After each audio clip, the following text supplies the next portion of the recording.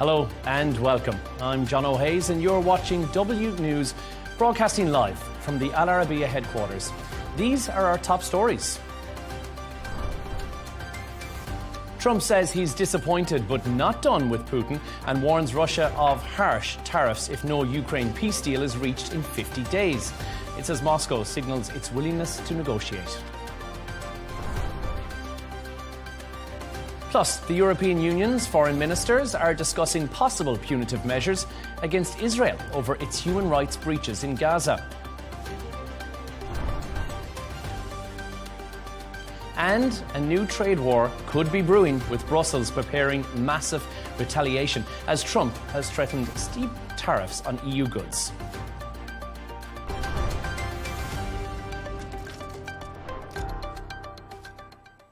Donald Trump says he is disappointed but not done with Vladimir Putin. He has warned Russia of severe tariffs if no peace deal is reached in Ukraine within 50 days.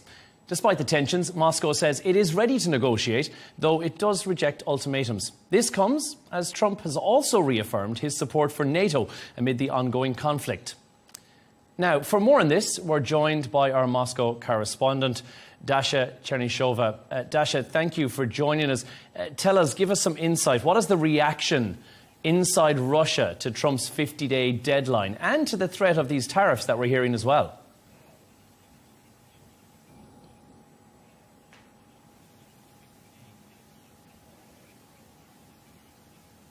Well, indeed, we've heard the Kremlin spokesman Dmitry Peskov addressing this issue during his briefing, and he said very clearly that those are very serious statements and announcements coming from Washington, and Moscow will need more time to carefully analyze it. He also has stressed that Moscow remains ready for the negotiations, stressing that it is Kyiv that has been dragging with the date of the third round of talks between Moscow and Kyiv to be announced. And interestingly, Russian Foreign Minister Sergei Lavrov said that if Kyiv had announced the date for the third round, perhaps even 30 days would have been enough to end the conflict in Ukraine. Lavrov has also reiterated that it would be very interesting to see what exactly is the reasoning behind the ultimatum that has been made by the American president, the ultimatum and the deadline of 50 days. He also has stressed that it is actually something that Moscow has seen before, the announcement of 24 hours, then 100 days, now another 50 days. So Moscow has seen it all before. And basically in Russia, there is a very strong perception that Moscow is dealing well with all of those sanctions, even the threat of 100% tariffs on the countries that are trading with Russia is not something that is going to persuade Moscow to end its operation, while Moscow is stressing once again that what is needed is to eliminate the so-called root causes of this conflict and to resolve it for the generations to come. That certainly, from Moscow's perspective, cannot be done through ultimatums. Dasha, how is the Russian media portraying Donald Trump right now? Are we seeing him as being portrayed as somewhat of a friend, as a foe, or something in the middle?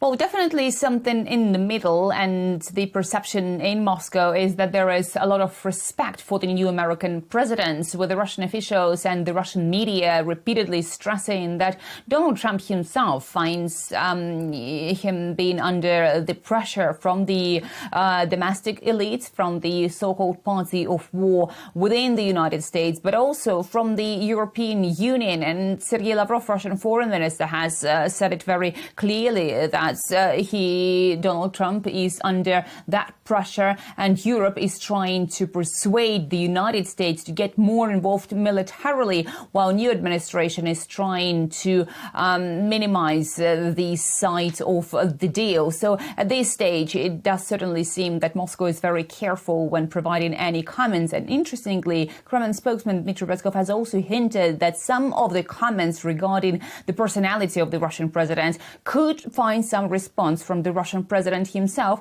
if he chooses that to be the case. Dasha Chernyshova, thank you so much for joining us from Moscow today. We'll continue this conversation. Former US diplomat Donald Jensen is in Virginia.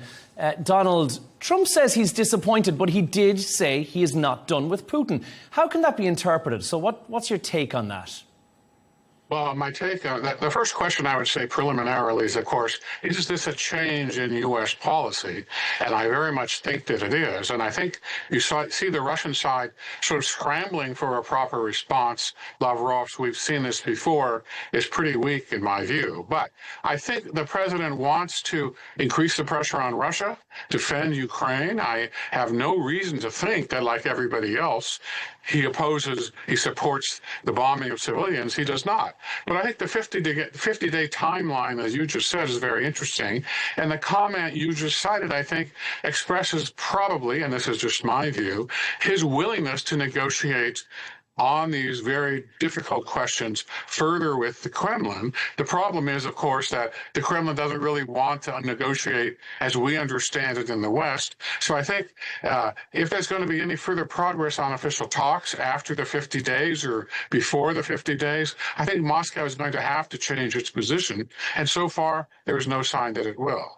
There was mention there from Dasha, you'll have heard a few moments ago, why not make it 30 days? 50 days seems an unusual figure to have gone with as well for these tariffs or this deadline. Is this somewhat of a performative deadline? Is perhaps this has been seen, as many, including Dmitry Medvedev, who said it's theatrics from the Trump camp? What do you think?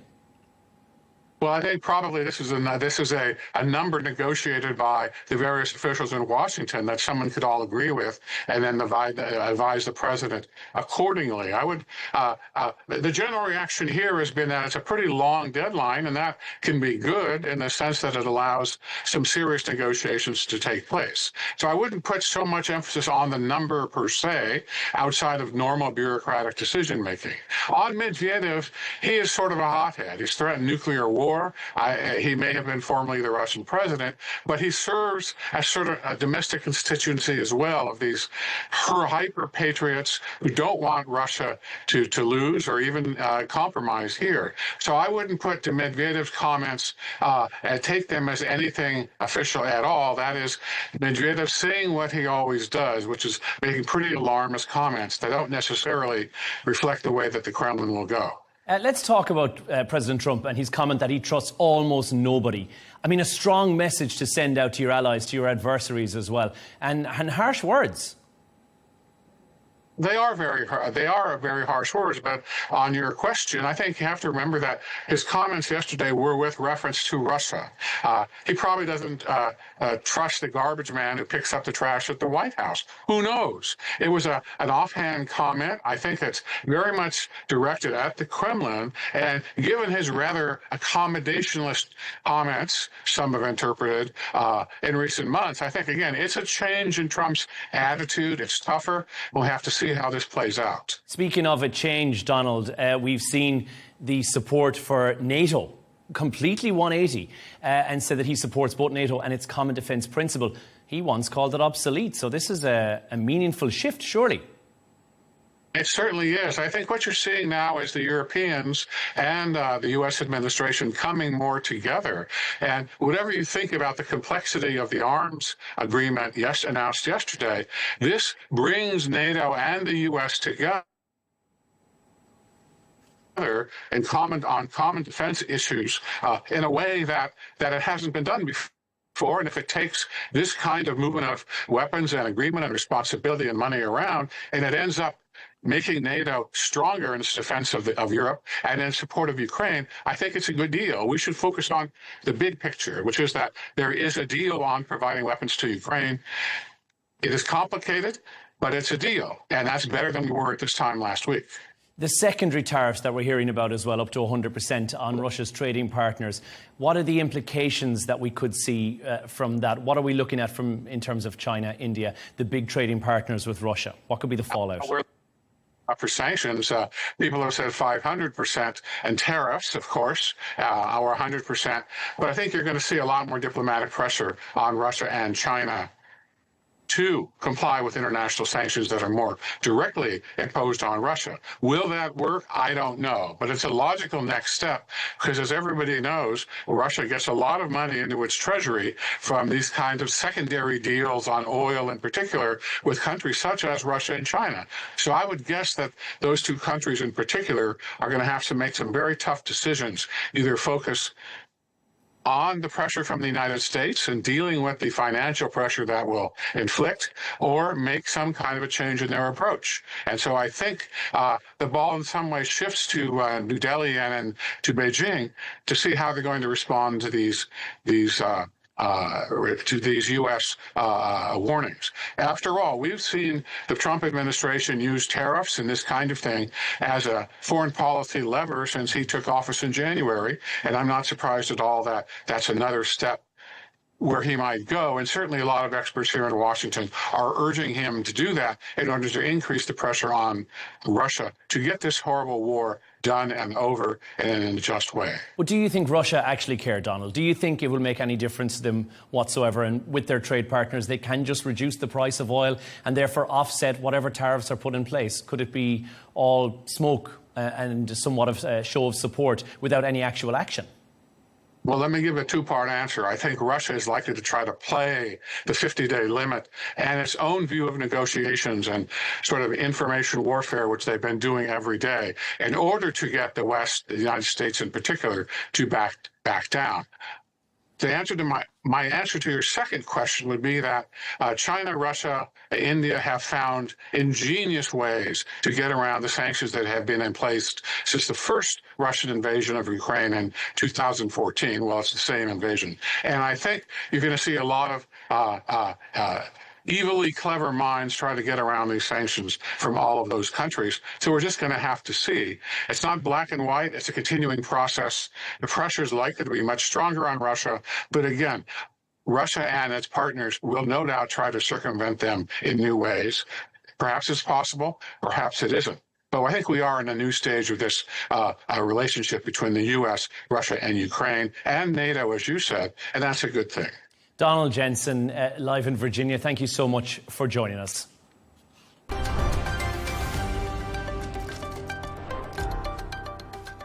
Now, the European Union is bracing for a potential tariff war with Washington after US President Donald Trump threatened to slap 30% duties on European goods.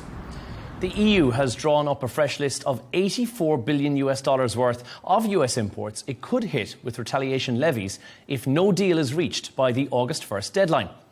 Now, despite the growing tensions, EU ministers say they still hope to secure an agreement in time to avoid a costly escalation. For more on this, we're joined by economist Laura Laird, who is with us in London. Laurie, first of all, the retaliatory tariffs, they could put the EU and the US on a very difficult ground. How likely is it, do you think, that this is going to happen? Such a difficult question, because trying to second guess Donald Trump on trade is really a bit of a mug's game. Certainly the mood music has changed. Remember last week, it seemed like everybody was playing nicely and getting along, and it was a little bit surprising because the U.S. administration has been so disdainful of all things Europe. But last week we were getting all sorts of indications that a deal was tantalizingly close. You got the impression that they were just about to sign something. That seems to have changed on Saturday after Donald Trump posted on Truth Social, his social media network, that he was going to impose these 30% tariffs. 30% is a pretty serious number. And in fact, a couple of EU officials have said that will obliterate trade. There can't be any trade in European goods are slapped with 30% tariffs. Both sides have said they intend to keep working on a deal. Whether something will come to pass, so difficult to tell. My guess would be that there'll be some kind of extension, simply because that's the pattern that we have seen up to now. But Donald Trump doesn't like Europe very much. I think that there's one country or one region that may not escape things. It might be Europe. And to add to that, the administration has said anyone who threatens retaliation will be slapped with even higher tariffs. Europe has made it very clear that they've already drawn up a list of products they're going to slap, and it really run tariffs on really runs the gamut: aircraft parts, car parts, motorcycles, agricultural products, really hitting the whole range of American exports to the EU. So the fact that Europe is standing up to the U.S. may just irk Donald Trump a little bit more.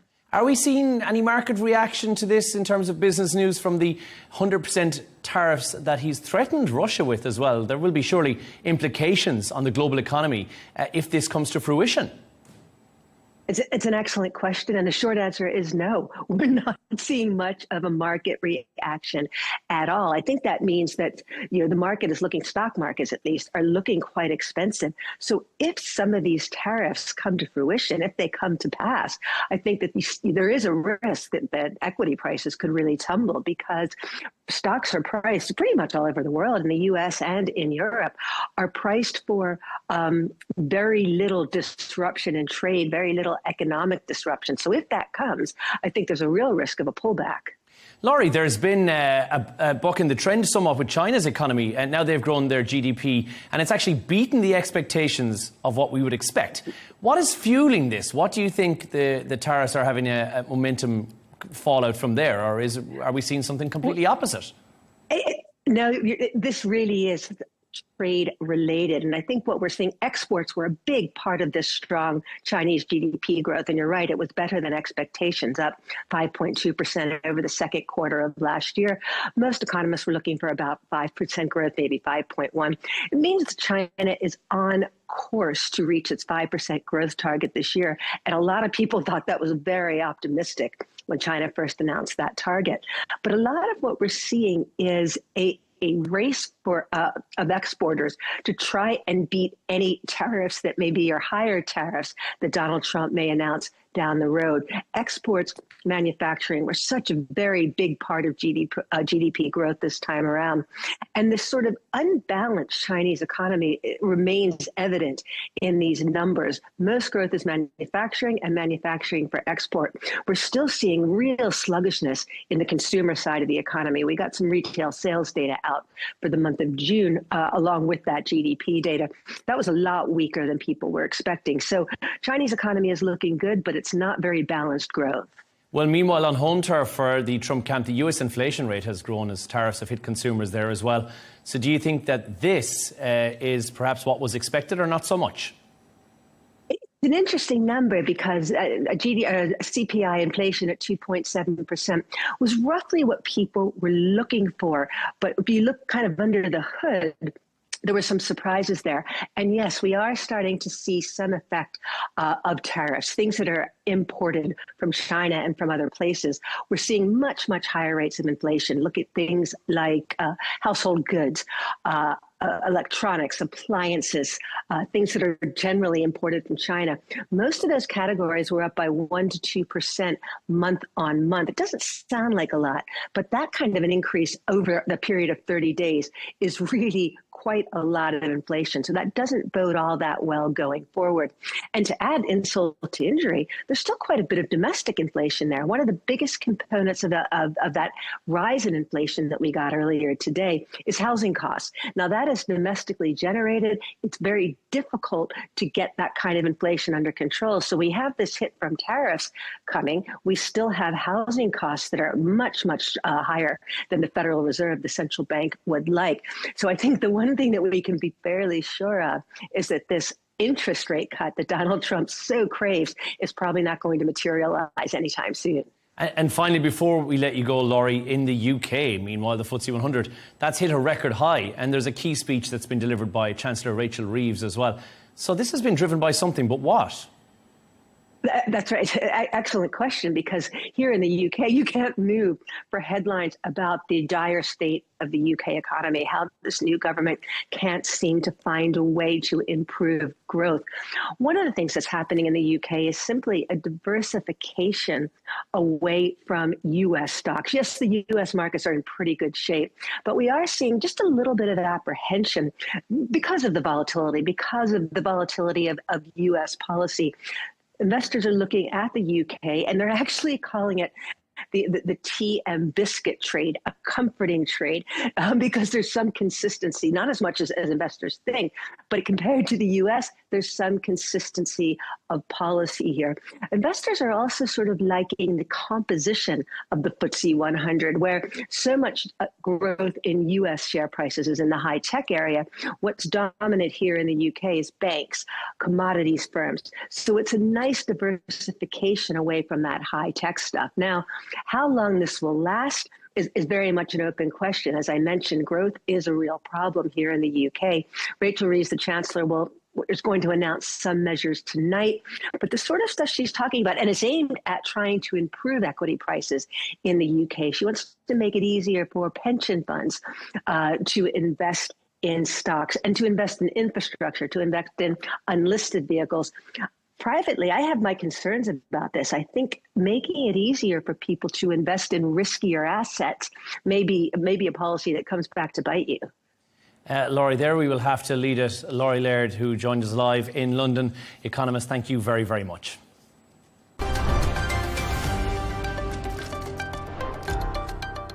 Now, let's take a look at some of the other stories making the headlines today. France, the UK and Germany are threatening Iran with swift sanctions unless concrete progress is made on reviving the nuclear deal.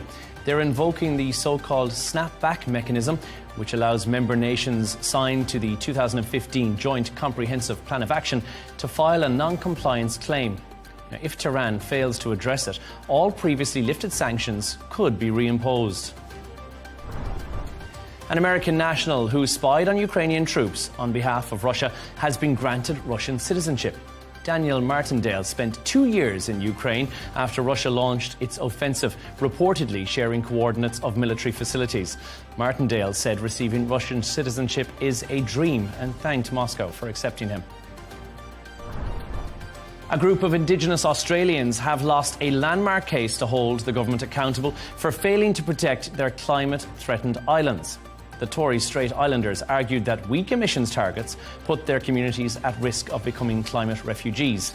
But the Australian Federal Court ruled the government is not legally obligated to shield them from climate change. And astronauts from the US, India, Poland and Hungary have safely returned to Earth after spending 18 days aboard the International Space Station. The 4-member crew parachuted into the Pacific Ocean on board SpaceX Crew Dragon capsule off the California coast. The mission marks a historic first for India, Poland and Hungary, with each country sending an astronaut to the ISS for the very first time.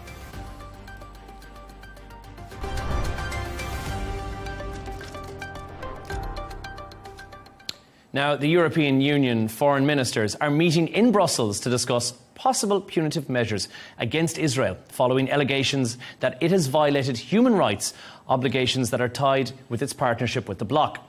While some aid has begun to reach Gaza under the recent deal, the EU says far more is needed, especially for malnourished children. But Israel's foreign minister has dismissed the pressure and says the EU will not follow through on the sanctions.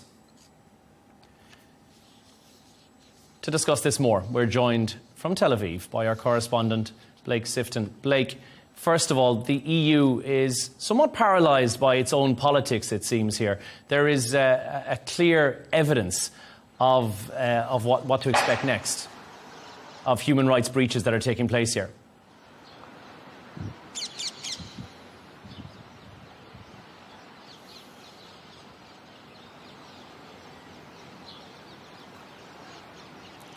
Proposed sanctions at this meeting include the possible full suspension of the EU-Israel cooperation agreement, possible reevaluation of trade ties, targeted sanctions against ministers, possible arms embargo, or even the end of visa-free travel for Israeli citizens. However, it's very unlikely that any of these sanctions will be passed today, Tuesday, in Brussels. That's because adopting them requires unanimous support from all 27 members of the EU.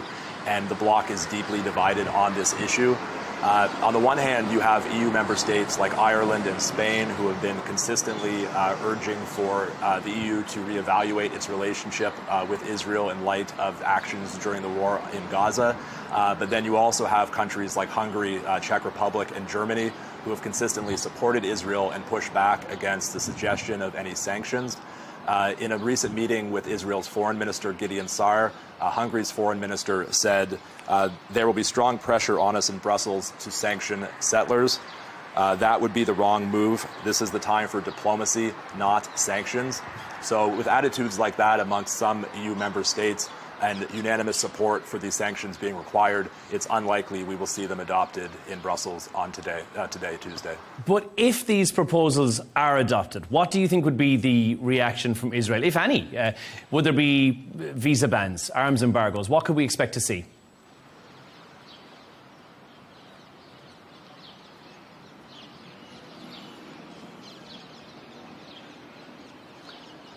If any of these sanctions actually were adopted, you would almost certainly see outrage in Israel from the government. In June, the UK, Canada, Australia, Norway, and New Zealand put in place sanctions on two far-right members of the Israeli government. That was Finance Minister Smotrich and National Security Minister Itamar Ben-Gvir. The sanctions included asset freezes and visa bans, and they were put in place because of incitement of violence against Palestinians and extremist rhetoric advocating for their forced displacement. At the time, the Israeli foreign minister reacted by calling them outrageous and unacceptable. The U.S. State Department said that they were deeply unhelpful. So if somehow meaningful sanctions were put in place today, we would almost certainly see a similar reaction from the Israeli government. Blake, the EU seems to be somewhat selective about what human rights violations it's actually going to act on as well. And we've seen Gaza aid restrictions, we've seen settler violence that has been documented as well. What is stopping, and you mentioned some of the countries that have put up somewhat of a blockade towards this, but what is stopping actual concrete action by the EU as a whole?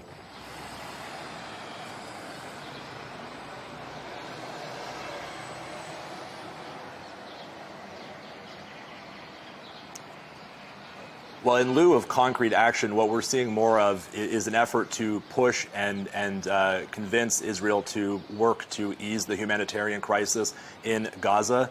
As you say, on Thursday, the EU announced a deal with Israel to increase the amount of humanitarian aid entering the Strip. That involved the opening of new entry points for food. EU Foreign Policy Chief Kaja Kallas said that while some more trucks have been entering Gaza, this is not enough. We need to push more so that the implementation of what we have agreed to happens on the ground. Of course, others have, I think, understandably pointed out that in lieu of a ceasefire without a halt to the fighting in Gaza, it is unlikely we will see a large increase of aid entering the territory. That's simply because logistically it's very difficult for humanitarian organizations to distribute aid, even if it were to get in. And historically, throughout the almost 2 years of this war, we have not seen substantial amounts of aid entering Gaza while fighting is underway. Blake, the Israeli army have issued yet another evacuation order for Gaza as well. How is this being justified currently, especially amid this wave of international criticism over the humanitarian crisis on the ground?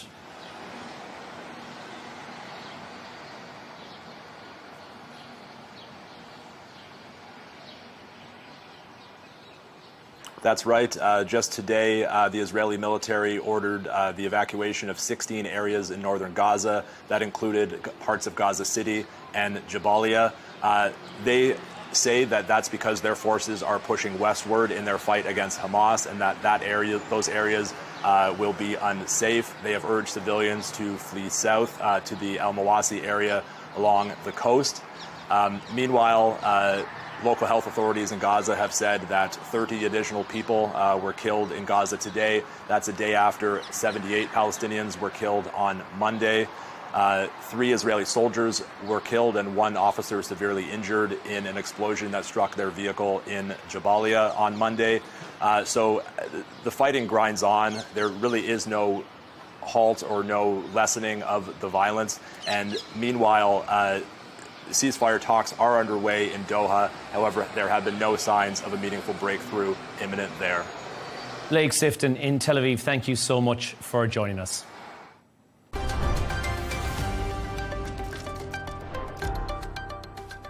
Major US ice cream brands are phasing out artificial dyes. This is following pressure from the Health Secretary, Robert F. Kennedy Jr., to cut unnecessary additives from the American diet. The industry move comes as Kennedy pushes his Make America Healthy Again agenda as the FDA, under Trump, fast-tracks natural alternatives instead. We're going to talk about this more. Joining us from Istanbul is Yildiz Douye, who is a doctor of nutrition. First of all, this is something that is news to a lot of people, these harmful synthetic dyes. Are they really that harmful? What's in there? What do we know? What does science say about their link to ADHD, to cancer, to other health risks? Hello. Well, thanks for asking this. Many people are very concerned, not just in the US, but all over the world. To be honest with you, there aren't a massive number of studies in this area, mainly due to the nature of this kind of research, especially involving children. But the evidence so far is quite supportive of the hypothesis that synthetic food exposure is indeed associated with adverse behavioral effects in children, especially hyperactivity. For example, there's a recent review of past clinical trials, and they identified about 25 high-quality clinical studies. And in 64% of these studies, a positive association was found between the exposure to artificial food dyes and neurobehavioral outcomes in children. But when you ask about ADHD, at the moment, we can't really say that there is enough evidence that says food dye directly cause ADHD, but we do know that it can cause hyperactivity. And in turn, this might make ADHD symptoms even worse. But as I said, more research is needed. And to my knowledge, in need of the further research, FDA is now partnering with National Institutes of Health to conduct research on how food additives actually impact children's health and development. So I believe these efforts will shed light on the potential harms caused by artificial dyes. It does seem crazy that we're looking at petroleum-based dyes that for some reason were allowed into food in the first place, especially that we know that these products are heavily marketed to kids as well. How did this ever happen? Yeah, well, good thing that you asked. Well, there are multiple reasons for that. If you look at the historical context, in the early 20th century, it's interesting, but synthetic dyes from petroleum were seen as a technological breakthrough because they were cheaper, they were more stable and more vivid than natural colorants. And that made them very easy to use in the mass food production. Those bright and artificial colors make products more visually appealing, especially to kids. Think of neon cereals, candies and snacks. So the food industry heavily marketed these visual cues to children as part of their branding, without initially considering the long-term effects on the human health. But again, back then, there was a lack of early evidence on the health effects and safety of these products, simply because it wasn't being monitored that much. As I just said, only in the recent decades, more studies emerged showing potential adverse effects, especially in children. I guess a lot of us don't know what is actually in there, and we're going to see a phase out by 2027. Is that really too far away, considering that these are the health risks that are involved? Should we maybe see some action a bit sooner? And certainly the EU, UK, countries like that, will they follow suit with a similar ban, knowing now what we know about these additives? It's hard to comment on that, but I can surely say that European Food Safety Agency, for instance, they already recently re-evaluated all food additives, not just dyes, but all additives that were authorized before 2009. So in light of the new information they have, they lowered the allowed daily intake for several food colorants. For example, the usual suspect, red number 3, which is now banned by the FDA, is only allowed in candied fruits and cocktail cherries in the EU as part of this recent reevaluation. And at the moment, there are dyes that are currently being reconsidered for elimination in the US are also under strict regulations in Europe. Those are yellow number 5, 6, and red number 40. The EU currently requires that products that contain either of these 3 dyes have a warning, safety warning, that they can actually affect attention in children. So my answer would be yes to your question. European authorities have been closely monitoring the health effects of food additives, and this recent changes in the US will probably have an impact on global food authorities, not just the EU, but UK and other countries or continents, as you said.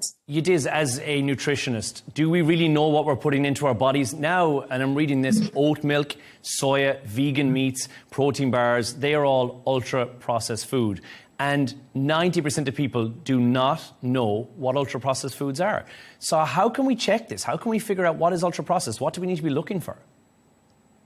Well, if you want to be careful about those artificial food dyes to start with, well, it's tricky because they are widely used in the industry, even in places that you would not normally expect, like bread and so on. Good thing is that they are always listed in the food labels. People can look up for FD&C or simply colors, like names, numbers, and colors. If you see red, yellow, blue, green on a label, it definitely has a synthetic petroleum-based dye in it. And the names usually indicate a color, so it's not hard to spot. People also can look for their technical names like endogotin, erythrocin, and tartazine, but these are, to my opinion, these are way too technical, and the best strategy would be to follow a healthy diet based on whole foods. I am a huge advocate of Mediterranean diets, where the majority of the food comes from whole foods, such as vegetables, fruits, and lean proteins. Following a Mediterranean diet is one of the best strategies to avoid ultra-processed foods, while also improving your overall health.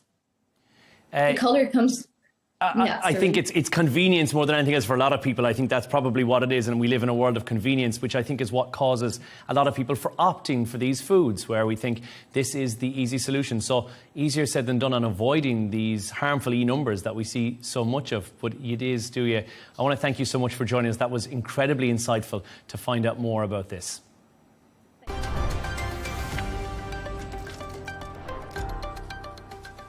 Let's take a look at the top business news. The Pentagon has signed a multi-million-dollar deal that has begun to using Elon Musk's artificial intelligence chatbot, Grok. The $200 million contract is part of the US government's plan to adopt artificial intelligence. Grok was introduced in late 2023 as an unfiltered alternative to other AI chatbots such as ChatGPT.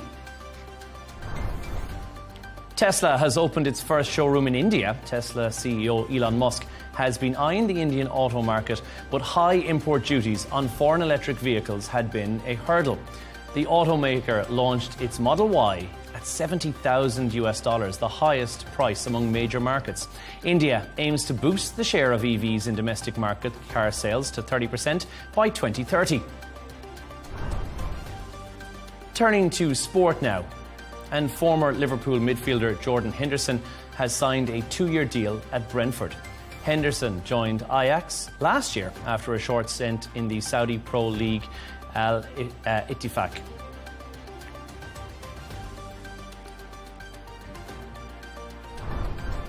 And finally, Britain's Simon Yates has won stage 10 of the Tour de France as Ben Healy became the first Irish rider to claim the yellow jersey for 38 years.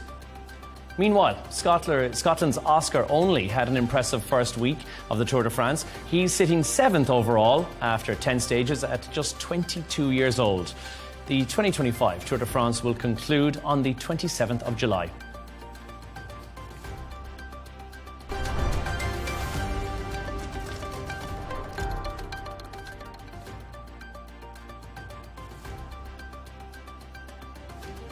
A reminder of our top stories once again.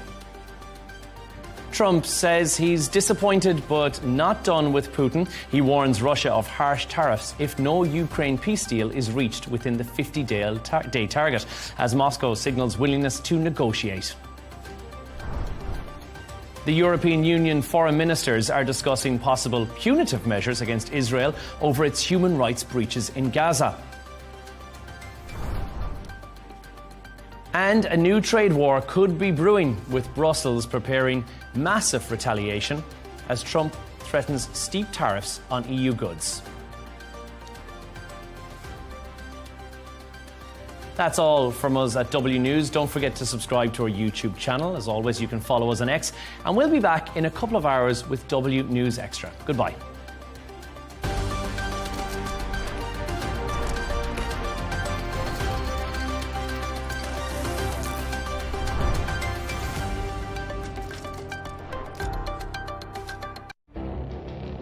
It feels like decades are passing by in a matter of weeks.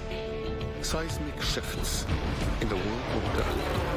Never, ever will be part of America. With so much happening and so much noise. Whether it's political upheaval, Canada has been ripping us off for years. economic shifts or social movements, And no one wins from tariffs. I think America can be more friendly to the rest of the world. The in-depth analysis and all the latest developments across the globe. To have an inclusive policy together. The meetings with Hamas gave me some hope. We're in another nuclear arms race. the most important developments straight to your screen. Welcome to the dressing room. I'm on my own. I need backup. And an insightful look at the issues shaping our world today. It was not going to happen, that war, and it happened.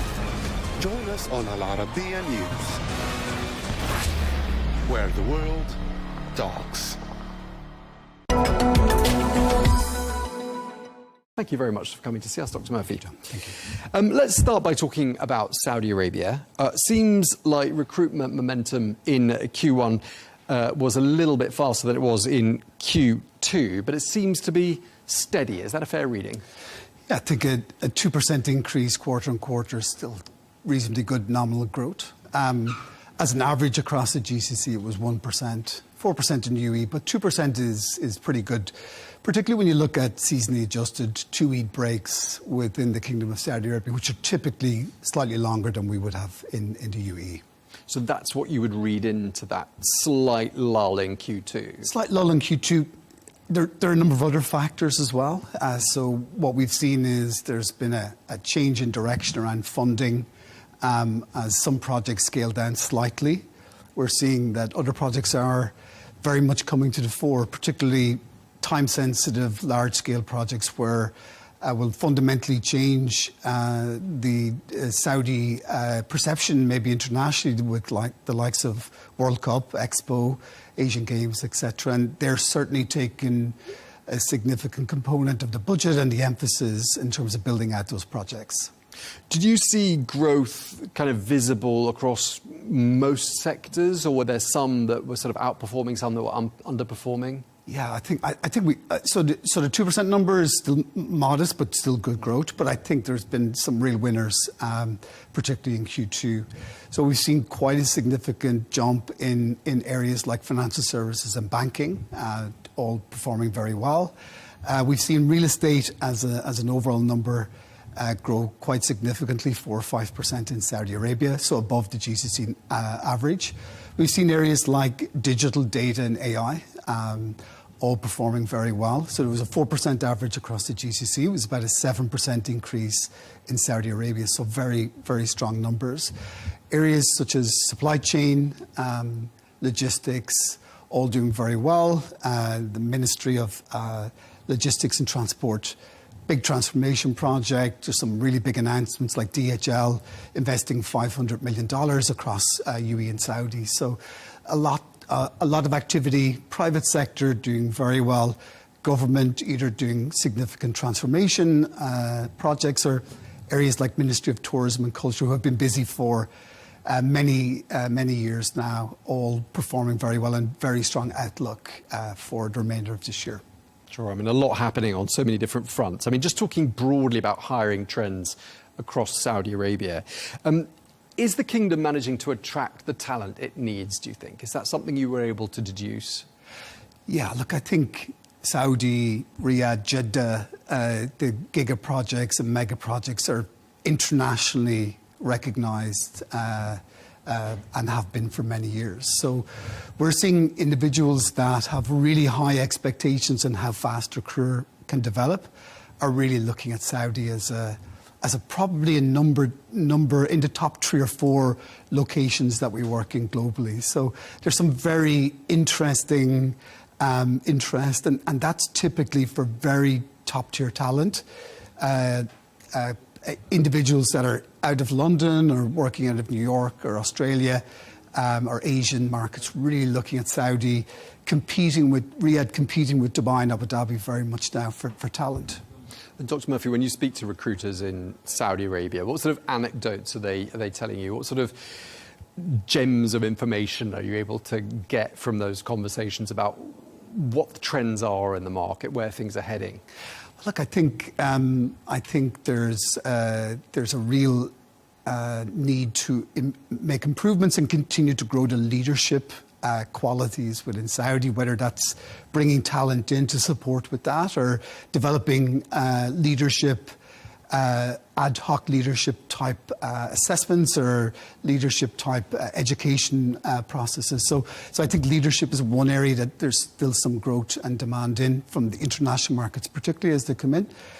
New technology, digital, AI, and even some of the areas around security and cyber, significant need for talent there as well. But the talent pool that is in Saudi and has been built over the last 5 or 10 years is now very significant and very, very capable of delivering for themselves. It's just where there's particular niche skills or there's areas lined up with Vision 2030 where there's a very unique skill set required that they're bringing some talent in to support those, typically in advisor and SME type roles. And that's certainly a trend in the last 12 months. Rather than bringing in, a C-level person, they're bringing in advisors to support the talent that's already there. Do you think there are a lot of misconceptions about the Saudi market when it comes to things like remuneration, the package? Do you think people are a bit sort of out of touch with the reality? Do you think there is a mismatch? Is that something that recruiters tell you? Yeah, of course. Look, I think that the days of a significant increase to move to Saudi, 25, 30, 35%, those days are done typically. And there's some exceptions to that. But yeah, I think salaries are still very much in the top quartile globally in Saudi Arabia, and probably slightly ahead of the UAE and other GCC countries, but are still very, very attractive outside of the tax-free component of it, obviously. But and there's still some elements of additional compensation that gets paid in terms of relocation and those type of elements that maybe don't exist in other countries in the Gulf at the moment. So it is still very attractive. It's just not what it used to be. We used to describe the UAE as a hardship post many years ago. People would have said the same about Saudi, not anymore. Riyadh, Jeddah, and even some of the other regional cities are very much on map because there's significant career opportunities and advancement and earning potential. Just broadening our conversation out to the rest of the region, because your Q2 report covers the whole of the GCC. What are the sort of the main patterns that you're able to deduce from the region? I mean, it seems like investor sentiment is pretty strong. Yep. It seems like recruitment is pretty strong as well. I mean, is there a correlation between the two? So normally very strong investor sentiment leads to quite a very buoyant employment market or jobs creation market. So what we've seen is certainly there is a 2% increase on a quarter-on-quarter, slightly above quarter one, slightly below quarter one. There's still a huge demand for talent here, whether that's local talent, whether that's Saudi talent or international talent. And what we're seeing is that there's probably, whilst there's some crossover in the talent required in the GCC countries, it's still quite different depending on the cycle that they're at. So if you take something like real estate, strong in Qatar, strong in Saudi, strong in the UAE, but the skill sets are different, the requirements are different. So right now there's a huge demand for high-rise expertise as Riyadh goes up as a city rather than continue to grow laterally. So that was a play 10 years ago in Dubai and Abu Dhabi. It's now less important because for 10, 15, 20 years, there's been a lot of projects built out in that space. So as countries develop and go into different cycles, there's a different skills requirement. So, but overall, I think all countries are doing well. I think Saudi and UAE are definitely leading the way in terms of their actual volume of requirements. That probably makes up quite a significant volume of the total number of jobs coming to market. But they're both doing well in the private sector. They've both got ambitious public and private-public growth plans and big projects coming through. But with the devil is always in the details, so it's specific areas need very, very specific skill sets at different times. Looked like Oman was quite a strong performer in terms of hiring growth. Should we read anything into that, do you think? It's still it's unusual that they had one of their best performing quarters just after the introduction of income tax. But yeah, they have their own vision. They've got their own plans. Again, in the overall scale, it's a smaller employment market, very much fulfilled within country rather than bringing a huge amount of expats in. The difference for recruitment and for recruitment companies is that UAE and Saudi still have a significant need because of the pace in which they're moving and the pace in which change is happening. Okay, and conversely, Qatar and Kuwait seem to be having a little bit of a slowdown. Is that something, do you think is just a sort of a slight blip, or would you see that as something a bit more meaningful? Just a bit of a blip, maybe a little bit. I think Qatar is, again, a slightly longer Eid break. So unfortunately, it just seasonally, we don't seasonally adjust the numbers. We just take the numbers as raw data and build it up from there. But I think it's just a blip. They had a good couple of quarters in quarter three and quarter four last year, and I would say that will probably even itself out over a 12-month period. So overall, we're now what are we, a couple of weeks into Q3. What are you feeling? I mean, what's the sort of the overall sentiment out there, would you say, across the region as we begin Q3? I think we're still quite bullish about how this year is going to end up. I think overall we'll probably see maybe a 7 or 8% growth in jobs over a year in Saudi. I think the UAE could be ahead of that slightly, more like 9 or 10%. There's just so many things happening across nearly every sector in the UAE. So I think overall GCC growth maybe 3 or 4%, probably not keeping up with the population growth that we're seeing, particularly in the UAE, and maybe slightly less so in Saudi because of visa restrictions, etc. But certainly quite a positive year, probably slightly better than last year. When activities start progressing from planning stage to execution stage for Expo, Asian Games, World Cup, I think that those numbers, and because it's not just the entity, it's the SME network around that, it's the consulting firms that are going to feed into those large scale projects, and there's no delay with those things. They have to happen soon, and they have to happen well, and that will create a lot of job opportunities we see. Okay, just to wrap up this conversation, how would you describe the mood? I mean, what sort of words spring to mind when you think about the mood in the recruitment space, hiring decisions? What are people feeling, would you say, right across the GCC? So I think I would say for the most part, cautious optimism. I mean, there's always a little concern around regional issues and how they impact on the GCC. We have seen no impact to date, thankfully, but from an economic and a jobs creation point of view. But I think overall we're very strong on where we see job creation this year, Saudi and UAE, and the others maybe slightly less bullish on. But I think overall, I think we're in a pretty strong position. The economic indicators are good.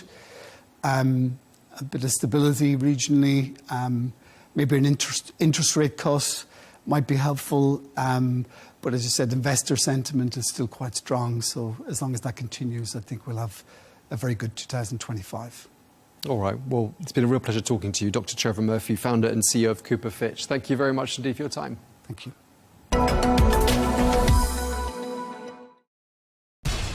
We have to take care of our people, and we're going to take care of our people first. For in-depth analysis and all the latest developments across the globe, make sure you join us every weekday. President Trump is trying to negotiate a ceasefire. With so much happening, so much information, and so much noise, international law will have no part in his administration. It can be hard to keep track. Tariffs will just fuel inflation. We're going to fight these tariffs. But you can count on us to tell you what you need to know. We stand by your side. Join me, Tom Burges Watson, for Global News Today, right here on Al Arabiya News. Now, the US President Donald Trump says that the United States is going to be sending, quote, very sophisticated equipment to Ukraine. And by that, he appears to mean Patriot air defense systems. Well, the US president says this decision is to help Ukraine fend off the threat posed by Russia. Well, that statement comes as his relations with the Russian President Vladimir Putin appear to be turning increasingly sour. Let's take a listen. I haven't agreed on the number yet, but they're going to have some, because they do need protection.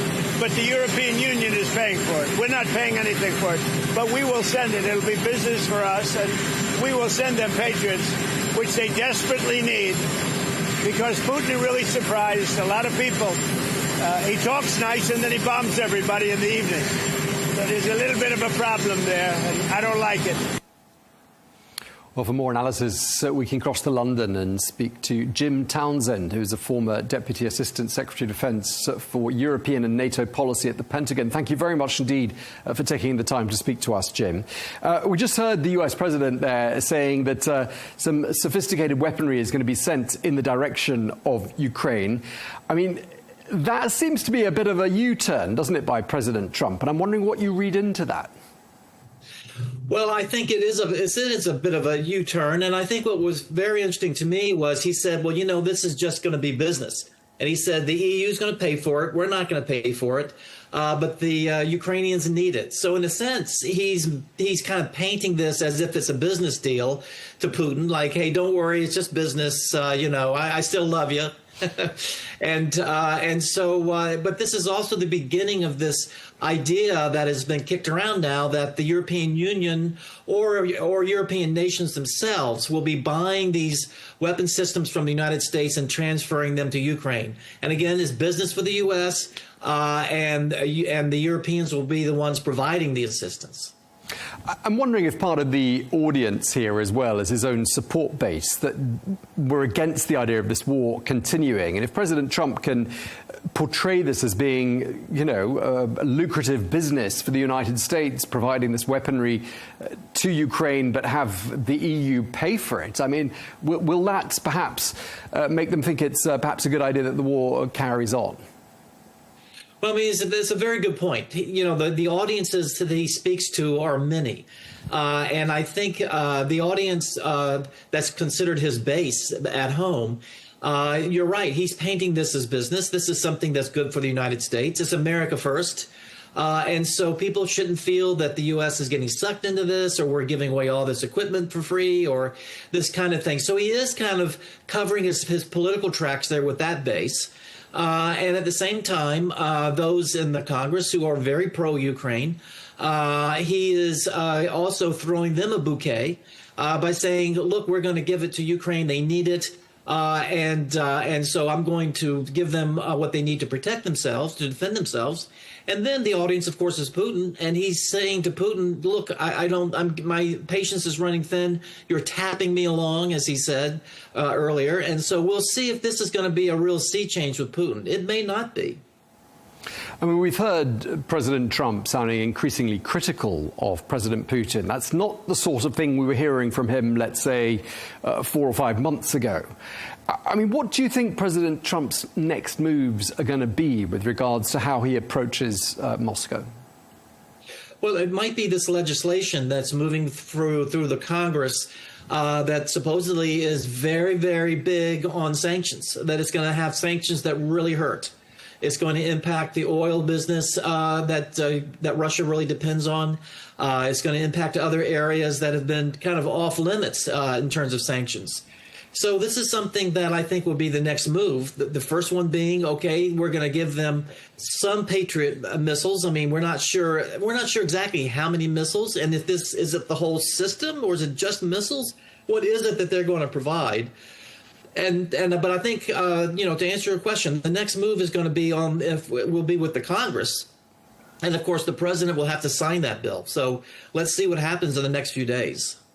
Yeah, I don't know if we're talking about the same set of sanctions, but there is a bill sponsored by Senator Lindsey Graham, and President Trump is saying if anyone so much as deals with Russia, if indeed they go ahead with this and impose this next round of sanctions, they will be hit by 500% tariffs on their products. I mean, that would be a very, very strong deterrent. And I'm just wondering what you think the consequences of that will be. Well, that's exactly, you're right. That's exactly the legislation I was mentioning earlier. And that's a key part of that legislation is the secondary sanctions on nations, as you point out, that nations that do business that buy the oil. So how will that work? I mean, with India, a country that's very important to us, they buy a lot of Russian oil. So will they really get a 500% tariff levied on them? So a lot of time what he does is these are negotiating tactics or these are signals being sent. And he goes right up to the abyss and then pulls back. So we don't know. But I think what we're seeing, though, is if this legislation passes and he signs it, then for Putin, this is certainly a sign, whether it's assistance to Ukraine or it's this legislation, that he's starting to push Putin, and then we'll have to see what Putin does.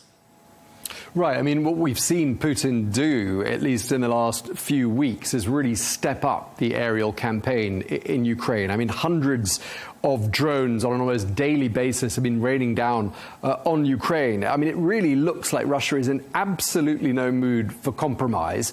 And any talk of a ceasefire at this particular juncture looks like very wishful thinking, doesn't it?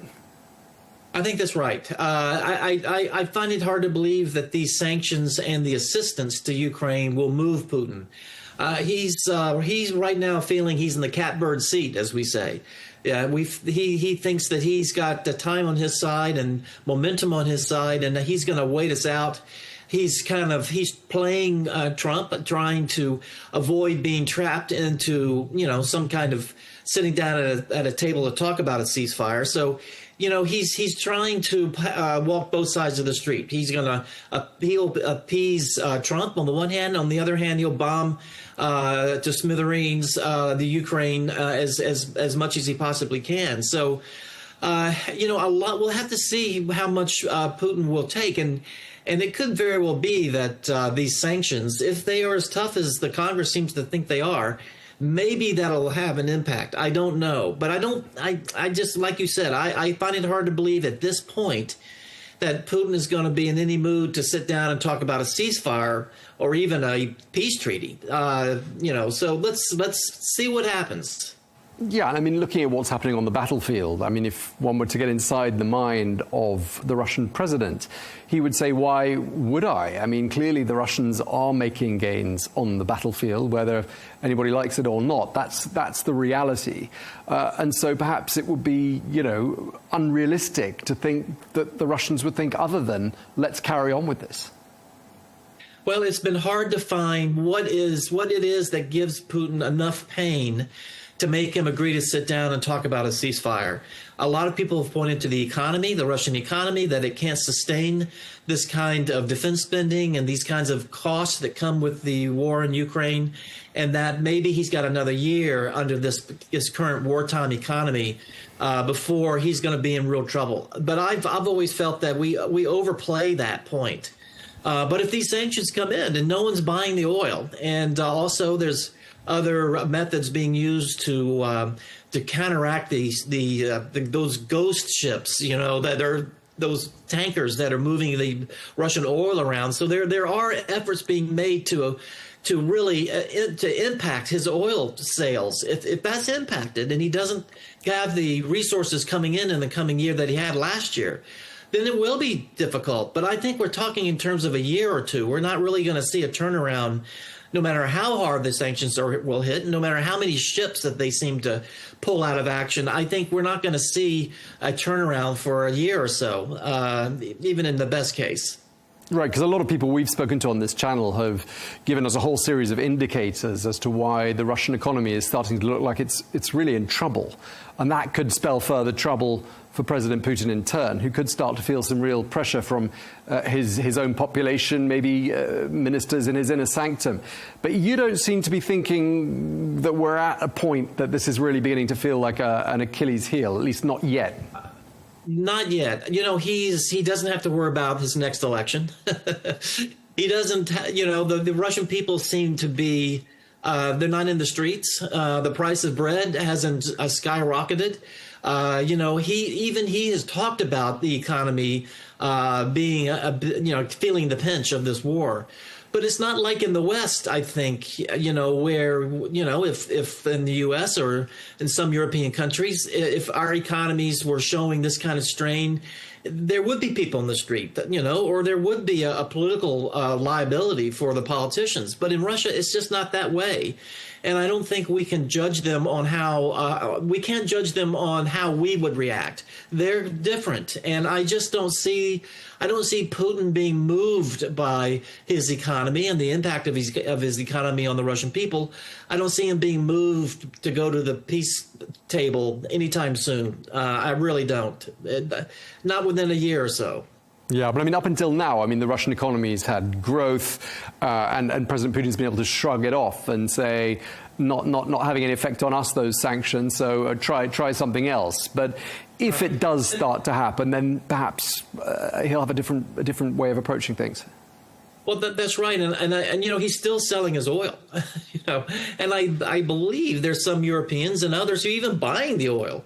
So that's the thing. His oil is his Achilles heel, and that's what Ukraine is trying to do. They're firing drones and impacting the pipelines and where the refinery and that's this type of thing in Russia. So they're hitting the production of gasoline of all types and oils.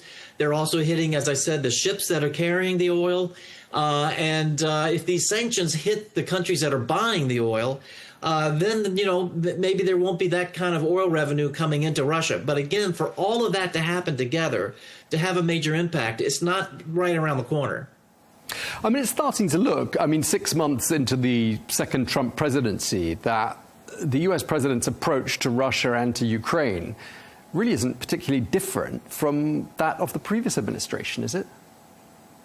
Well, people are saying that. I think it's different to me when it comes to the assistance to Ukraine. The assistance going to Ukraine still today is a bow wave from the Biden assistance. It was already in the pipeline or it was moving into the pipeline when Trump was inaugurated. So Trump right now has not put together a package of assistance that he can call his own. So he certainly has not been providing the assistance. And what we have been so worried about in terms of he and his staff just parroting Putin's talking points, that seems to have modified somewhat. We're not hearing that anymore. The relationship with Zelensky has gotten better. So, he's starting to move into Biden territory. But let's see if that results in assistance. That's what we really need. is assistance. And he's announced that, something, and he's gonna talk to the NATO Secretary General today, I believe. And so things are beginning to move. And let's see what he does in terms of his relationship with Russia. That will really tell us if we're going to see something more helpful in terms of assistance to Ukraine. Yeah, indeed. I mean, things have changed immeasurably since that infamous Oval Office encounter between President Zelensky and President Trump. At that time, the Ukrainian leader was described by President Trump as being a modestly successful comedian and a dictator. I mean, now they seem to be getting along quite well. Do you think this is now going to be the end of the road for that rapprochement between, well, that attempted rapprochement between Washington and Moscow? I don't think so. And I hate to say that. It could be the beginning of the end, but I think the relationship that Trump wants to have with Putin still really colors a lot of what he does. He sees business deals. He wants to be buddy-buddy with a strong man like Putin. He wants to do something that makes him desirable in terms of the Nobel Peace Prize. I mean, there's a lot of things that motivate him. And he doesn't want to be embarrassed, though. He doesn't want to be humiliated by Putin, by being tapped along, by being taken advantage of. So, I don't think he's ready yet to throw in the towel, but we'll have to see how Putin reacts to this assistance and if he will actually do something that Trump can take to the bank in terms of a change in attitude towards the ceasefire or something along those lines. We'll have to see. But this is still a negotiation, and these are negotiating tactics. And Trump is trying to shape what Putin does, and nothing has worked so far, and he's getting frustrated. And so let's see what Putin does as a result of these tactics that Trump is using, and then let's see Trump's response. It's like watching a tennis game. We're just watching the ball go back and forth, sitting in the stands. Yeah, I mean, it's turning into a long game of tennis, not quite the overnight game of tennis that we were told it would be, along the campaign trail and well into January. I mean, what do you think the original strategy was by President Trump at the beginning? To try to appease Putin, to vilify Volodymyr Zelensky, and then what? What was the point of all that, do you think? What do you read into it? Well, it's hard to tell. I think he certainly came in with an incomplete understanding of the complexities of this war between those two countries and the hatreds and the fact that he can't just force them both to sit down and throw bones to each of them and somehow make each of them agree to give up this and then I'll give up that. It's not a business deal.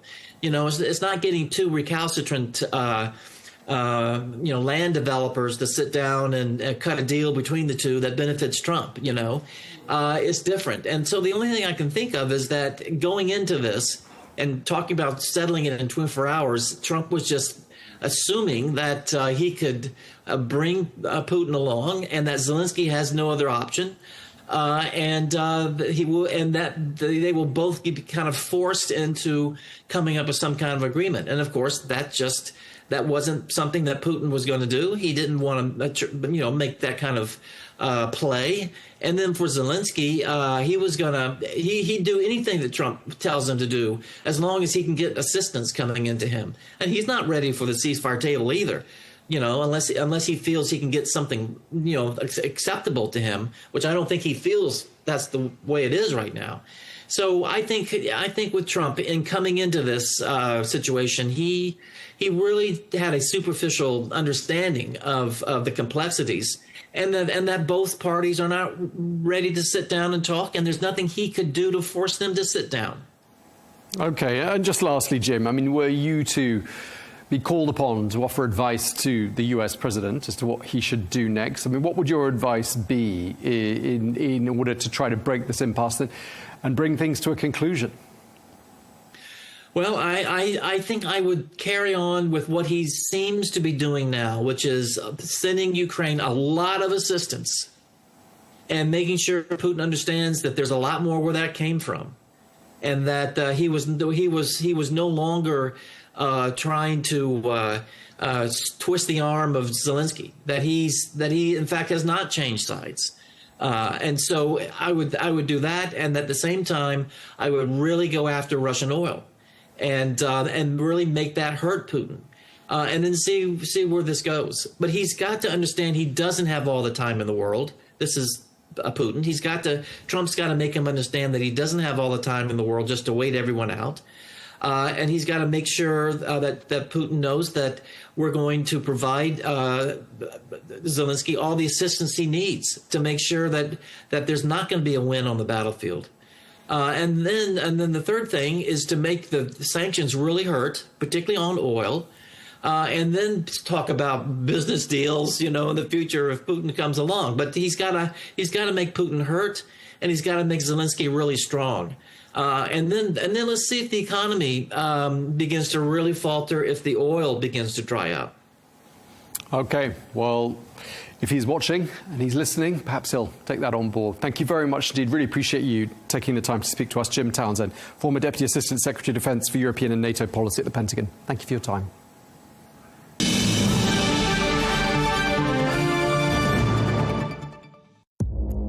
Our allies, in many cases, are worse than our enemies. Stay informed and connected with the latest international headlines. There obviously is a risk. From breaking news to in-depth analysis, it would appear that this war is coming to an end. Who buys this stuff? Investors, pension funds. We deliver the most important developments straight to your screen. Iran always wanted to deal with militia. Join us for compelling, expert-driven conversations. A curfew order has been established. And an insightful look at the issues shaping our world today. There are a lot of proposals about European architecture for security.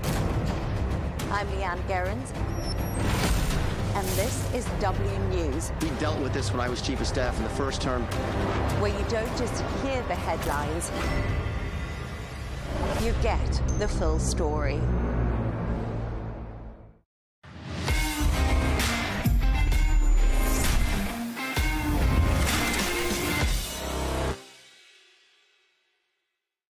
Welcome to the dressing room with our Arabiya News.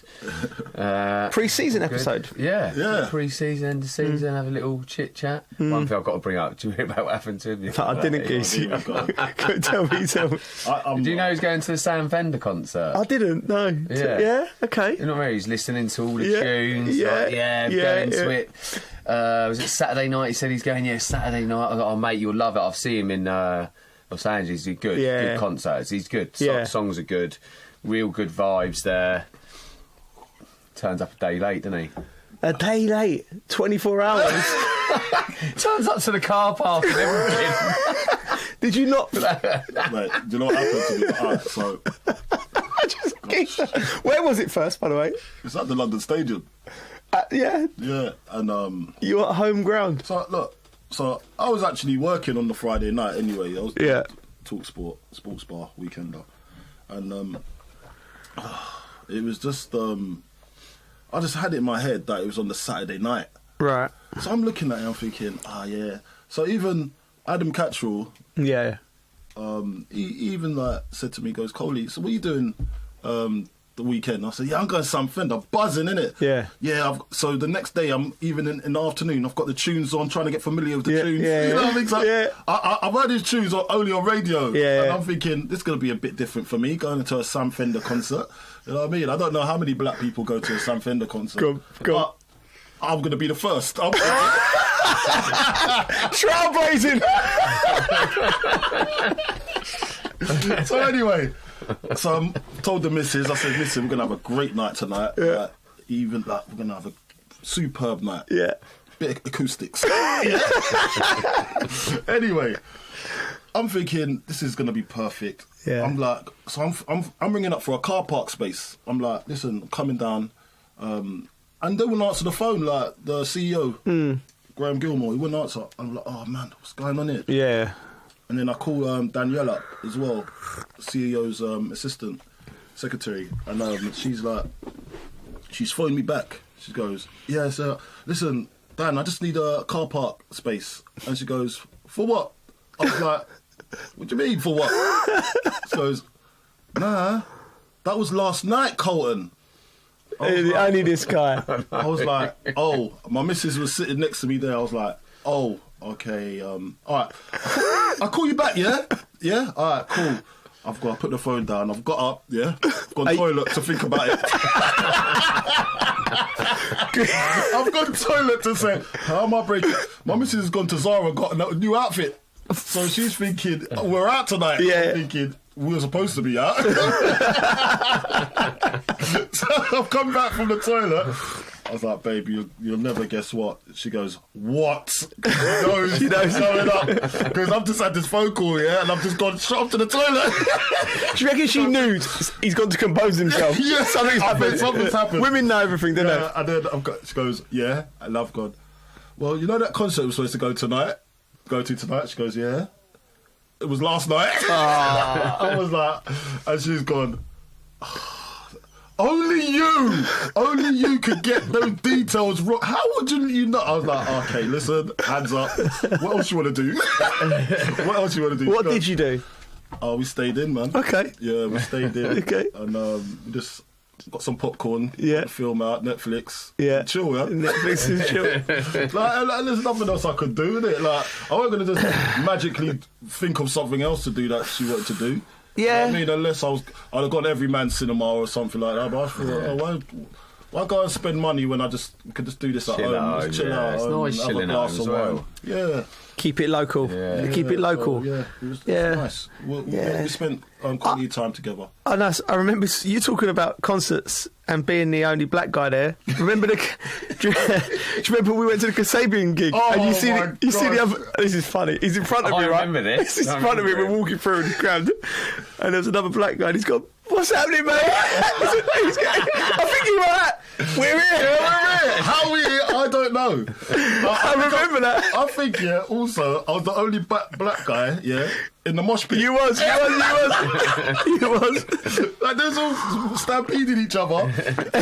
You bouncing. And I'm bouncing. I was like, yeah, I'll have a bit of this. I can show the buffalo strength. So I've gone in there, I'm doing the mosh pit. Everyone's buzzing with me. I was like, yeah! This is life. This is living. Anyway, so that was my escapade. No, I've had a mare. You've had a mare, mate. But it's all right. Quality time spent anyway. Yeah, good. It's one of his gigs, though. Yeah, is it good, Bridget? It is good. Yeah, I need to see. I do like some of his songs. This is something I wanted to bring to the people's. Anyone who's listening to this is from London. I was walking down the King's Road. This needs to stop, by the way. I'm going to throw it out there. Here we go. With my kids, and then just a melee of people on rollerblades and coming, just causing chaos. Like, do you know what I mean? Cars, nothing can go nowhere. The music's playing, and I'm all for having a party. So I'm like, all right, they're having their fun. Yeah. But then for no reason, I watched these two fellas drive past this car and just slap it like that, and I was slap the car. No, I don't know what it is. It's like some kind of. Like endearment. I don't know. It wasn't endearment. Only endearment. Mate, the geezer in the car. He looked so distraught. Like they just did this. Like they're the wing mirror like whacked, and I was like, should be doing. No need for that. So annoyed me. Anyway, but that's not why I talked about it. No, I get why. I thought I want to talk about that on the pod. That's a liberty. That is a liberty. Like, you're having fun. They're doing all your thing. Don't start whacking cars. No, that's not your property. Yeah. How dare you? Yeah. Or if you're going to do it, don't do it in the King's Road. Do it at Tottenham. See how you get on. See how you gone then. Dan Haringey. Yeah, you know what I mean? Go on then. See how you go. Well, there you are. Bridgie, how are you? Yeah, I'm good, mate. I'm good. Yeah? Yeah, really good. Do you want to just crack on with this? Let's get on to it, shall we? Because we know this man would have been the king of pre-season, wouldn't he? No, not you. Yeah, he's a specimen, You would have liked all the competition. Did you like pre-season? No, the first few I didn't like because I didn't. Back in the day when I first started, it was run. That's all first it was. Team. Was so run you talk about first team or first? I mean youth? First team. Youth, I never really did. There wasn't really a pre-season. Obviously the YTS, I guess. Yeah. But I think it was Yeah, actually, it would have been the YTS because you went in and you trained with the first team, so it would have been then. And obviously, it's just different, isn't it? It's because there's like you used to get like about 8 weeks, 7 weeks, 8 week holiday, and they used to bring you in between for a week. Yeah. So you'd have 4 weeks off, come in and do a week's running. See, that not everyone. That was Glenn. Glenn did that. Glenn did that. Did that me, I think that's smart back in them days to do that. You'd have a long time off, so you want to get you in for a week. So my first, it wasn't actually with Glenn. Actually, it was with he did it when I was there. But my first pre-season with Southampton was just literally just go out and run. It'd be a long distance run. It was just run, man. Yeah, there was no football boots involved. Yeah, but it was like, and I was fit-ish. But I think after that first pre-season, when I got fitter, I thought, no, you can't slack here. You've always got to stay good. Because I just started throwing up. Yeah. You do so much running, you're being sick. Yeah, there's always one or two that were going to be sick. And I used to see that. I used to see some of my teammates being sick, like doing a run, and then they'll shoot off into the bush or something like that, and just puke up. I'm like, mate, that's that. And I couldn't understand it. I was like, how are you puking up? Well, you've run so much, you're puking. Like, I couldn't understand it because I weren't the fittest, but maybe I didn't push myself as much as they did. Yeah. I don't know what it was. I was never. I was never. Lewis Ball Morty, always. Really? Season, yeah. Really? But, like, just going back to pre-season and the first, how it's evolved and changed, because you're right. When I remember Frank Lampard Sr., he must have been in his mid to late 40s when he was assistant manager to me at Harry. Maybe, about that, probably that, right? But he was a really fit man, probably like Bridgie now. You know what I mean? So he's like, he used to do the run. So we turned up, my first pre-season, I turned up with Harry Redknapp, and basically I went with the first team, and it was like, right, Hainault Forest, follow Frank. And I'm just thinking, like, there was no guidance. No guidance. You just running. Run, and so he'd go off, and you don't know when he's going to stop. Yeah. You had no, like, we're going to do like this sets of this, and sometimes it'll be half hour, sometimes it'll be 2 hours, and I don't know how much distance we covered. You have no idea. It was just survival of the fittest. And I remember thinking, the dark thoughts in my mind during that run were like, I'm never going to be a player. I can't keep up with this 45-year-old man. Do you know what I mean? And it's actually detrimental. It's not football fitness, is it? It's just to test your mentality. Yeah. And who keeps going. You didn't know that at the time, though. No, I don't think so. Will I say his name? Yeah, Izzy, my pal. Izzy Erekpin, right? Yeah, great lad, right? And I remember Ian Wright come in the next season. So Ian Wright was 36, 37 at the end of his career. So he's gone off on the run, and it was a bit more structured. It was mapped out, and I was sort of middle of the pack, and I was trying my all. And there was like Frank Jr. was at the front. He was brilliant, and I was always middle of the pack when it comes to fitness. But I was pushing myself, and Izzy was running with Wrighty at the back. And I remember so we finished, and like 3, 4, 5 minutes later, they coming in, and Izzy come running in, and Izzy and Wright had his shirt off. Izzy had his shirt off, and I remember Wrighty going, "You shouldn't be with me. You're a 17-year-old lad. I'm 37. I've done my time." Do you know what I remember that? So, but Wrighty was speaking to Izzy the whole way round, keeping him company. But then when he got there, Wrighty sort of like, "Well, no, you need to push yourself." Do you know what I mean? Yeah. And it's like it was a test of mentality rather than fitness, wasn't it? Yeah, definitely. Yeah.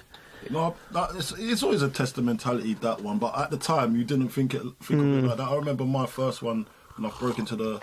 Well, I was YTS, and we went to train with the first team, just like you guys would have. And I just remember Graham Lasso, just easy, gone, easy for him. Zola, and he was older, just gone.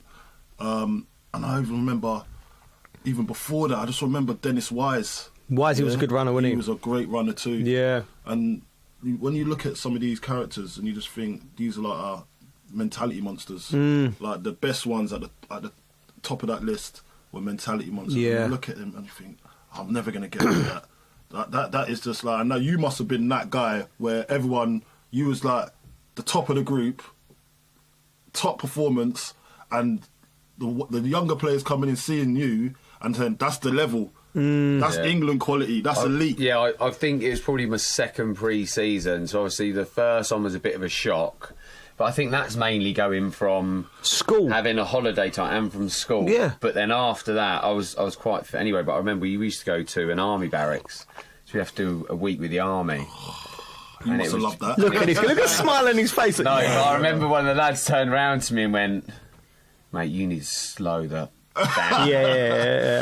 You're busy. You are taking like. You need to slow down. You're busy, mate. You're busy, mate. That's how I always get to suppress you. To suppress you. But you shouldn't really, should you? No, you should encourage you to do it. But it's hard, isn't it?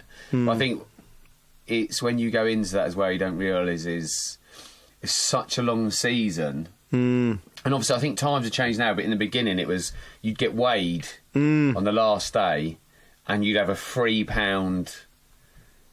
gap. So like anything over £3, you're getting fined. And it was per pound as well.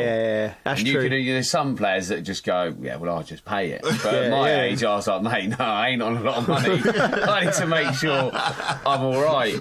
But it's you was money motivated, mate. I used to, So going back, you're right. I remember coming back from one pre-season, and it was like we had this one. I won't say his name. He was the captain of our under-19s. Right, he was 2 years older than me, mate. And I was like, "How have you put on that much weight in 10 weeks?" It was like must have been a competitive sport. He turned up. You know, you're looking at him like. What? Double take. Right. Harry's come in and said the kid's name. He's like, "You're a disgrace." Like, you think in the current climate we're in. Look at the size of you. You're an embarrassment to the club, right? And then he said, embarrassment to the club. Mate, right? No, listen, the kid's seen it. Like, I don't know. I was like, "Mate, have you been to Iron Apple for 6 weeks and lived on cheeseburgers?" Anyway, and he's gone. I won't say his name because he didn't become a player, probably for this reason. Anyway, anyway they put him in the black bin bags and made him run round the pitch while we were training, just like. You know what I mean? Black bin bag work. That theory. I don't know. It makes you sweat more, but does that actually work? No, do you know Frank Senior used to do it. Yeah. And Frank Jr. used to do it as well. It's like an old school mentality. I don't know if it worked, but he put the black bin bags on and about three... It comes a lot from the boxers when they're training weight, isn't it? Yeah. When they still do that. But that's just to lose water. Well, I guess it depends what you're eating as well, because obviously... Yeah, but some of these guys don't have that knowledge. They just put the bag on. Yeah, it's dangerous, really. Yeah, you got to eat well and train well, basically. He was running around this pitch for. He said that you're not putting a West. I remember him saying you're not putting a West Ham shirt on until you're a respectable size. Now we're in the realms of right. No, the people who are not football fans.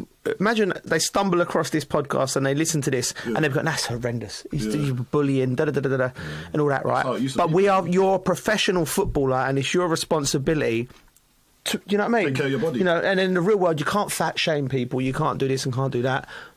That's all right, but when you're in the environment, he's actually trying to help this kid to never ever get that size again. Yeah. If you want to be a footballer, he didn't make it as a footballer, this kid, whether that's the reason, but sometimes in the world you need the real truth sent to you. You do. Do you know what I mean? Do you know what I mean? Yeah, because you can't live like that, can you? You can't live like that, and that's the thing is, it's different now because there's no excuse for kids to be coming in at like oversized.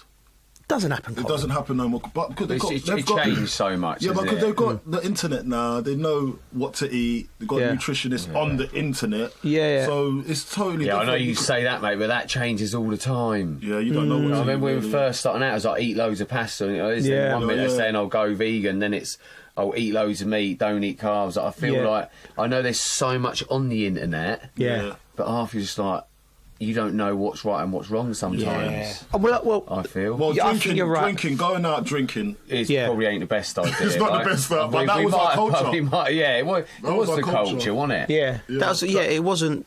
It wasn't. If you didn't go out and have a party, you was like, there's something seriously wrong with you. Yeah. That was it. Seriously wrong. Yeah, true. What was he like? Why is he not coming to socialise with the lads? And end of season parties, everyone's get boozing. You know what I mean? And it's just the way it was. But I remember what I used to do as I started getting experience in this game. Yeah. You start to do certain things, and different managers have different things at the end of the season what they do. So yours was testing your fat, and you got that £3 thing. Ours was we do bleep test. Yeah. So when the bleep test come out, and you're thinking, I used to love bleep tests as well. I don't know really? something about. Yeah, I just like the beat. I used to like it. It was a challenge as well. Yeah, I just want weirdos. I didn't mind doing it. I didn't mind doing it. Okay. Like there would be days like, I don't want to do bleep tests today, and they just put it on you, but you do it, innit? But one thing is, it's Tony Gell, what a legend. So I bet he's got some stories about pre-season. He probably has. Yeah. So when what I used to start doing is, so we do the bleep test. I used to get a low score. I made sure, so I got to level 10. Yeah. Basically, but I know I could do level 17. Yeah. But I've got to level 10. Yeah. I'm thinking, I'm gonna park it here. I can't do much more. Really tired. End of season must be. I got a little knock. So come back. Sports science will say, okay, he's done level 10. When he comes back, he's got to do at least 11 or 12. Which is insane. Yeah. And I'm like, okay, cool. So I'm at 10. I know when I get back, even if I had a good even if I've had a good time, I know I could beat level 10 in my sleep. So then I've come back in their eyes, I've improved. Yeah. You know what I mean? So you just, but young kids nowadays, they'll go gung ho. Yeah, they'll go gung ho on the at the end of the season. I'm like, mate, you're making it hard for yourself. Yeah. But obviously, my experience is not to be given out there, because you've got to just always exactly. Exert yourself in the right manner. Don't do as much as you can, because my way. That's why I didn't have the career that I wanted in the end. But you've got to make sure that you just do exactly what it says on the tin for these sports science people. Do you remember? So what happens at the end of the season? Do you remember getting tested like that? I don't really remember that. Maybe I've just... No, I remember at Southampton having like your weight done and everything. Remember that? Yeah, I remember that. But once you're in the England fold, so would have been 21. Yeah. From then on, your holidays are just minimal anyway. Like 2-3 weeks maximum. Yeah, so you're literally a 2-3 week holiday and that's it. So those 7-8 week things were gone for years. How many years really? So I think once you had that holiday, once you got a 2-3 week, it was right. Yeah. I'm gonna have a 2 week right good go now. Yeah. And what did you do? Know what I mean? What did you do I went on your Vegas holidays? a couple of times. Yeah. Vegas, yeah. Yeah, a couple of times. How long? So when you went Vegas, what's your longest spell of partying? I wouldn't advise you do it, mate. We don't have to put out disclaimers. I think it's basically when I retired from England, I got that holiday back of, oh my God, I've got 7 weeks off here. Right. So I just went to LA for 7 weeks. Did you? Yeah. 7 weeks in LA. What was you out there as well? Was you recording a film? What was you doing in 7 weeks? Spielberg. Mission Impossible 3 or something? I was just enjoying myself, really. Yeah. I had Living a out there, really good basically. time, tried to eat well, had a few nights out. You rent a house. Rent a house, took a few friends, just had a real, good go. Yeah. You deserve it, mate. That was probably just... For me, was oh my God, I got 7 weeks off. Yeah, it doesn't happen, you know. Yeah, you have 2-3 weeks. Yeah, you know, your little family one, then a lads one and stuff. It seems very, very short. Yeah, I mean, I'd probably say the 7 weeks in LA was probably a bit too much. Mika actually came, and Mika pulled me to the side after a couple of weeks. What did he say? Yeah. I'm going to have to go home. You're too much. This is too much. I'm going home. Gosh. I remember Iron Napa, everyone used to go from the youth teams. Yeah. And then I remember, oh my gosh, I was like, so just finished the season, everyone's going Iron Napa the next week, and everyone kind of plans it from different clubs. And everyone said, yeah, right, we're meeting up in Naps, yeah? Napa is where we're going. I was like, all right, cool, I'm on it. First holiday with the lads. I'm 17, 18. I'm going with Jermaine Pennant. Yeah. Who else was there? Maybe Jolien Lescott was there. And then you'll have had John Fortune, Paolo Benazza, all them boys there. And then we all got our own mates, and we go. So I'm thinking, this is a doddle. It's just like going out in London, really, innit? Yeah. It's my first lads' holiday. Yeah, I'm like 17, 18. I'm thinking, I've got this in the bag, mate. First 2 days, I was like, I can't handle this. The drinking. And it was like, it wasn't even proper drinking. It was like during the day, like, and then you go on to night. I was like, I can't drink like that. I just have a 2-hour slot. Get hammered and then go home, innit? Like, that's what I'm thinking. But this is like drinking by the pool. And then they got these different cocktails they're drinking. And it's like, one was called Monster Munch. One was called, I'm thinking, there's different cocktails. I'm thinking, mate, so there was one time I just went to the toilet, yeah? This is after 2 days. I went toilet, yeah? And obviously I've excreted, yeah? And you know, you look as you do, you look down in the basin. I swear, my excretion was green. Oh, Coley. Green or blue. It was like some kind of colour. Yeah? It's not healthy, is it? I was like, this ain't healthy, this. I said, I'm going home. Yeah? I said, I can't handle this. Mate, I was on the next plane home. Really? Yeah, I was on the next plane. Bailed out. That scared me. Yeah. Because I've never been... But it turns out that I was drinking that colour drink. Right, okay. It was just the amount I was drinking. Come out, like, obviously, it's got to go somewhere. But that scared me. I said, I've had enough of this. I remember getting on the moped. Yeah. I remember getting on the moped, going to tell all the lads, I'm off, I'm gone. And because you just get mopeds back then. Yeah. That was wild, wasn't it? When you think about it, that's wild. Getting you know, we feel now we've all got kids and they're going to be going on these holidays at some point. No the license. One thing I'll say to mate, no license. As I say, not as I do. Yeah, so please don't do that. Like, we have to improve. Kids don't. We have to improve. Kids. Yeah, a lot of people that's passed away. Yes, it is. It's a travesty. Or had bad injuries. Yeah, it's a travesty. Mate, there was a few footballers as well. I know that have had that. That's wrecked their career. So, listen, we will put a disclaimer out on that. Yeah. It's not as well because it's a long season, especially if it's a long season. Then you know, even if you, I think. You'd always get 3 weeks, wouldn't you? I don't think there's any time I've had less than 3. I think it's always been around 3 weeks. No, I've had a couple of times when it's been 2. 2, yeah. 2 weeks, and you're like, you go on holiday, you come back, and you go in again. I don't know how these boys now are gonna.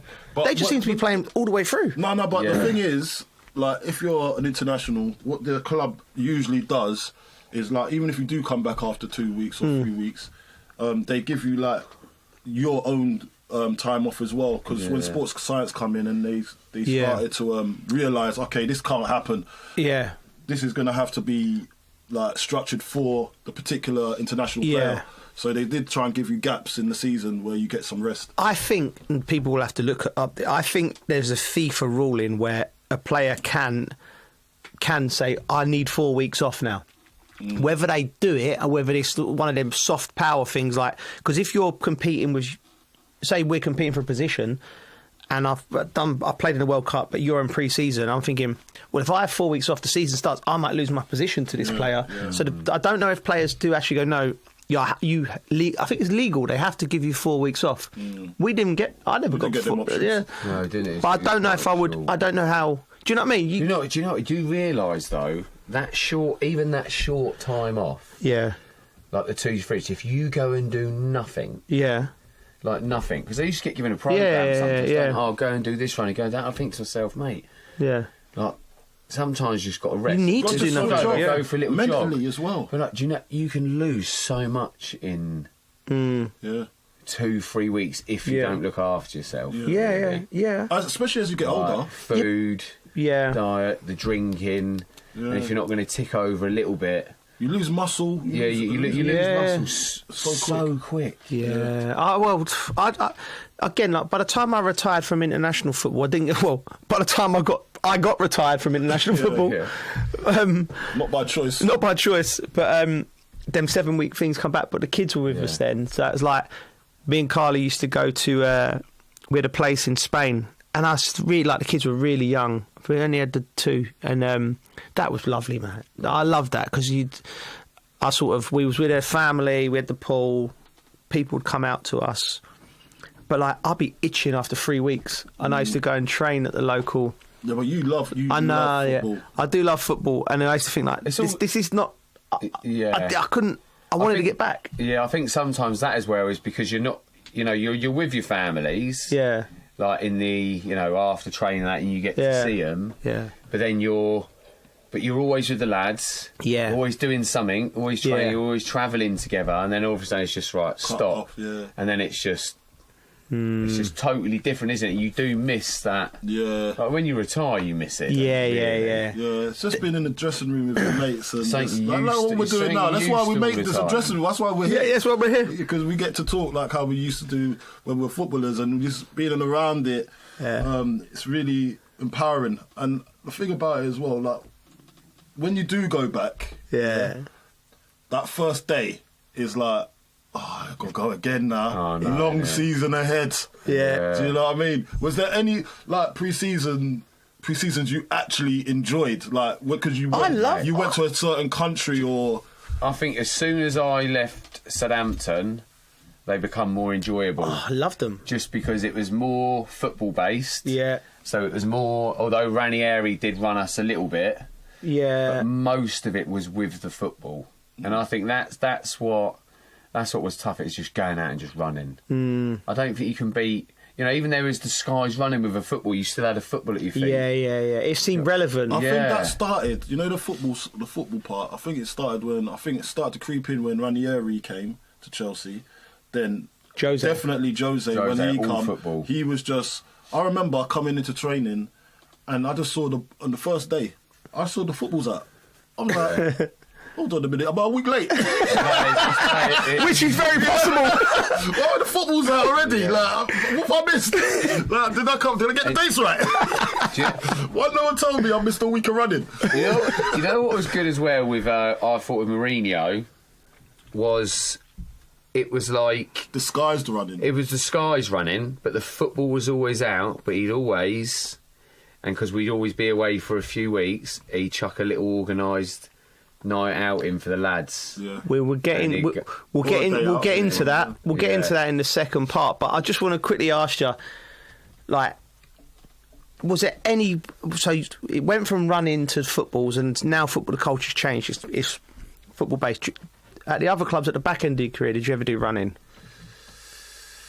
Has it completely gone? I think it went for me. I think it's completely gone. The pre-season now is nothing compared to our first 4 or 5 years as professionals. Yeah, but also, they're fitter. So I remember Gordon Strachan, and when I was at Southampton, and we were fit, mate. I remember every time we got the stats up during that season, with the running you do. Don't get me wrong, everyone wants to do less running, but we were fit enough, like.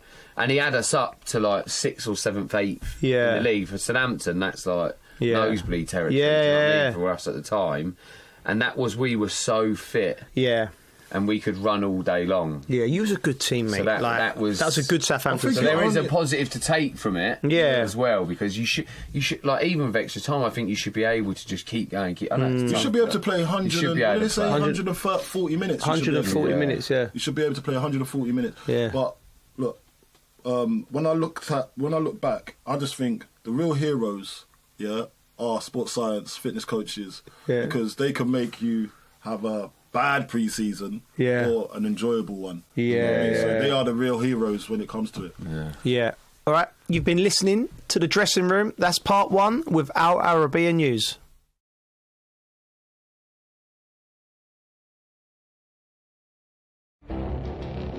It feels like decades are passing by in a matter of weeks. Seismic shifts in the world order. Never, ever will be part of America. With so much happening and so much noise. Whether it's political upheaval, Canada has been ripping us off for years. economic shifts, or social movements, And no one wins from tariffs. I think America can be more friendly to the rest of the world. For in-depth analysis and all the latest developments across the globe. To have an inclusive policy together. The meetings with Hamas gave me some hope. We're in another nuclear arms race. the most important developments straight to your screen. Welcome to The Dressing Room. I'm on my own. I need backup. And an insightful look at the issues shaping our world today. It was not going to happen, that war, and it happened. Join us on Arabiya News, where the world talks.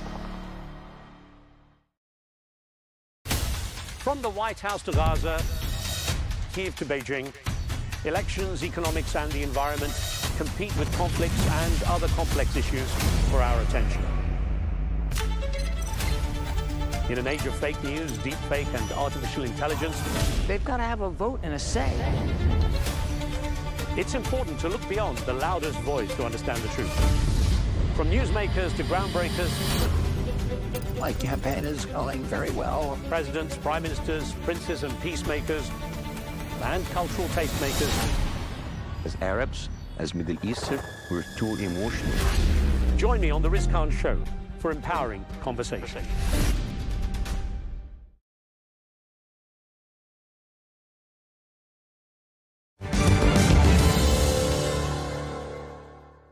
The nuclear program, Iran's nuclear program, is not unlike some people want to portray it as a national pride. It's been a disaster. It's not a blessing. It's a curse for Iran. They have spent hundreds of billions of dollars in vain for nothing. We understand the legitimate concerns of the international community for Iran's nuclear program. But apart from that, and for us, even before that, we are against it because it's against our people. It has taken the Iranian people hostage and deprived Iran of peace and prosperity.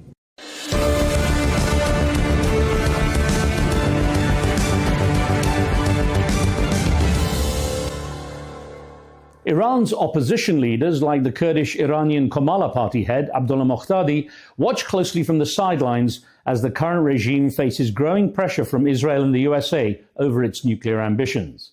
For now, a tenuous peace holds over the skies of Iran as a post-mortem is conducted in the USA over the real impact of its bunker-buster bomb strike on the Iranian nuclear facilities on Sunday, the 22nd of June. Well, President Donald Trump has said he would bomb Iran again if necessary, while Tehran says it's not willing to resume nuclear negotiations, although there are reports of the USA trying to find some path to talks. Meanwhile, intelligence briefings in the US Congress tackle the contradicting information about the effectiveness of the US strike. To find out how the opposition groups in exile fit into the bigger picture, I sat down with the Kurdish Iranian leader Abdullah Mohtadi a couple of weeks ago for an in-depth chat. And then Israel hit Tehran just 2 days later.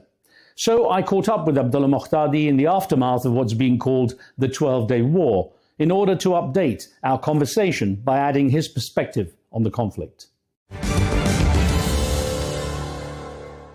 So, Mr. Secretary General, we spoke literally just a couple of days before the conflict escalated to the point where Israel was striking Iran. And then, of course, the US joined in with its bunker buster bombs, and things have just gone through a roller coaster. Let me get your assessment of what was really done during that conflict. Did the US strike, for example, have any real impact on Iran's nuclear capabilities? I'm not an expert on damage assessment, but it seems to me, from the news that I can hear and follow, that the damage has been extensive, both on nuclear and military sites in Iran. To the degree that Iran, its capabilities have been diminished, many people say they could just shift to another location. The talent is still there, the knowledge is still there, and that if Iran really wants to, it could pick up within months even. That's one of the assessments. No, I don't think so. I'm not sure about, I don't have any intelligence or information about the nuclear material, but as long as the war itself and its damage is concerned, the Islamic regime was defeated on the front, on the foreign front, on the war against Israel, and the Iran sky was dominated by Israeli planes. They bombed anywhere they wanted, and they inflicted heavy casualties, heavy losses on the Iranian upper level of command, Revolutionary Guards command structure. So, and the people saw with their eyes the vulnerability and weakness of the regime. How did you regard what turned out to be a strange kind of back and forth on the US assessment of what happened? Intelligence that came out from the US itself said there wasn't really much of an impact, while President Trump and his immediate circle said that this had been a major impact against Iran. The contradiction, how do you view that? I really don't know. I assume that with the technology and the military power of the United States, it must have been a very effective blow, but I'm not an expert on that, and it's not appropriate for me to comment on that. What I've been reading in recent news, Mr. Secretary General, is that the Iranian regime has been arresting many people, many being arrested and imprisoned, even executed, according to some reports, because they're believed to be spies for Israel, that there was a high level of Israeli agent infiltration within the Iranian regime. What are your thoughts on that? Well, the regime tries to intimidate people by arresting and executing some people, accusing them of being Israeli spies, to reassert its power. But people, they cannot undo what has been done. The people have witnessed with their own eyes the weaknesses and vulnerabilities of the Iranian regime and its powerlessness towards the Israeli planes and the American strikes. I know you've been lobbying heavily in the US for support, and Donald Trump came out soon after the strike saying he was not looking for regime change because he didn't want to see what he called chaos in the region. How does his stance, if that is to stand, because he may change his mind, but if he does decide regime change is not on the agenda for the US in its role in what happens in the region, how does it affect your stance in terms of getting your party and the rights that you're looking for? Dealing with the political system in Iran and the Islamic regime is something for the Iranian people to decide. We, as the Kurdish people, as well as other freedom-loving people in Iran, we want a new system, a new democratic, prosperous, peaceful Iran, a new secular Iran, a new federal Iran, whatever you may describe it. And this is something for us to decide and for us to do something about it. Do you see any role for the US then in terms of the direction it might take the country? It depends on the future developments of the country. If there is a reasonably cohesive and democratic alternative to the regime, if people rise up again for their peaceful demands, if we witness more protest movements, of course the United States, the Europeans and the international community will don't like Iran to fall into chaos. So they may help the Iranian democratic opposition, but it's too early for that. Now, of course, the Crown Prince, the Pahlavi, has been quite vocal in his willingness to step forward and take a role, as there was a sign that things may actually progress in Iran as far as the regime being affected. What role do you think the Crown Prince has in all of this? Does he have something that's aligned with your desires when it comes to how Iran might change in the future? Well, as a personality and then as the son of the Shah of Iran, he can promote what he thinks is good for himself or for the country. But it's the Iranian people who eventually decide about the future of the country in a democratic referendum about the best political system for Iran. But being him, considering him to be a leader of the transition period, I don't think so. Well, I was going to say that I know that you, as the Kurdish Iranian opposition, have in the past also been at odds with the Shah when he was power in trying to get your rights secured. It's correct, yeah? It is correct, yes. Well, Mr. Secretary General, what do you see as the next steps happening? What do you think will happen in the coming days and weeks? The US says it may strike again, Israel may strike again. The ceasefire that's taking place, or at least the relative ease of hostilities, is uncertain. What do you expect to happen? I think the 12-day war is over between Iran and Israel, but the hostilities and the conflict between these two countries, and in fact between Iran and the United States, will continue because the supreme leader, albeit in a very weak position, but still loudly threatens the world, and loudly they are defying the international community and the calls for a peaceful solution to the nuclear program in Iran. An update there from Abdullah Mokhtadi. Now, to get a deeper insight into what Iran's opposition groups are seeking, here's the full conversation I had with the Kamala Party Secretary General prior to the recent clashes. Start by telling me, why are you in Washington, D.C.? What's the goal of your trip here? Thank you very much for having me. I've come to Washington to meet with people in government, in the Congress, and media to discuss the problems of my country, Iran, and my people, Kurdish people of Iran, with them, and raise awareness about the plights of Kurds, raise awareness about the situation in Iran with the American audience. Any particular reason for coming at this time, or is this something you do regularly? I've come to the United States, to Washington, since 15 years ago. And this time, I think my presence in Washington is very timely, because you know the situation, you know the negotiations, nuclear negotiations, the tensions in the Middle East. So I think it's timely. How do you generally get received here? I mean, you know, we'll talk a little more about this, but the Kurdish issue, for example, in itself is not one that's really on the radar of the American people much.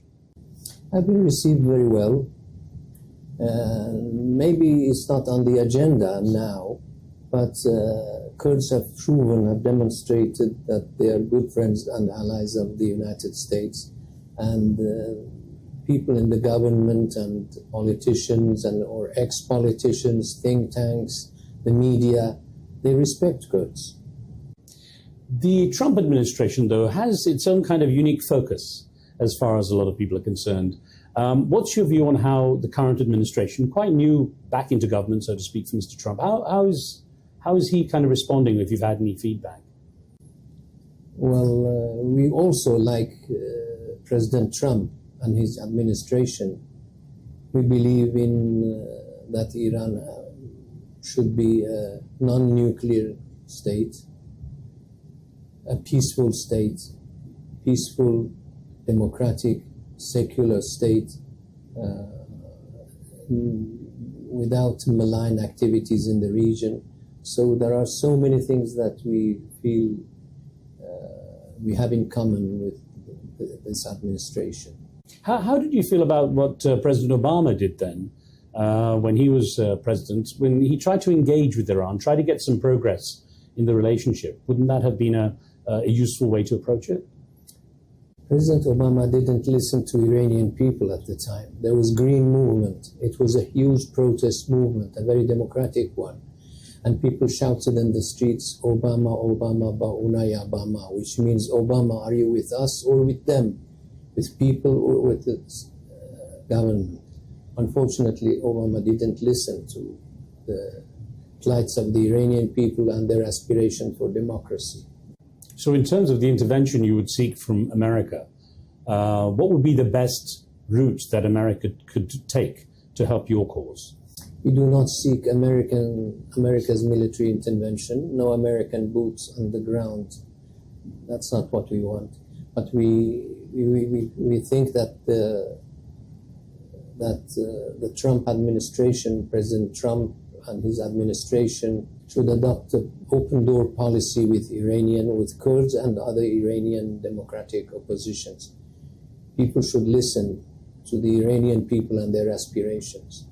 From some of the accounts of the opposition to the regime, I guess yourself included, there's not much opportunity for the people to have a voice, though.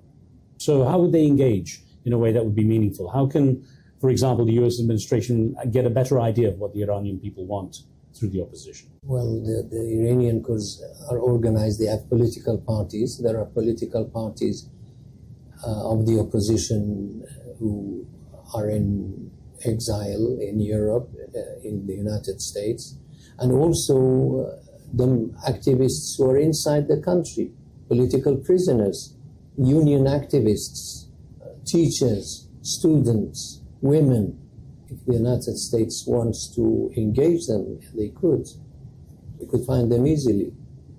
So, Dr. Muhtadi, in an article you wrote in March of this year, just a couple of months ago, the headline of it literally stated, "A golden opportunity for a peaceful and democratic Iran." Now, why do you think of it as a golden opportunity at this moment?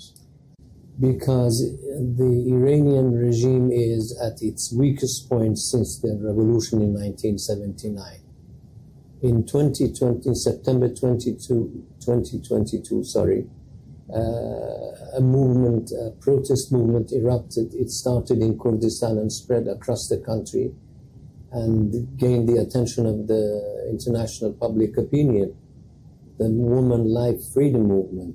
That was because of the death of Mahsa Amini, Gina Mahsa Amini, as you call her. Yes, exactly. And the legitimacy of the government has been eroding very fast. And in fact, Iran is showing many of the symptoms of a failed state. There is no electricity, no water, no inflation is rampant. National currency is falling down rapidly. The government is incapable of providing the very basic services to the people. So it is showing signs of becoming a failed state. And people are dissatisfied, they are unhappy with the system, especially women and the young generation. Ethnic minorities are under very bad suppression. So it's time, and especially Iran's proxies are beaten, and the regional influence of Iran is much weaker than before in the eyes of the region and the eyes of Iranian people. So it's a golden time for the United States and the West, and indeed the international community, to engage the Iranian, Kurdish and otherwise democratic opposition to think about the future Iran. I'll break down some of these points you've raised through this interview, but let me get to, again, in this article, what you've said is the country is, quote, a powder keg vulnerable to a single spark. What would you see as that single spark being? Nobody can predict, but like Gina Amini or Mahsa Amini, unlawful killing of a young woman because of his bad hijab. Oh, headscarf, yeah.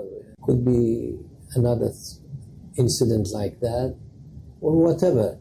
You never know. Bouazizi, what happened? It became a spark. You never can foresee what the spark would be, but Iran is a powder keg. People are very angry with the system, and they are protesting almost daily. Truck drivers, teachers, workers, mine workers, students, everybody. Would it be fair to say, because of the traveling you do and you see how Iran is portrayed outside the country, would it be fair to say that this side of Iran isn't really seen or understood by people outside the country, because that would not necessarily be the impression most people get about what's going on in Iran? It's the fault of the international media. They don't pay attention to the nuclear issue, but they should pay more attention to the domestic policies of the Iranian government and the aspirations of Iranian people, their fights, their struggles, their hopes for the future. It's not fair. The international media has not been fair to the Iranian people, especially the Kurdish people in Iran. Do you get the impression sanctions are actually working against Iran? Look, the nuclear program, Iran's nuclear program, is not unlike some people want to portray it as a national pride. It's been a disaster. It's not a blessing. It's a curse for Iran. They have spent hundreds of billions of dollars in vain for nothing. And it has deprived Iran of golden opportunities for development and prosperity. It has impoverished Iran. It has kept Iran in a crisis, in a constant crisis for decades now. So we want to get rid of it, not only for what the West, we understand the legitimate concerns of the international community for Iran's nuclear program. But apart from that, and for us, even before that, we are against it because it's against our people. It has taken the Iranian people hostage and deprived Iran of peace and prosperity. Well, you're attributing the blame to the nuclear program, but what about the impact of sanctions? I mean, how realistically are sanctions working? They are effective, but of course they impoverish people, and they're not, of course, may have made people suffer economically. So then, if they're not effective against the country's regime, it is effective against the country's regime as well. I mean, it has impacted everybody, even the people, even the normal people. But I blame sanctions and blame the Iranian regime for that. No, I understand the blame, but I'm saying it sounds like if all this time the sanctions have been imposed on the country, it's not really had much impact on the regime itself. It does, because the sanctions have made the regime financially broke for some time, for some years. So how has the regime managed to last so long in the face of these sanctions? Well, because of repression. It is a repressive, totalitarian government that doesn't look after its people. They don't care about people's lives and livelihoods. They don't care about providing services to people. They don't care about education. They don't care about hospitals. They don't care about anything. So the only thing that they care and they put money is the nuclear program and the military programs interfering in the region. If there have been protests, as you've described, truck drivers and so on, and people protesting daily against the conditions there, why have they not been strong enough to perhaps create some change in the regime? How has the regime dealt with them? With brute force. And I think it has eroded the legitimacy of the government very sharply. We have had movements. In 2009 we had Green Movement. It was a protest against rigging the elections. And then we had, in different years, we had protests against price rises, fuel price rises. And eventually lastly we had the Jina movement, or Women Life Freedom movement. They are very important movements, and I'm hopeful than before that something will happen in Iran. In fact, everybody in Iran is waiting for something, is waiting for a social upheaval. They don't know how it will start, but everybody is convinced that something has to happen in Iran. Now, with the US administration under Donald Trump as president, there's much more of an introspective approach to America's affairs. The MAGA movement, it seems to be very focused on what US public is concerned with, as opposed to what's going on outside. So, people might ask, why should the US care about what's happening with Iran? Iran is a very important country, and Iran is an ally of Russia, an ally of China, and hostile to the United States, the biggest sponsor of terrorism in the region and in the world. So it's in the best interest of the United States that we have a peaceful, democratic country in Iran, a responsible member of the international community, at peace with its neighbors, and at the service of its own people. This is in the best interest of the United States. Dr. Muqtadi, I know, well, when you travel, you probably connect with the Iranian diaspora. How engaged is the diaspora of Iran in what's going on in the country itself? No, the majority of the Iranian people outside the country do care about their country, do care about the Iranian people and its future. They're ashamed of this regime. They want a modern, advanced, democratic country. Everybody is for a free Iran. Well, what makes the Kurdish population, which you represent, the Iranian Kurdish population, what makes that different, perhaps say so special, in terms of its role in Iran? In 1979, April 1979, there was a kind of referendum in Iran, Islamic Republic, yes or no. Kurds were the only people in Iran. Of course, there were individuals or special groups, but the only ethnic group, the only region of the country where people boycotted that election. We as Kurds never supported Khomeini. We never supported the Islamic Revolution. We protested against the Shah, both for democracy and for our own rights, but we never supported and endorsed Khomeini and his regime. That is why Khomeini took revenge against Kurds and ordered an unprovoked big onslaught against Kurds in August 1979.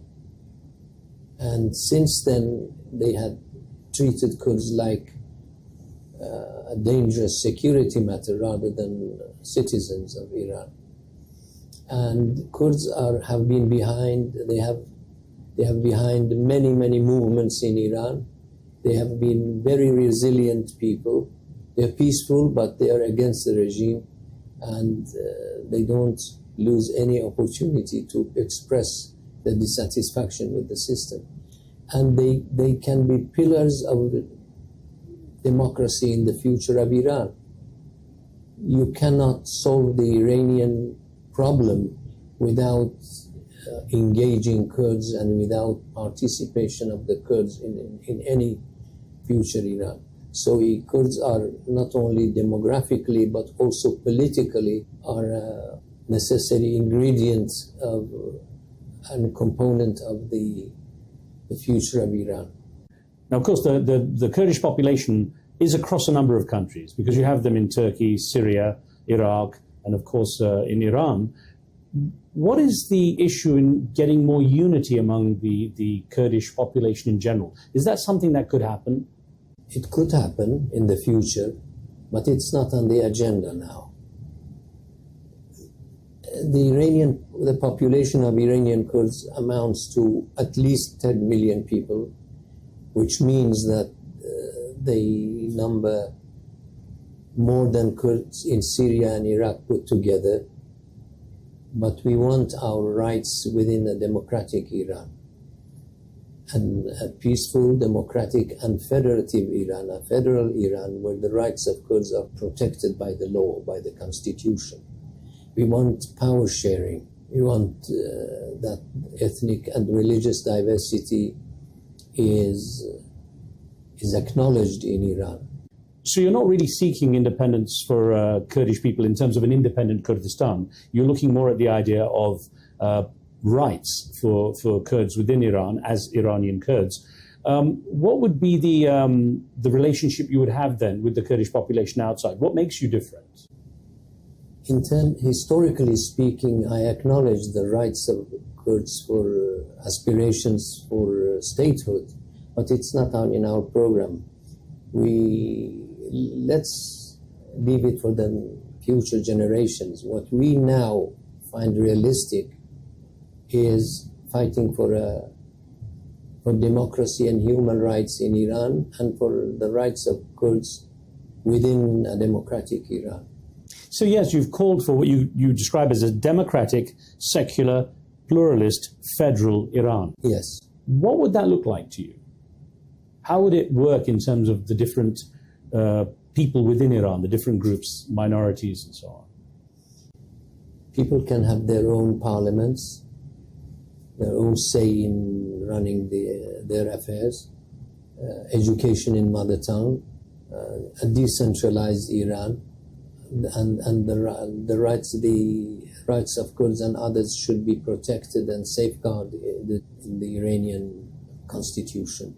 Would it work to have a decentralized Iran? Would you be able to create almost like, it sounds like a federation of states? Yeah, it is. Not a federation of states. I don't know. I cannot predict the future, but what I'm insisting, what we are emphasizing is that the Kurds should have their rights. It's not just Kurds, the Baluchis, the Arabs of Ahwaz and others should have their rights. They should have a say in the running of their affairs. And they should have, alongside Persian, they should have education in their own mother tongue.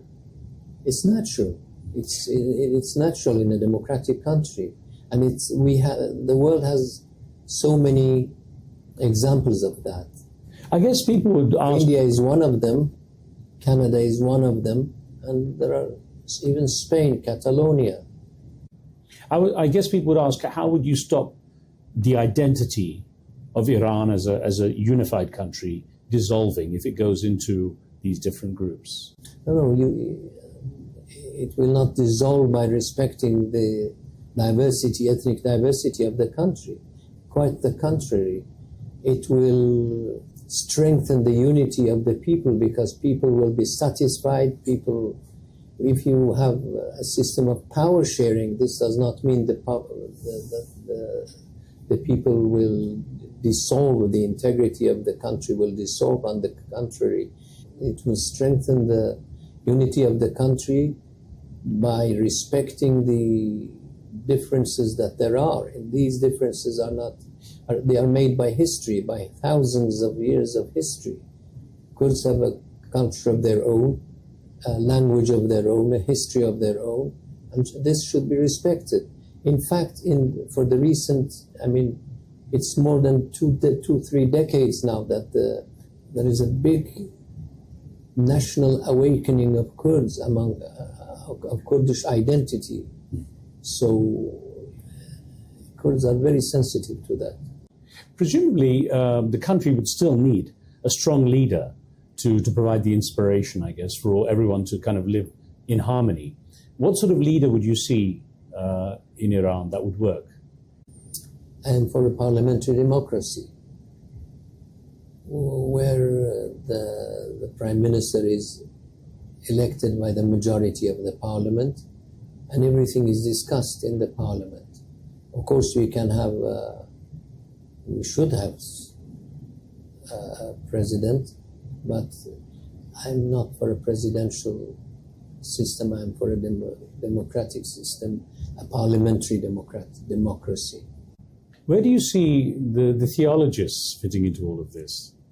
Well, we are for freedom of religions, no discrimination against any religion. For example, we have the Arsani people in Iranian Kurdistan, an ancient Kurdish religion. They're even more under pressure. They're like Baha'is. They're more under pressure than Sunnis in Iran. Every single religion must be respected by the law. On that note, how much of it's a Shia majority state, but how much of an issue is the Shia, Sunni, and perhaps other sects? Diversity, how much of an issue is it? It is an issue. The guess is, my educated guess is that about 25% of the country belong to the Sunni section of Islam.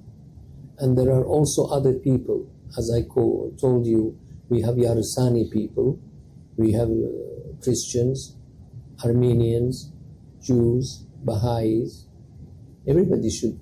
Iran is a diverse country. Iran is a remnant of an ancient and medieval empire. So there is no one nation, one ethnic group, one state. It has to be pluralist. It has to be pluralistic. It has to respect the different identities, different religious and ethnic identities, cultural identities that people have. Well, many of its neighbors are Sunni majority countries, and they feel to some degree the threat is the Shia Iran.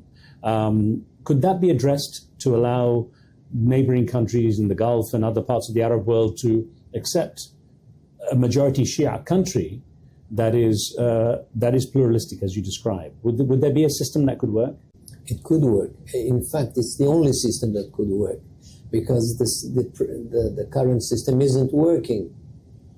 I mean, the Iranian regime has been involved in destabilizing Arab countries, creating factions, Shia factions, who are hostile to their own system, to their own society, and has fueled the hostility between Shia and Sunni in the region. With the removal of this regime, the calm will come back to not only to the Shia and Sunni conflict, but also to the whole of Middle East. You know, talking of leadership, Iran's had an interesting mix. I know, of course, there's the overarching theological side to it, the leadership from the Ayatollahs. But you had, for example, not that long ago, a very unique president in terms of President Ahmadinejad. Now, of course, you have Masoud Pezeshkian. What do you make of him? A lot have hopes that he'd be a more moderate leader, maybe someone that the West could deal with. It's not important whether he's moderate or not, a genuine moderate or not, because all the power is concentrated in the hands of the supreme leader, and it's him who decides. Then what options are there for the people? If it's going to be held, ruled by religion, there's not going to be much scope for debate, I would guess. No, there is no debate. There is no real, genuine democratic debate inside the ruling circles of this government. Iran is run by a variety of mafia-like people. They have monopolized the political and the economic, financial power in Iran, and there is rivalry among them also. They are only united against their own people and the United States. Well, I know you've said you don't ask for American boots on the ground there, but if the opposition groups, as you describe them, are generally oppressed or threatened, could you see unity among the opposition groups in order to put forward a united front against the current regime? We are working on that. It's a necessity. We have to do it. And at what stage are you? There are many efforts going on this.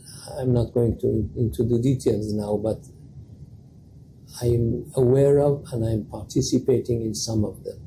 Would you ever advocate for an armed struggle against the regime from within Iran? When the woman life freedom movement started, the Iranian Pastaran Revolutionary Guards launched rockets and missiles against Kurdish bases, Iranian Kurds in Iraq, because they wanted us to resort to violence against it. But we resisted. We showed restraint, and so this is not our choice. If this is not our choice, our favorite choice is toppling the regime through people's rise, through people's uprisings, through social movements, through protest movements, and through reforms. But it's up to the government. It's a regime choice, not the people's choice. But you wouldn't rule out the idea of an armed struggle if it came to it? I wouldn't rule out the idea of an uprising against the system. That's the best way. Now, of course, you remain in exile and have your bases, for your party at least, in Iraq. How has that relationship evolved with the Iraqi Kurdish side? And the Iraqi government, actually? We respect the sovereignty of the Iraqi governments and have done nothing to violate it. And we have good relations, friendly relations with the KRG and political parties in Iraqi Kurdistan. Are you totally free to express yourselves, though, with your goals for Iran itself? Yes, we are doing that. Without creating any kind of conflict between Iran and Iraq in general? No, we are free to speak our minds. and to talk about our programs, our political programs. What we are not engaging is armed struggle against the Iranian regime, which we don't. What sort of reaction has there been to you, the Kamala Party in Iraq, in exile, taking on board Peshmerga fighters, who are military basically, in terms of that position? Therefore self-defense. We have not been engaged in any armed struggle, armed activity for more than about 30 years now, for 25, 30 years now. But we have to have them to protect ourselves, because if you don't have Peshmergas, they come to you. The Iranian regime has been engaged in many instances of terrorist actions inside and outside its borders. So we have to protect ourselves in Iraqi Kurdistan. And you don't get any criticism from the Iraqi government for your presence there that brings in the Iranian regime, as you say? Yes, there have been tensions and things like that, but it's manageable. Were you surprised what happened in Syria, the speed with which the change occurred? Everybody was surprised, but I welcome the developments. I welcome the toppling of Assad. It was a brutal regime against everybody, and it was a proxy of Iran against its own people. And so, yes, I welcome the opportunity for the Syrian people to decide about their future. I hope they have a just society, a fair and democratic society in the future. And what implication is it for the Syrian Kurds? The Kurds have every right to have a fair share of the future of the country. They have been fighting ISIS and Daesh very successfully. They have sacrificed a lot, and you cannot deny the rights of Kurds in Syria.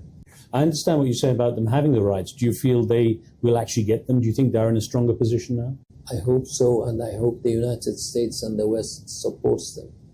What impact do you expect losing Bashar al-Assad will have on Iran's current regime? Very much, because it was a very severe blow to the Iranian authority, to the Iranian power in the Middle East. First Hamas, then Hezbollah, then losing Bashar al-Assad and toppling its regime was very important for the people, for the region. It will have lasting implications for the whole region, not only for the Kurds. And it was a severe blow to the Iranian regime as a proxy and ally. So it has weakened the Iranian regime and its hegemony in the region. Where does Israel fit in all of this? Because often the situation, the dynamic in the Middle East is portrayed as essentially Israel versus Iran, and many believe that Israel sets America's agenda against Iran too. But where does Israel fit in all of this for you? The Iranian regime is against everybody in the region. Of course, it sometimes recently pays lip service to the Saudi Arabia and United Arab Emirates, but they are not genuine. These signs of friendship are not genuine. They want to destabilize the Arab states to pursue their own agenda of creating a Shiite empire in the region. They're against Israel and want to annihilate it. They want the United States to be out of the region. So they are against Turkey, but they have hidden agendas in Turkey. So what we want is an Iran, a free, peaceful Iran that is in cooperation with its neighbors, everybody. And that's something that only can happen after this regime. But I wondered, with Israel being the enemy of Iran, the way it's seen, for you as Kamala Party, as the Iranian opposition, is there an element of the enemy of my enemy is my friend? Well, It's enough to say that Israel in itself is not and should not be a threat to Iran. It's the Iranian regime that has always threatened the Israelis, and this should stop. In the future, Iran, you can criticize Israel or any country, but you cannot try to annihilate any country. There is that perspective that if you, as the opposition to the current regime in Iran, are looking to topple it, that anyone who's against the current regime would want to support you in terms of Israel, the US, and so on. Do you see that support? I haven't seen yet. And in terms of the attacks that Israel and Iran had recently between each other, sometimes subdued in order not to let things escalate too far, what went through your mind when you saw that occurring? I thought it was unnecessary to fight your neighbors. Israel is thousands of kilometers far from Iran, and it shouldn't have happened in the first place. I guess the critics would argue that Israel took action in Iran, taking out leaders, and taking out leading figures that they opposed in places like Iran, so action took place there. But Iran declares openly their intent to put an end to the state of Israel. They are pursuing a very ambitious and dangerous nuclear program. What would you do? If your party was to achieve its goals, let's say, for example, you were in some sort of position, whether it be in some kind of leadership position in Iran, how would you build a relationship with Israel? What would you be looking for? Like other countries, like other neighbors. Is there any chance, in your eyes, that the case against Iran and perhaps support for Israel might be weakened by what's been going on in Gaza? A lot of people that believe that Israel's actions have been excessive. Is that hurting your cause? Could be, but they're separate issues. Iran has supported not the legitimate rights of Palestinians for statehood. It, in fact, has ruined their chances of that, because they don't want a two-state solution. They don't want peace. They want to put violence into the region. The Turkish Kurds have taken also quite a sudden decision through their leader, the PKK leader, Abdullah Öcalan, to disarm and step back. What were your thoughts there? I agree with the ceasefire or their putting down their arms. I think it's in the best interests of Turkey generally and Kurds especially to put behind the violent history that they had and give peace and democracy a chance. I think it would be in the best interest of everybody in the region. Even for us, it's a good development. I support it. Dr. Mohtadi, as we're running short of time, I should point out your family was a very prominent and successful family, but it has a long history in activism. And it was almost natural that you would get involved in that too. Do you believe that there is a chance in your lifetime you will see the regime change in Iran, considering it's held out for so long? I hope so, and I think so. Dr. Mohtadi, I hope we have a chance to speak again. Thank you, sir. Thank you very much. Thank you. Thank you.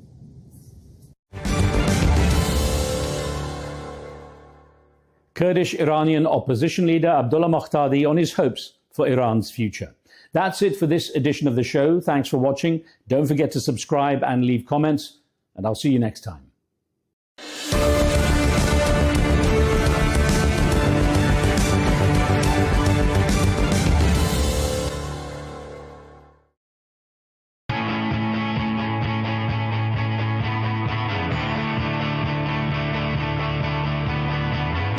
Welcome to the metropolis, the big city. This is where tech, trends, and culture meet. Meet the people. See the sights. Walk the city streets. And experience the lifestyle.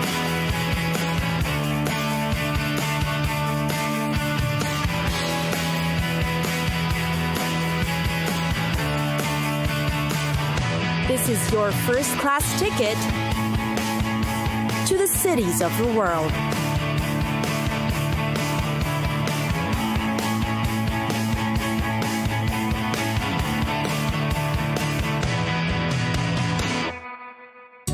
Athens.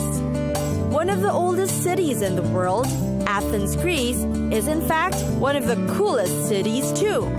What it offers is a healthy mix of the old and the new, promising a vibrant people, full of excitement and optimism.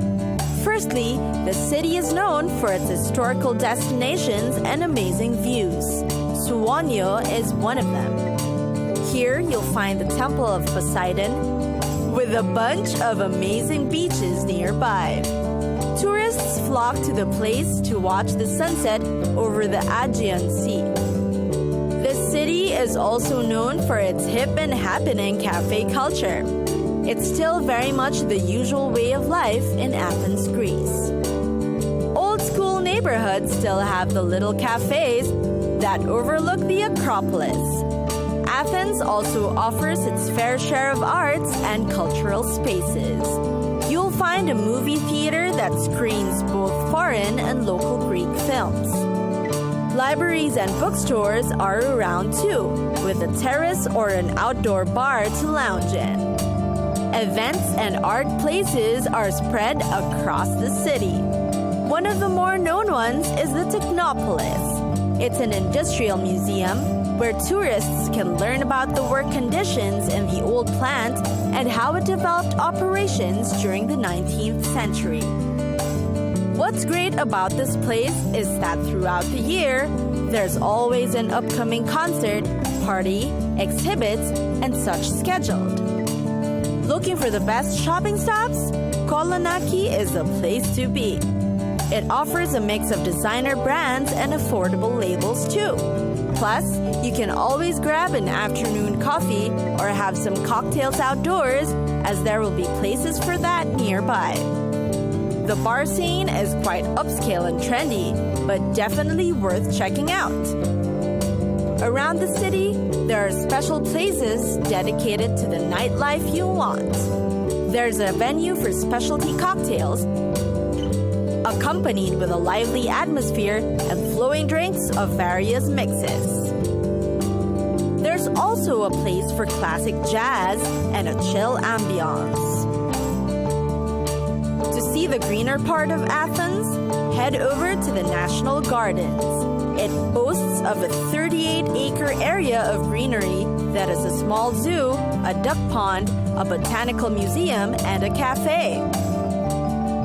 Definitely a must visit, especially during the spring and summertime.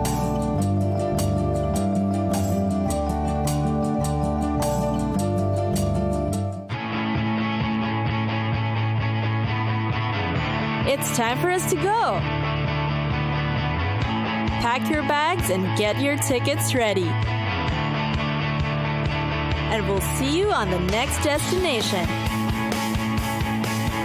Catch us again next time on Cities of the World.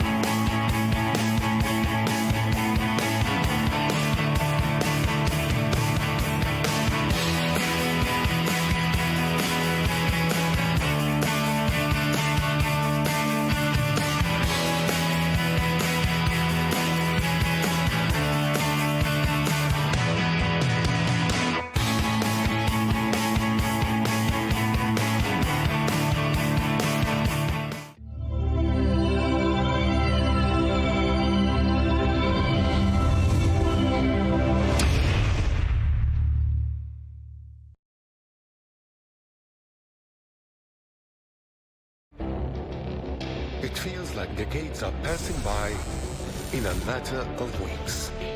Seismic shifts in the world order. Never, ever will be part of America. With so much happening and so much noise.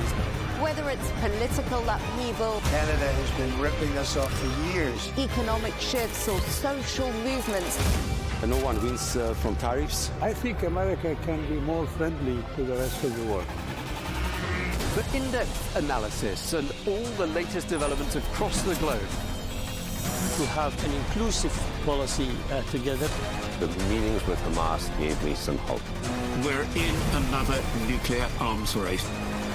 The most important development straight to your screen. Welcome to the dressing room. I'm on my own. I need backup. And an insightful look at the issues shaping our world today. It was not going to happen, that war, and it happened. Join us on Arabiya News, where the world talks. Our allies, in many cases, are worse than our enemies. Stay informed and connected with the latest international headlines. There obviously is a risk. From breaking news to in-depth analysis, it would appear that this war is coming to an end. Who buys this stuff? Investors, pension funds. We deliver the most important developments straight to your screen. Iran always wanted to deal with militia. Join us for compelling, expert-driven conversations. A curfew order has been established. And an insightful look at the issues shaping our world today. There are a lot of proposals about European architecture for security. I'm Leigh Ann Gerrans, and this is W News. We dealt with this when I was Chief of Staff in the first term. Where you don't just hear the headlines, you get the full story.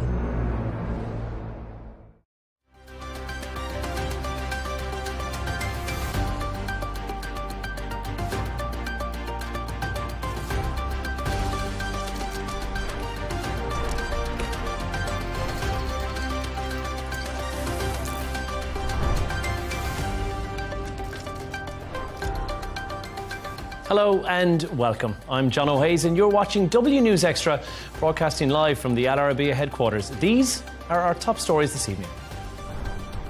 Trump says he's disappointed but not done with Putin and warns Russia of harsh tariffs if no Ukraine peace deal is reached in 50 days, as Moscow signals willingness to negotiate. Plus, the European Union foreign ministers are discussing possible punitive measures against Israel over its human rights breaches in Gaza. And a new trade war could be brewing as Brussels prepares for massive retaliation as Trump threatens steep tariffs on EU goods.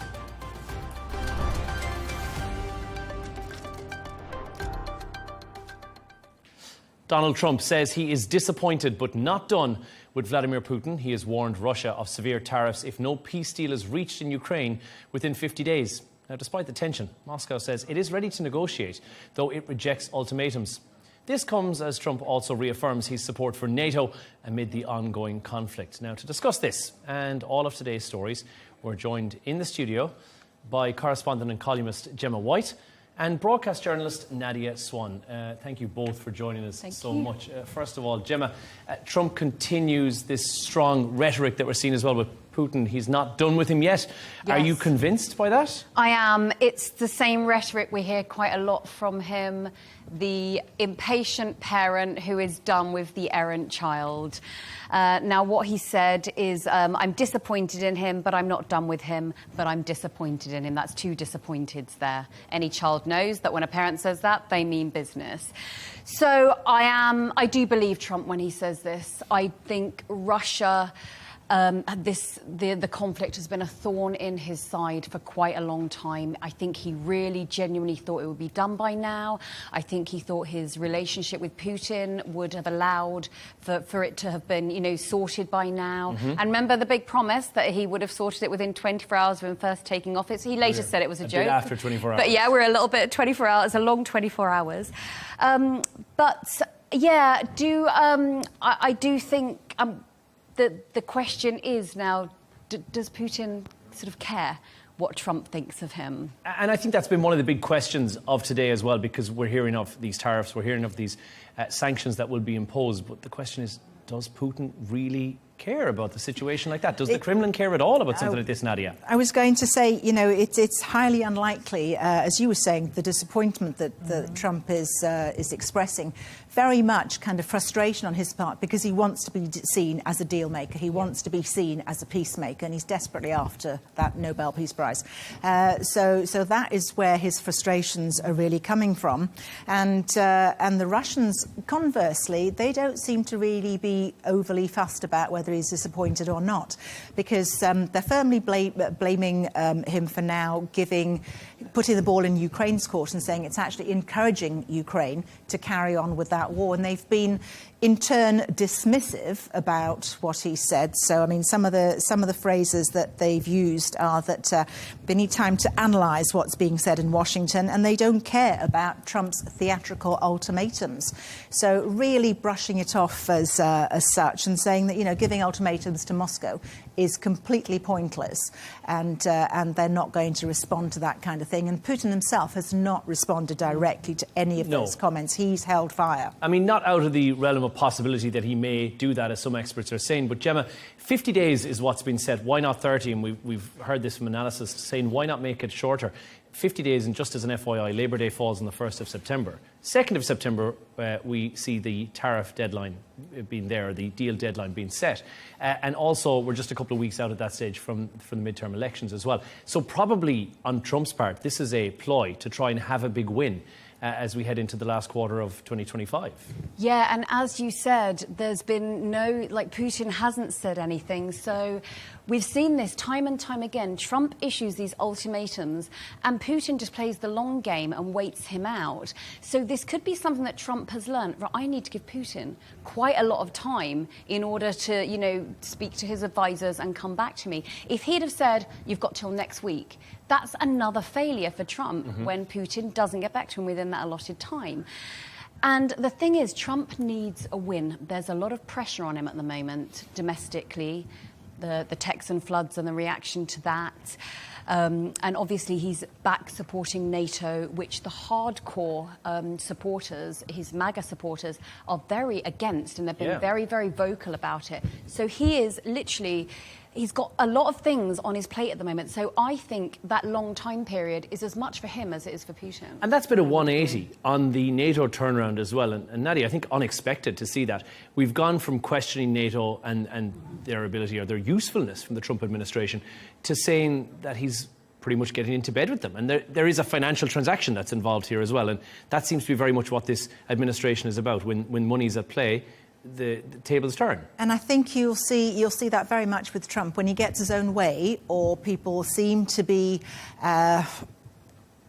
complimenting him or falling in with what he wants them to do, his tone changes dramatically. He goes from criticising them and calling them knuckleheads or whatever to suddenly saying, oh yeah, no, they're great, they're no longer obsolete, and they're very relevant, because he feels that he's got what he wanted out of NATO as an organisation and got people to increase their budgets. Whether that actually happens realistically in the long term, we'll have to wait and see. Gemma, you mentioned that he needs a win as we head into the last quarter.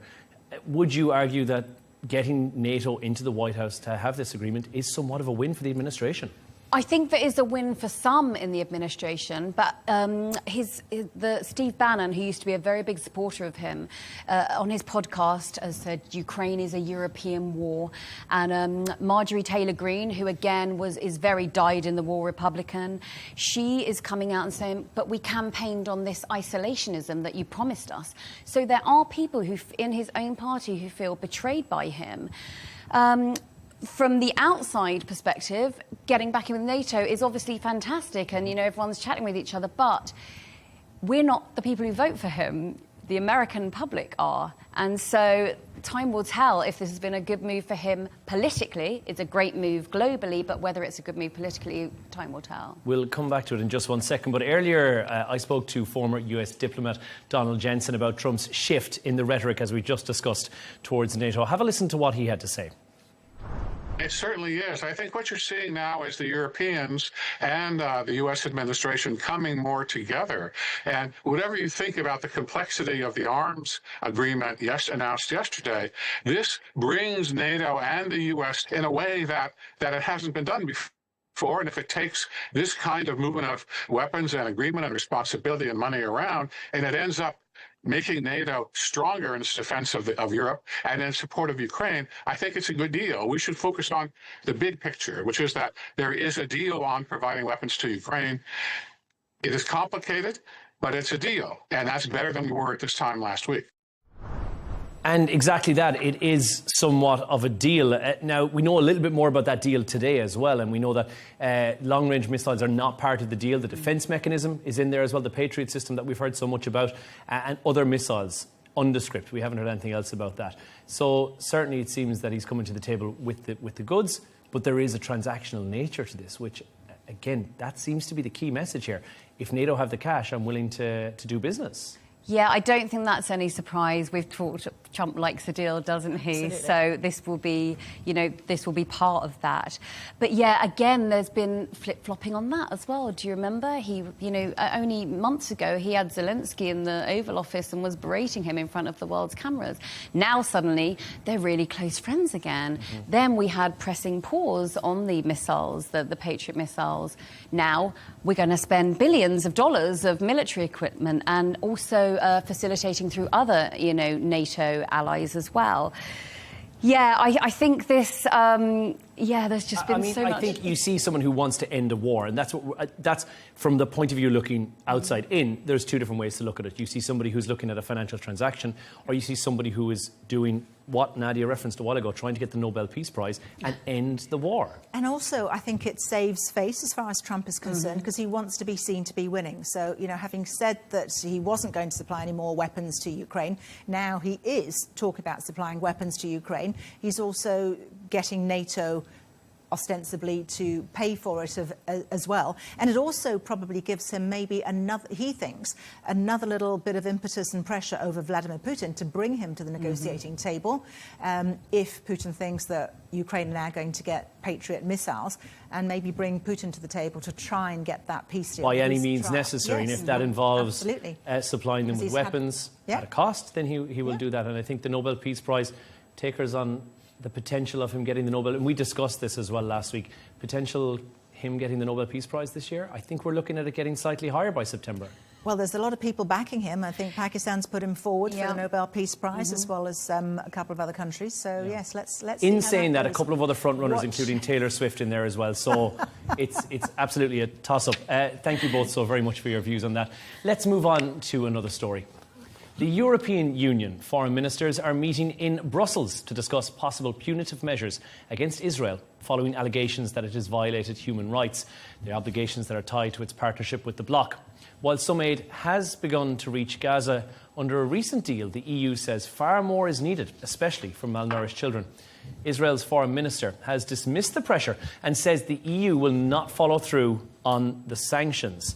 This story is back to the fore once again, and I think a lot of chat about this in the last couple of weeks. But Nadia, how crucial do you really think that the EU could be in this situation in reaching peace in Gaza? Do you think that they're actually a key player?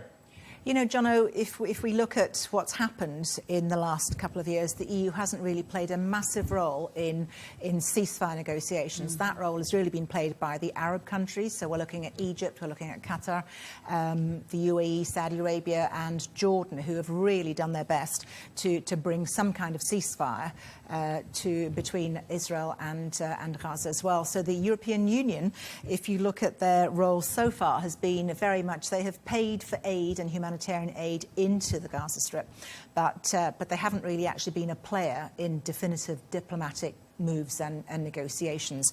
So, and they're surely big enough to justify them being a key player, but it seems that there's more of the saviour movement that's going on, which seems to be the rhetoric that we're getting from the EU, and obviously a split within the bloc as well, which is causing this issue, which is why they won't get wholeheartedly behind and support one or the other side. I think you're right. Apart from providing the humanitarian aid, Israel is also a large trading partner of the European Union as well. So there's trade and there's business and economics going on there as well.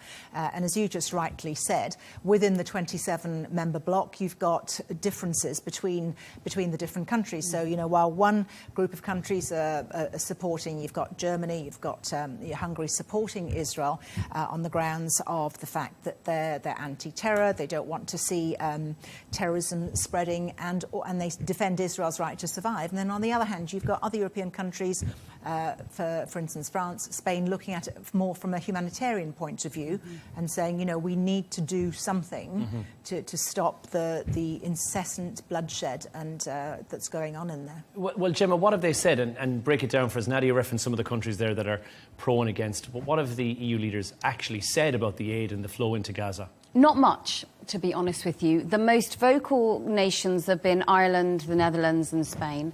Now, they've called for the EU's ties with Israel to be reassessed in light of what's been happening.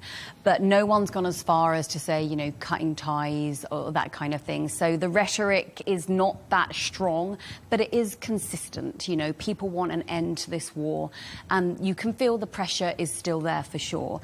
Now, Spain has been very vocal. So the Spanish foreign minister, he said it's very clear this agreement is not the end. We have to stop the war. But really, that's as far as, you know, that's as strong as we're getting. Now, there has been some confusion. So Dutch Minister Casper Veldkamp, he said that after the agreement that he knew of 180 aid trucks that had gone into Gaza. But Egyptian authorities, through where the trucks would have gone, have said they've seen no such trucks. So again, there is still confusion in what's happening. But as you said, there are nations who are firm allies of Israel, the Czech Republic, Hungary, to name but two, who have been on social media, on X, talking about how they still support Israel. But they're always very careful to also say, but the war must come to an end. And we are seeing countries, and it's Germany, Hungary, Austria, and I think there is a legacy there from World War II that is in living memory for some, and not many people, but it's still there in the back of their mind. And I think that's why we're maybe seeing the support towards Israel from those particular member nations. But there's no unified response, which is where we have this huge disconnect within the bloc itself, which I think is a huge concern and certainly something to worry about. Absolutely. And on the other side of that coin that you just mentioned, Johnny, you've got countries that do have large Muslim populations, and it's also, and therefore they will therefore be on the side of the Palestinians. And I think let's not forget that the media also play a large part in how this is seen in different countries, how they portray either the civilians or the suffering or the casualties on either side. Some will portray it as pro-Palestinian, others will portray it as pro-Israeli. Well, earlier I spoke to our correspondent, Blake Sifton, who was in Tel Aviv, and he told me what we can expect to hear from Israel in response to the EU's meeting that took place today. Take a listen to this. If any of these sanctions actually were adopted, you would almost certainly see outrage in Israel from the government.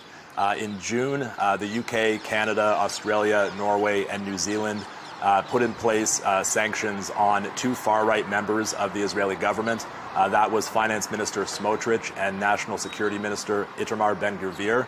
The sanctions included asset freezes and visa bans, and they were put in place because of incitement of violence against Palestinians and extremist rhetoric advocating for their forced displacement. At the time, the Israeli foreign minister reacted by calling them outrageous and unacceptable. The U.S. State Department said that they were deeply unhelpful. So if somehow meaningful sanctions were put in place today, we would almost certainly see a similar reaction from the Israeli government. Blake, who was in Tel Aviv for us earlier today. And we are hearing as well about this Israeli evacuation order yet again for Gaza City. A worry, Gemma, that this is what we're seeing on the table yet again. Yeah, so since March 18th, the Israeli army has issued around 54 displacement orders. And this is across a very small area. This is 297 square kilometres, which is 81% of the Gaza Strip. So this is just the latest in a long line. People are being shifted further and further. Pretty soon there's not going to be anywhere for them to go. And we are hearing as well, and just very briefly to speak about the ceasefire talks as well, Hamas want complete removal of the IDF out of Israel. Israel saying no, they want to retain a certain percentage of that, Nadia, right? And that seems to be really where the stumbling block is, because while Steve Witkoff, the US envoy for the Middle East peace process, has been in Doha and there have been ceasefire negotiations going on, where it seems to fall down is this red line between Hamas wanting Israel out of the Gaza Strip completely and Israel saying no, they're going to retain some form of control in some part of it, by the Netzarim corridor, bordering Egypt, and they want to maintain some kind of control over parts of the Gaza Strip. Well, thank you both, Nadia, Gemma. Thank you. Stick with us. We'll move on to our next story.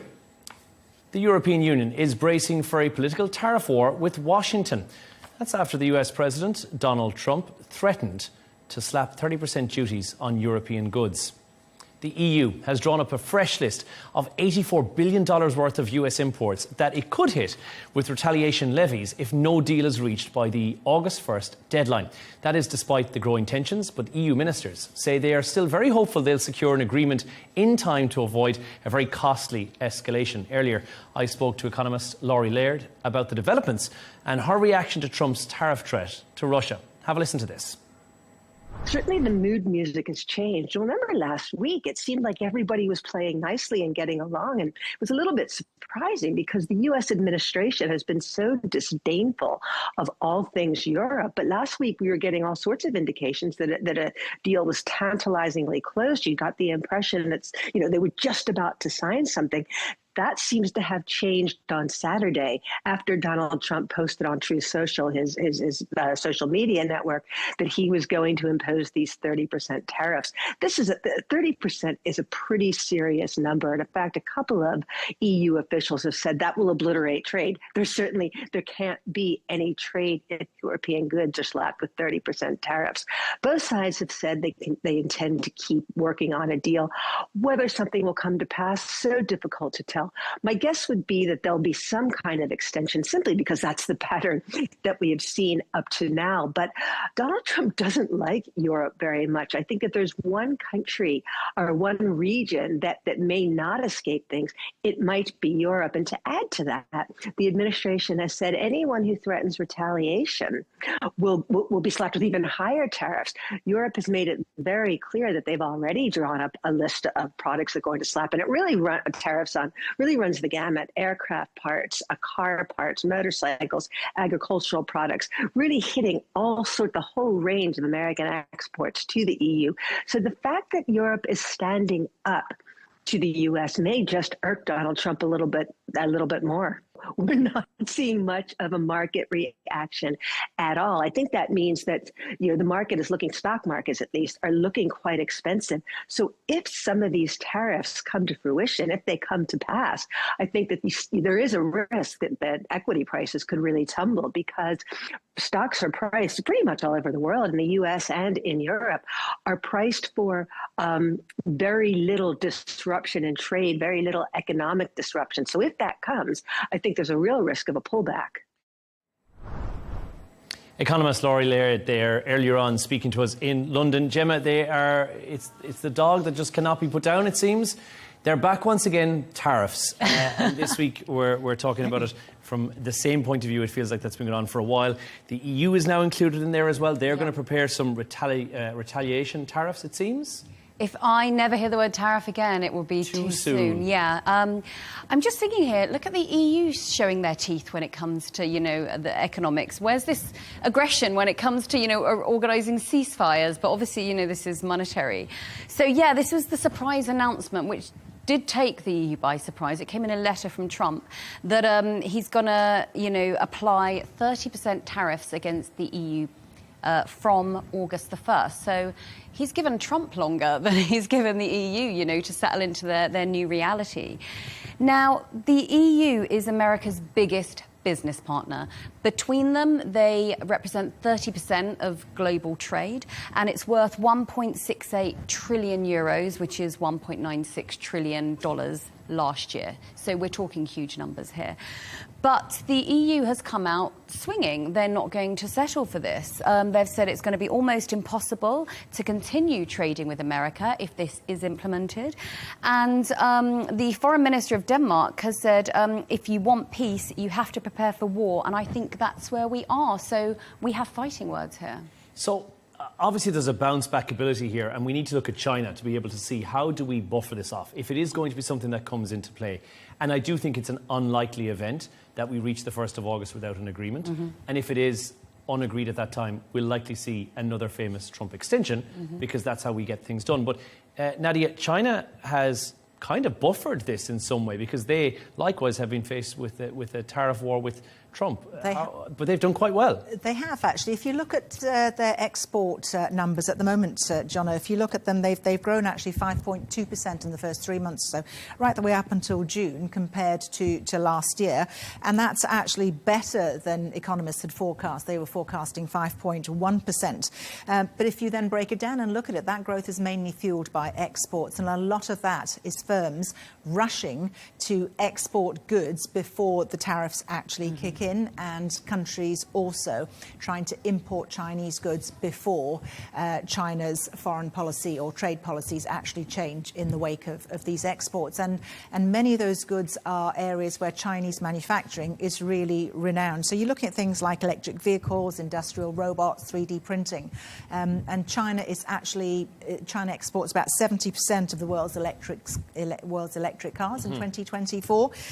So they've got a lot of exports going out there. They used to be going to the European Union until they slapped a 45% tariff on those. So now those are going to developing markets. You're looking at the likes of Southeast Asia, the Middle East and Brazil as well. Domestically, though, China's numbers aren't that great. If you look at real estate prices and the real estate sector within China and the retail price index within China, that has slowed down. So those numbers will be worth watching over the next 6 months. Gemma, if you were going to hedge your bets and say, in the unlikely event, the August the 1st deadline doesn't happen, an extension? This is the way Trump works, isn't it? He's very firm about these dates, and then, oh, well, I've had some conversations, I've had some phone calls. So, yeah, I mean, unless they can figure something out, but it's a very short space of time. Does the EU need America? Absolutely, do you think? Does a trade deal have to be reached, or will they be crippled without? Do you know, it's all interlinked. They have to. They rely on each other one way or the other. And, if tariffs are put in place, you're going to lose hundreds of thousands of jobs from Norway to Portugal as well. So it is all linked. You can't segregate it. I mean, it's a tax on everyone, whichever way you look at it. Yeah. Gemma and Nadia, I'm sure not the last time we'll speak about tariffs. Or hear the word tariff. Yeah, exactly. Hear the word tariffs this side of Friday. Let's move on to our next story. Major US ice cream brands are phasing out artificial dyes. This is following pressure from the Health Secretary, Robert F. Kennedy Jr., to cut unnecessary additives from Americans' diet.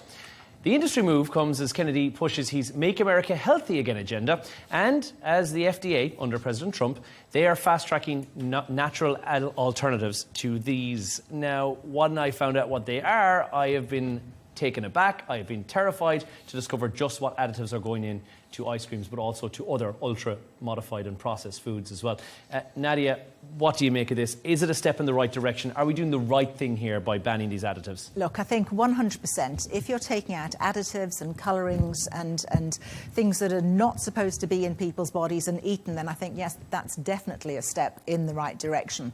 Unfortunately, I think a lot of people don't really understand what the additives are. How many of us and how many people have the time or the inclination and the understanding to read food labels and understand what's in them? So if the government is doing something to take out some of these immensely harmful chemicals that have been linked in studies to child obesity, to ADHD, and in older adults to cancer, as we were saying early on, then yeah, definitely those shouldn't be in the foods that we're eating. So yes, I would agree. I guess, Gemma, it's almost impossible to avoid them. We see them in every single supermarket aisle we go to. You can't get away from these foods. You can't, unless you are just literally picking up some broccoli or a carrot, something that's got one ingredient, obviously. As you said, no one's got the time to go around looking and then Googling all of these different, ingredients that are on the back of a packet. You simply don't have the time for it. So unless you are eating that diet of purely natural foods, which people are not, you can't know what's in your diet at all. Now, in saying that, one of the big factors I think that affects people's love for convenience food certainly is not the taste, but it's definitely the cost factor. And if we were to look at it from a cost point of view, it is significantly cheaper to go out there and buy your ready-made meal in the store that is full of sugar, full of additives, than it is to go down the whole food diet regime. And I think we can agree on that. That is, cost is the massive factor. I think so, because you've got the cost of living crisis is hitting millions of people all over the world. There's no two ways about that. So one, you've got the price factor. If you're trying to feed a family of four on very little income coming in, then of course you're going to look for the quickest, for the cheapest thing that you can get. And the other thing is also the convenience, because if you are working, some people are holding down 2 jobs, you've got kids, you've got dogs, whatever. You don't have the time and the inclination to go around shopping and cooking and making things from scratch. So it's the convenience factor as well, really, and the fact that companies package and market them beautifully, and you think, oh, that looks incredibly healthy. It says something like wholemeal or organic on it. And however, having said that, there's a whole load of other rubbish in there that really shouldn't be going into. I think, had we taken everything out and just said, right, here's the actual original food and here's everything we've added into it and laid it out on the table, I think people would be terrified. But I still think from a socioeconomic background reality check on this, there will still be the population who will go and buy this because you think this is convenient, but it's also significantly cheaper than anything else I'm likely to put into my body. And that's where the drama may unfold from. Well, we'll speak a minute about the man who is behind this. But earlier, we spoke to Yildiz Douye, who is a nutritionist, about what consumers should be looking for on labels and how to avoid these very harmful additives. Have a listen. Well, if you want to be careful about those artificial food dyes to start with, it's tricky because they are widely used in the industry, even in places that you would not normally expect, like bread and so on. Good thing is that they are always listed in the food labels. People can look up for FD&C or simply colors, like names, numbers, and colors.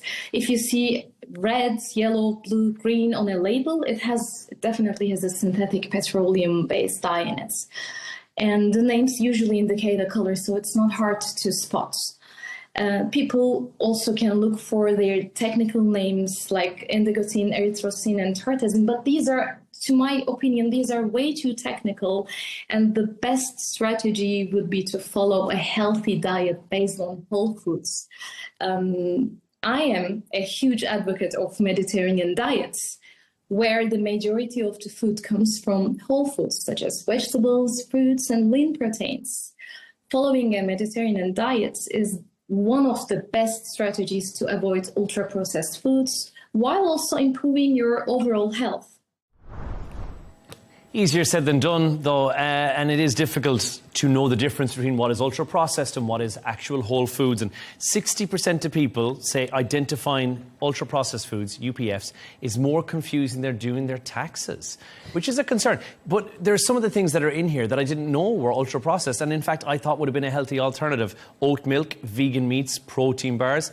They're all UPFs. They're all full of junk that is really not that good for us. Surprising. It is all about the language used around them. You mentioned, just because something says it's organic, it doesn't mean it's not going to have the additives in it. Just because something's wholemeal or whole grain, it doesn't mean it's not going to have additives in it. But we have been quite seduced by this healthy language around food that we think, oh, that's got to be good for us. It says so on the packet. Well, a saviour has come to the fore, and the Make America Great Again, Make America Health Again, which is a superb tagline for RFK.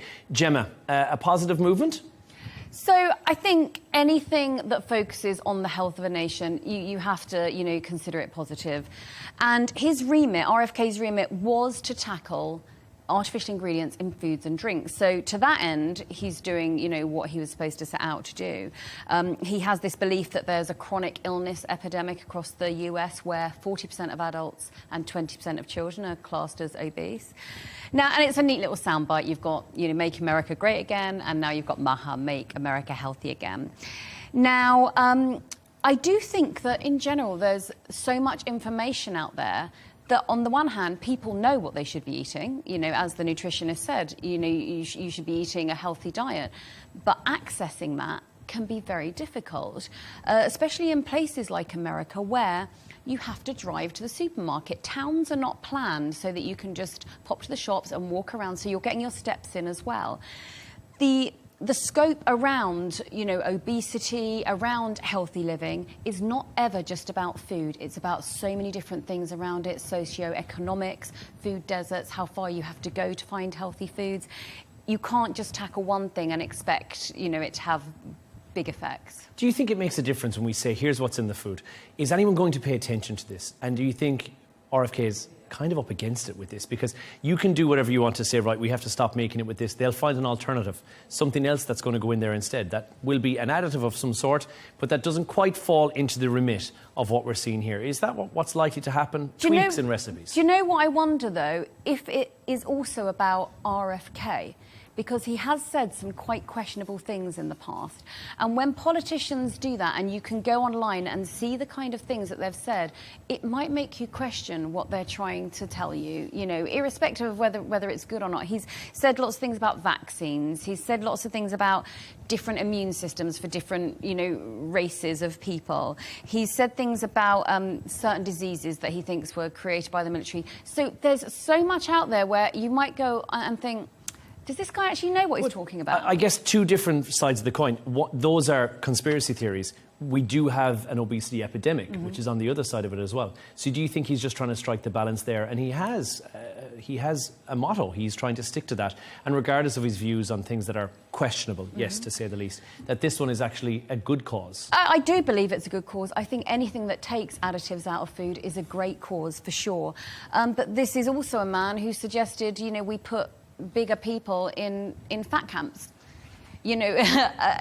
So I think it's very difficult to remove the policies from the man, really, and to see if he does separate the two out. Yeah, I do think it's quite difficult. Nadia, someone who's worked previously in nutrition as well, and you have a background about this. How do I go about encompassing this in my diet? Somebody who's busy, works a lot of hours, maybe has kids at home that they want to try and feed as well. Is it next to impossible in modern society to try and adhere to this whole food diet that we hear so much about, that quite frankly requires remortgages on several properties to keep up with? I was going to say, you know, I think that's one of the problems, as we said earlier, time and money. But if you want to keep it really, really simple, one of the easiest things to do is just think, you know, if it needs a label on it and you need to be told what's in it and it's got 10,000 ingredients in it, then you shouldn't really be eating it. If you try and eat whole foods, something that looks like what it is in its natural shape, you can't go that far wrong. So what is the natural shape for a chicken nugget? One has to question. Yes. I don't know which part of the chicken. It's still clucking around the farmyard. I defy you to find me a chicken nugget that's actually got any chicken in it. Somewhere near the thigh, I think, the nugget in the thigh.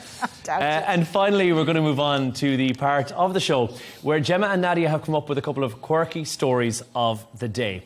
This, in fact, might be what you might refer to as the swan song of the evening. Certainly may be the case for Nadia Swan, who's brought a story about swans to the story. 7 mentions of swans so far. Let's try and get 13 more. Nadia, tell us more. This is a story about swan upping, and if you don't know, swan upping is a centuries-old British tradition. You know, we have these quirky British traditions. This dates back to the 12th century, and it's how they actually make sure that the swans are healthy and keep an eye on the swan population. So what they do is, in the old days, swans used to be eaten back to food again, but nowadays it's more about conservation, education. So you have this team of swan uppists going out in 6 skiffs, and they're all dressed in red and white, so a little bit of pomp and ceremony, and they have a little toast to the king and toast his good health, and they set off on these traditional skiffs, and what they do is they surround groups of swans and into a circle, and then as they do, they get them out of the water, they tag them, they have a look at them, make sure they're not injured, and then pop them back in the water, and then make sure no harm comes to them, because swans are actually a protected species by royal order. And you mentioned as well, because they have a toast to the king, mute swans, so it's the white swan that you'd see in open water in England and Wales, are actually royal property, and famously would have been eaten at royal feasts and banquets. And only the royals could eat them. They weren't for the peasantry. Yeah, don't all the swans belong to the crown? Is that they do. right? Yes, it's a royal warrant, I think, is the phrase that they have. So and nearby tributaries, which is what they're counting. Offense. So yes, and to eat, injure, to eat, well, to injure. To even kill or injure a swan. Growing up, I was always led to believe, and it may be true or not, that swans could break your arm. That if you approach the swan, we've all heard. Is it an urban legend or is that? I grew up with that as well. Yeah, I'd never known anyone to have their arm broken, but never. They're very strong. But they do say that, isn't it? The risk of you having your arm broken by a swan is low, but it's never zero. So I think that's something to keep in mind. Like your peacock death from a few weeks ago. But that is a true story. With bird deaths, universally, there has been 0 recorded except for a peacock that flew into a guy's helmet. Yes, I think I would say that as long as you don't upset a swan, you're pretty safe. Why, certainly, they're quite a sizable bird. It's the last thing I would want to do, would be upset a swan. Any swan, including upsetting Nadia Swan. Thank you very much. I think you just called me a sizable bird, but that's fine. I think I'm not circling back to that ever. Gemma. Yours is about a holiday in Bali, supposedly not living up to expectations for one social media socialite. Yes, so this is Zoe Ray. Now, she is the sister of an influencer in the UK called Molly Mayhaig. She was on reality TV. She's an influencer. She's very, very famous in the UK. You just have to take my word for this. And the sister Zoe, she's tried to be a bit of an influencer herself. Now, she's gone to Bali and then she's left after 48 hours and posted a video saying she didn't enjoy Bali at all. It wasn't the way it was supposed to have been portrayed on social media. And this is my favourite part. I think it's down to a lot of influencers and people with large followings online posting the more luxury side of things. So she didn't enjoy a holiday in Bali and it's all influencers' fault. So I think whenever we go on vacation, we want to portray that part of the vacation which is the most iconic. The best part, yeah. You go to Thailand, you go to Phi Phi Island, that's what you're posting. You're posting that iconic, the beach photograph or the in-between the cliffs photograph with beautiful turquoise waters. And that is the wonderfulness of it all. The reality may be that you're going back to stay in a hostel with 6 people inside in the room. Yep. So is she trying to blame anyone specifically for her holiday going tonsils up or no? She's blaming social media in general, which is fascinating because her and her sister's bread and butter is social media. They post all the time. They must know the difference between reality and social media postings. And what I love is that she only gave an entire country 48 hours and then they left. And a sizable country as well, really. Yeah, Indonesia. It's not like it's a small island. There's so many different areas. Why not go to a different area? They called it quits on the holiday pretty soon. I mean, Nadia, have you been on a vacation where you thought, you know what, this is not doing it for me, I'm going to quit the vacation, or what was the tactic? Yeah, no, I haven't actually. I've always kind of given it a little bit longer. Yeah. And as Gemma just said, go and have a look at something else. So rather than you've spent the time and effort going there, you're somewhere different. You may as well make the most of it. It's not like you can just jump in a taxi and go home. It's safe to say she's not going to be getting a job with the Bali Tourism Authority in the near future. But if you want to see it, it's on her Instagram, and she's now set up camp in Dubai, which I believe is where she's come to Dubai. She's staying at Atlanta. She's much happier. But yeah, if you ever want to do 48 hours in Bali, then you know which video to watch. Thank you both so much. That is, unfortunately, all that we've got time for today. A massive thank you once again to our guest, correspondent and columnist Gemma White, and to broadcast journalist Nadia Swan. Don't forget to subscribe to our YouTube channel. And as always, you can follow us on X. GNT with Tom Burges Watson is coming up next. Goodbye.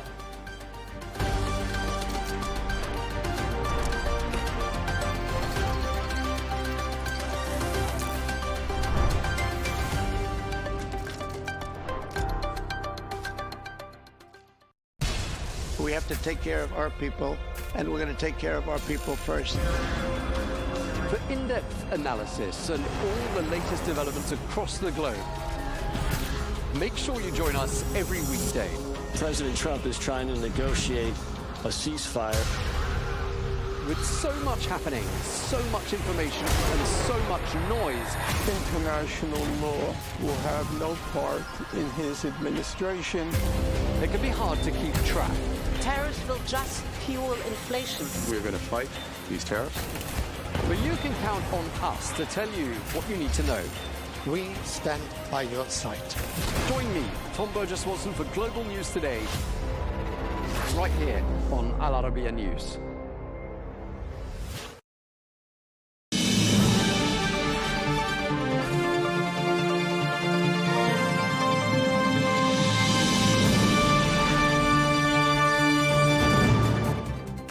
Hello and welcome to Global News Today, bringing you exclusive interviews with leading experts every weekday here on Al Arabiya English. I'm Tom Burges Watson.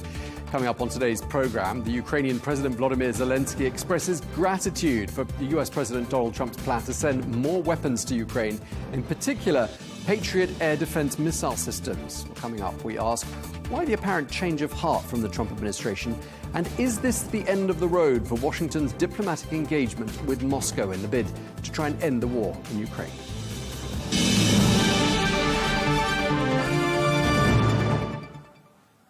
Hello and welcome.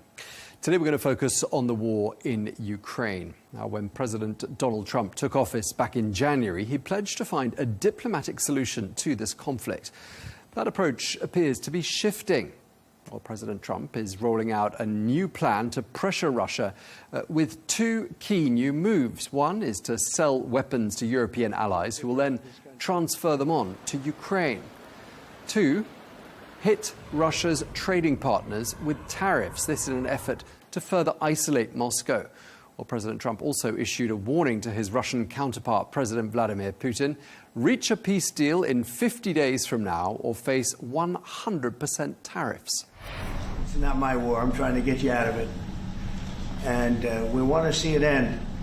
And I'm disappointed in President Putin because I thought we would have had a deal 2 months ago, but it doesn't seem to get there.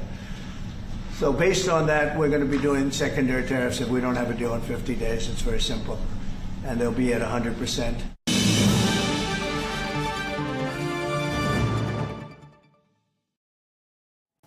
Well, for more on this, we can cross now to John Herbst, who's a former US ambassador to Ukraine. Thank you very much indeed for taking the time to speak to us.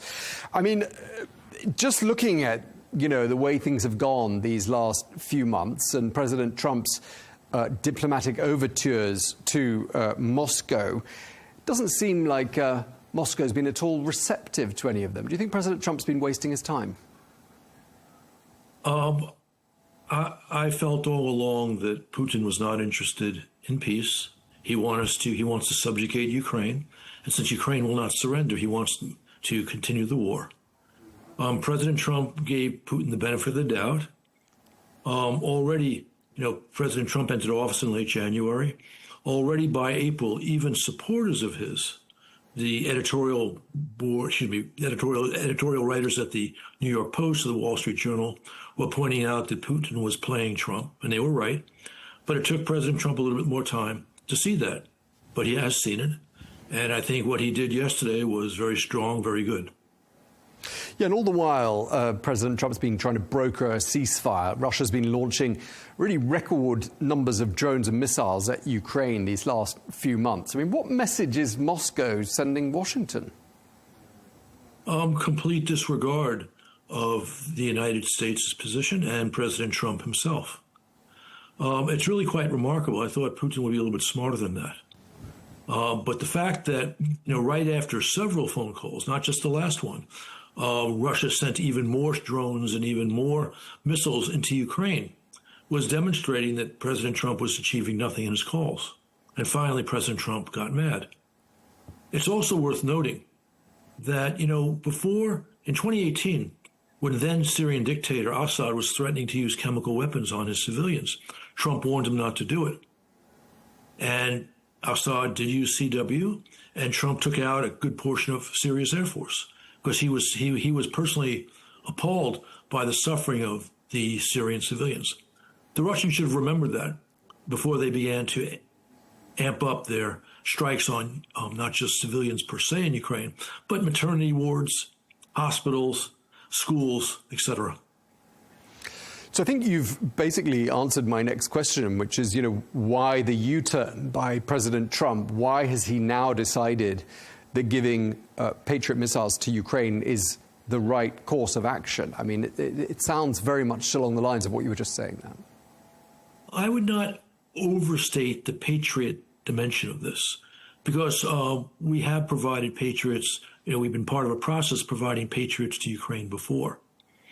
But it's the strong condemnation of what Putin is doing, the questioning of his motivation, the first time now that this new president, or second-time president, in this term, is talking about sending billions of dollars worth of weapons, including, as he himself said, top-of-the-line weapons. And while Trump himself only mentioned Patriots, Secretary General Rutte, who was meeting with Trump at that time, referred to missiles as well. In other words, offensive weapons. And you undoubtedly saw the story in the Financial Times overnight that Trump asked Zelensky, could he strike Moscow or Petersburg? And Zelensky said yes, with American weapons. I mean, this is all quite risky for President Trump politically, and I'm talking about from a domestic perspective. There are quite a lot of people in the president's support base, the MAGA group, who feel a bit betrayed by this decision. I'm just wondering how audible they are and how much of a threat you think they pose to President Trump domestically. I follow this very closely. I think what you just stated is a quote-unquote urban legend and not quite accurate. You're right that as a candidate, Trump talked about in a way that suggested minimalizing American engagement abroad, especially military engagement. And a lot of his most prominent supporters bought into that. And people with real influence and access with Trump held those views. I'm thinking of Tucker Carlson. I'm thinking of Elon Musk. But also within the administration, Tulsi Gabbard, and maybe even Secretary of Defense Hegseth, and certainly with regard to anything except China, Under Secretary of Defense Colby. But look what's happened to those voices. Trump made the smart decision last month to use America's famous bunker buster bombs following Israel's successful strike on Ukrainian nuclear facilities to finish the job off. Tucker Carlson criticized Trump explicitly. We heard their newspaper reporting that Gabbard and Hegseth weren't too enthusiastic about this. Trump slammed Carlson, who then healed too. And we didn't hear much from Gabbard or Hegseth after that. So Trump demonstrated that he can do something which quote-unquote MAGA world might not like, and I won't just say get away with it, but establish that he's the guy who determines MAGA world's foreign policy. It's quite interesting that you had some serious pushback regarding Iran, but really none when Trump overrode the foolish decision by the Pentagon to pause defensive arms to Ukraine, and then when Trump made this very dramatic announcement yesterday. We're not hearing those voices we heard before. So Trump really makes these decisions, and he has very little vulnerability with his base on these decisions. Yeah, the people I was thinking of were, in fact, people like Marjorie Taylor Greene and Steve Bannon, who are very much of the opinion this isn't an American problem. This is a European problem, they say. Let Europe deal with it. That seems to be their argument, and that's what we've been hearing. And President Trump not seeing it that way anymore. I think that they are marginal figures when it comes to foreign policy. I mean, Bannon's been on the outs with Trump since the first term. And if you recall, Trump gave a more or less green light to the American aid package for Ukraine April of last year. And Marjorie Taylor Greene was fulminating against that. As for that matter, and this is ironic, then Senator Vance. And Trump told MTG to calm down. You know, you're a nice lady, but I make the decisions here, ma'am. So I don't see that as very significant. Again, I think that Trump determines these things. We haven't heard much criticism of Trump's very bold announcement yesterday. And again, that demonstrates he's got control of his own movement. Some critics of President Trump, including outside the United States, say, you know, on the face of it, what we've seen these last 6 months is something of an erratic policy towards Ukraine. Should we support Ukraine? Should we not support Ukraine? Attempts to engage with President Putin. Underneath all of that, though, Ambassador, do you see a strategy as having been present all the while? I can't be certain of that. Many of my colleagues felt that when Trump won the election last November, he was going to wind up essentially selling out Ukraine to the Kremlin. I always thought that was wrong because doing that would be a demonstration of profound weakness. And Trump is not a weak man, and he certainly doesn't conceive of himself as a weak man. But he wanted to get along with Putin. That is very clear. He set, I would say, a fatuous goal back in February or early March of a reset with Russia, the very bad Obama bad idea, which didn't work then. And he, through his pal Witkoff, tried to make that happen. But Trump understood, even as he was seeking better relations with Moscow, that if for better relations with Moscow, he had to let Putin do what he wanted in Ukraine. That was a very bad bargain, not least for Trump's own reputation. Just lastly, that's what we've seen happen. Okay, so to sum up, I mean, these last 6 months, and it's obviously a very difficult nut to crack for all presidents, including President Trump's predecessor. I mean, has anything been achieved these last 6 months? Because from where I sit, I haven't seen a single concession from the Russian side. Okay. First, Trump achieved a lot with Iran. And that kind of set the stage for the very clear policy direction he's moved in since that time. And no, Putin has not offered any concessions, and that's exactly the point. And again, many of my colleagues in the analytical community understood that Putin was not going to offer any concessions. Most of them felt, as I already mentioned, that Trump was going to go along with that. There were a few who, with me, my colleagues, Dan Fried, Bill Taylor, understood that, Trump could go that way, but it would not turn out well for him if he did. And for that reason, we held the hope that this could turn out right. But we always expected that Putin would make it hard for Trump to hand over Ukraine by refusing to make any real concessions. And that's probably the principal reason why we've seen Trump stake out this firm, this Reagan-esque peace through strength position, which is what his announcement yesterday was. Okay, we're going to have to leave it there. Thank you very much indeed for your time. Really appreciate it. Always a pleasure talking to you. John Herbst, former US Ambassador to Ukraine. Thank you, Ambassador.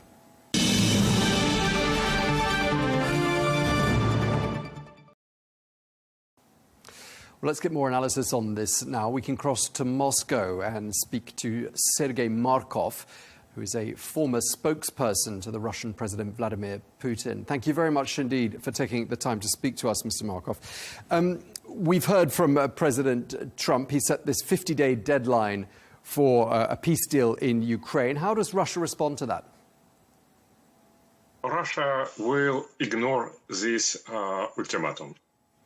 First of all, Russia denied any ultimatum to each during last something about 400 years. And Russia will do the same here. First. Secondly, now we could see that Reuters published some leaks from Kremlin. I think it's very good. Leaks that Vladimir Putin strongly believed that it was no real talks between Russia and Western countries and between Russia and Ukraine, or the peace deal. No peace talk at all. Even Witkoff, one of the most reasonable envoys of Donald Trump, he didn't come to the real negotiation about real conditions of the peace. So the problem is Donald Trump ignored real problems.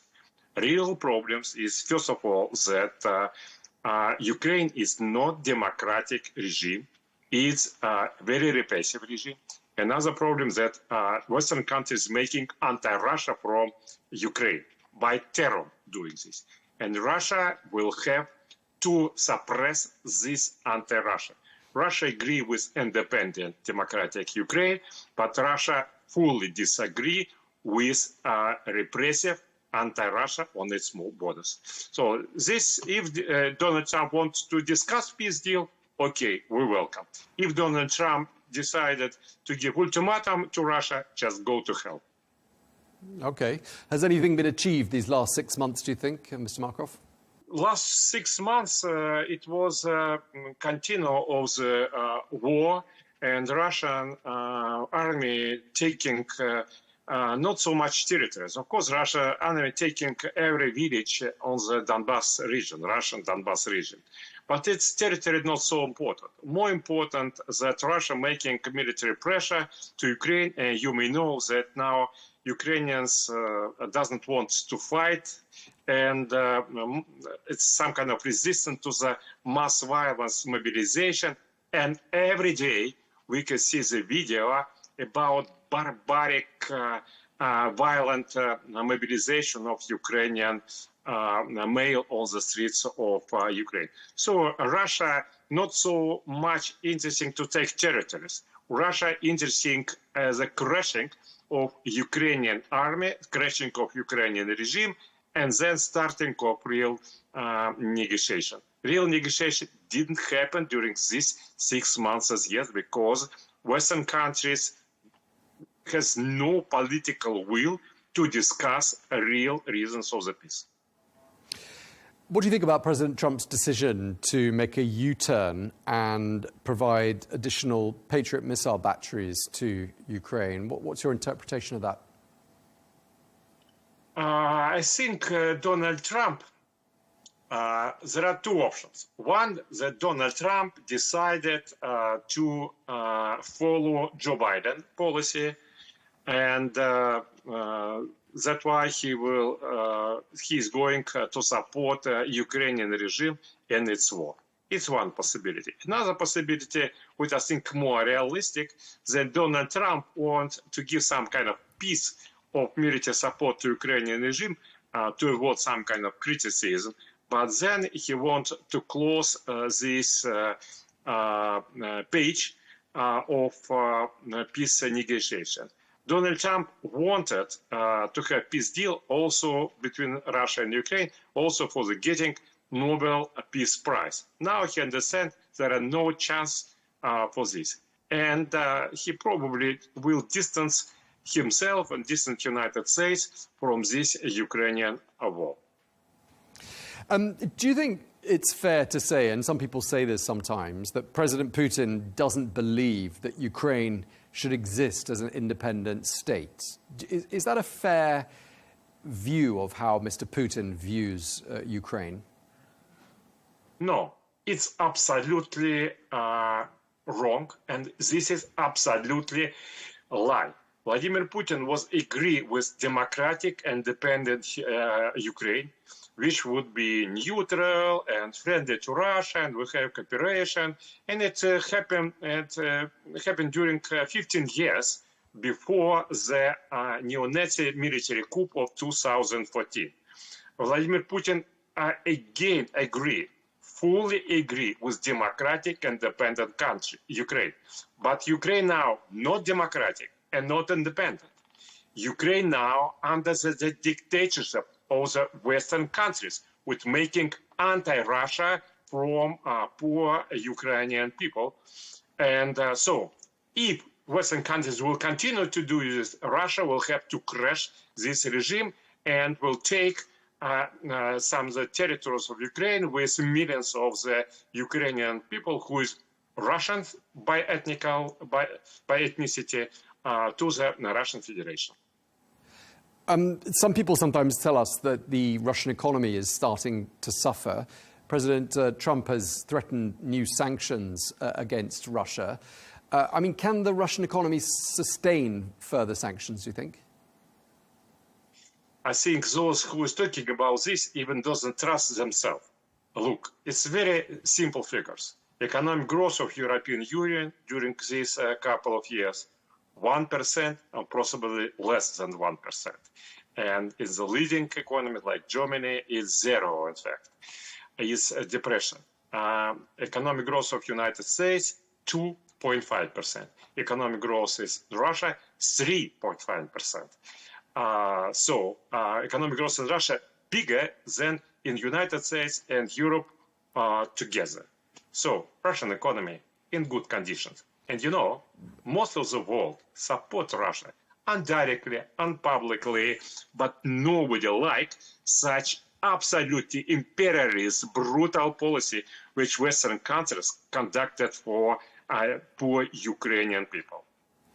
But even ministers in the Russian government are saying that Russia is headed towards potentially a recession. Do you admit that the economy is struggling, though? Oh, Russia has inflation. It's first of all because big military spendings, and now Russian Central Bank tried to suppress inflation by giving less money to economy. As a result, economic growth is becoming less. But nevertheless, even with problems with Russian economy will be in better condition than European economy. Okay. I mean, that's the economy. I just want to go back to talking about President Trump. I mean, what do you think President Putin and people at the top end of the leadership in Russia think of President Trump? What's their opinion of him as a person and as a statesman? I'm sure. I know for sure that Vladimir Putin very much respect Donald Trump as, in fact, political hero who tried to struggle for interests of American people against deep state and oligarchy and global liberals who dominated in U.S. policy during previous years. And everybody could see behavior of Donald Trump during attempt to kill him during election campaign. And Vladimir Putin trusts Donald Trump, then Donald Trump really want to stop war in Ukraine. But at the same time, Russian leaders doesn't think that Donald Trump has such power as, for example, Russian president and Chinese president has, and even French president Macron or Ukrainian president Zelensky now has better power than Donald Trump inside country, because deep state is the main enemy of Donald Trump. And as a result, U.S. policy, it's not policy of Donald Trump. It's some kind of complicated combination of Donald Trump and deep state. And so Trump wants to have peace in Ukraine. And Putin wants to help Trump to come to the peace to Ukraine. But if Donald Trump not strong enough, if Donald Trump weak to fight against deep state, what we can do? Vladimir Putin cannot crush deep state of United States of America. Just lastly then, it's Donald Trump's job. Why do you think President Trump is therefore saying he's disappointed with President Putin? What's behind that?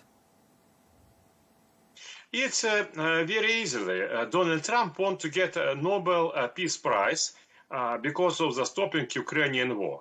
And Donald Trump has no power enough to suppress real engine of the war, meaning Vladimir Zelensky and European leaders. He was too weak to fight against them politically on this scheme. As a result, Donald Trump decided, okay, I will ask Vladimir Putin to have a ceasefire. But how Russia can go to ceasefire if leaders of Great Britain and France directly told that if ceasefire happens, next day they will send 50,000 troops to Ukrainian territory and to send very many of the new weaponry. That's why Russia denied Donald Trump's suggestion to have ceasefire just for the Donald Trump Nobel Peace Prize. That's why he is disappointed. But more realistically, Donald Trump should understand Putin is friend of Donald Trump. Zelensky is enemy of Donald Trump. So if you, Donald Trump, real president, crash Zelensky, and peace will come. Okay, well, we're going to have to leave it there. Thank you very much for your time. Appreciate you speaking to us. Sergei Markov, my pleasure. Former spokesperson for the Russian president. Thank you very much indeed.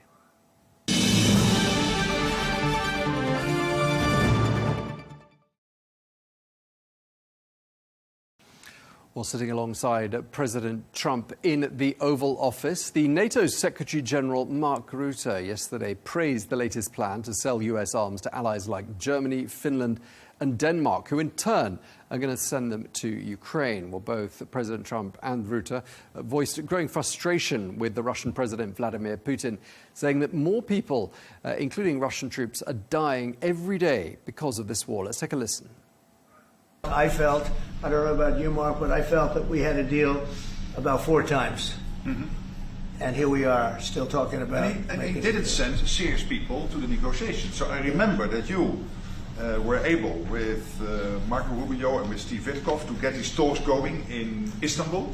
But then the Russians came up with this historian, explaining history of Russia since 1250. We should have had a deal done a long time ago. Every night people are dying. A lot of Russian soldiers are dying, by the way. And a lot of Ukrainian soldiers too. But a lot of Russian soldiers are dying. 100,000 Russian soldiers since 1st of January.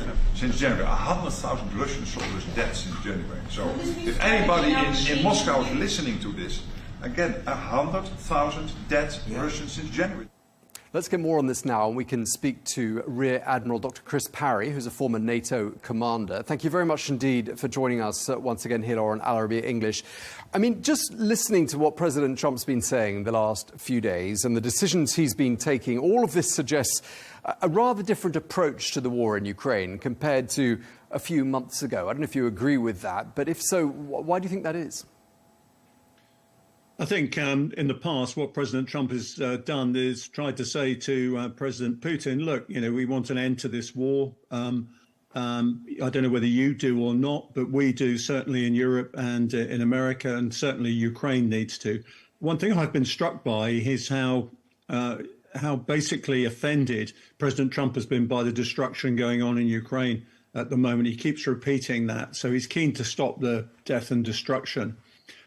Where I think it's changed is that President Trump thought that he would give President Putin a chance to come to the negotiating table. He gave him all sorts of incentives. He sort of praised him. He sort of said, well, it's not totally the Russians' fault. We recognize this, Tom, frankly, because this is classic sort of Trump play. If you read The Art of the Deal, he attracts you with his left hand.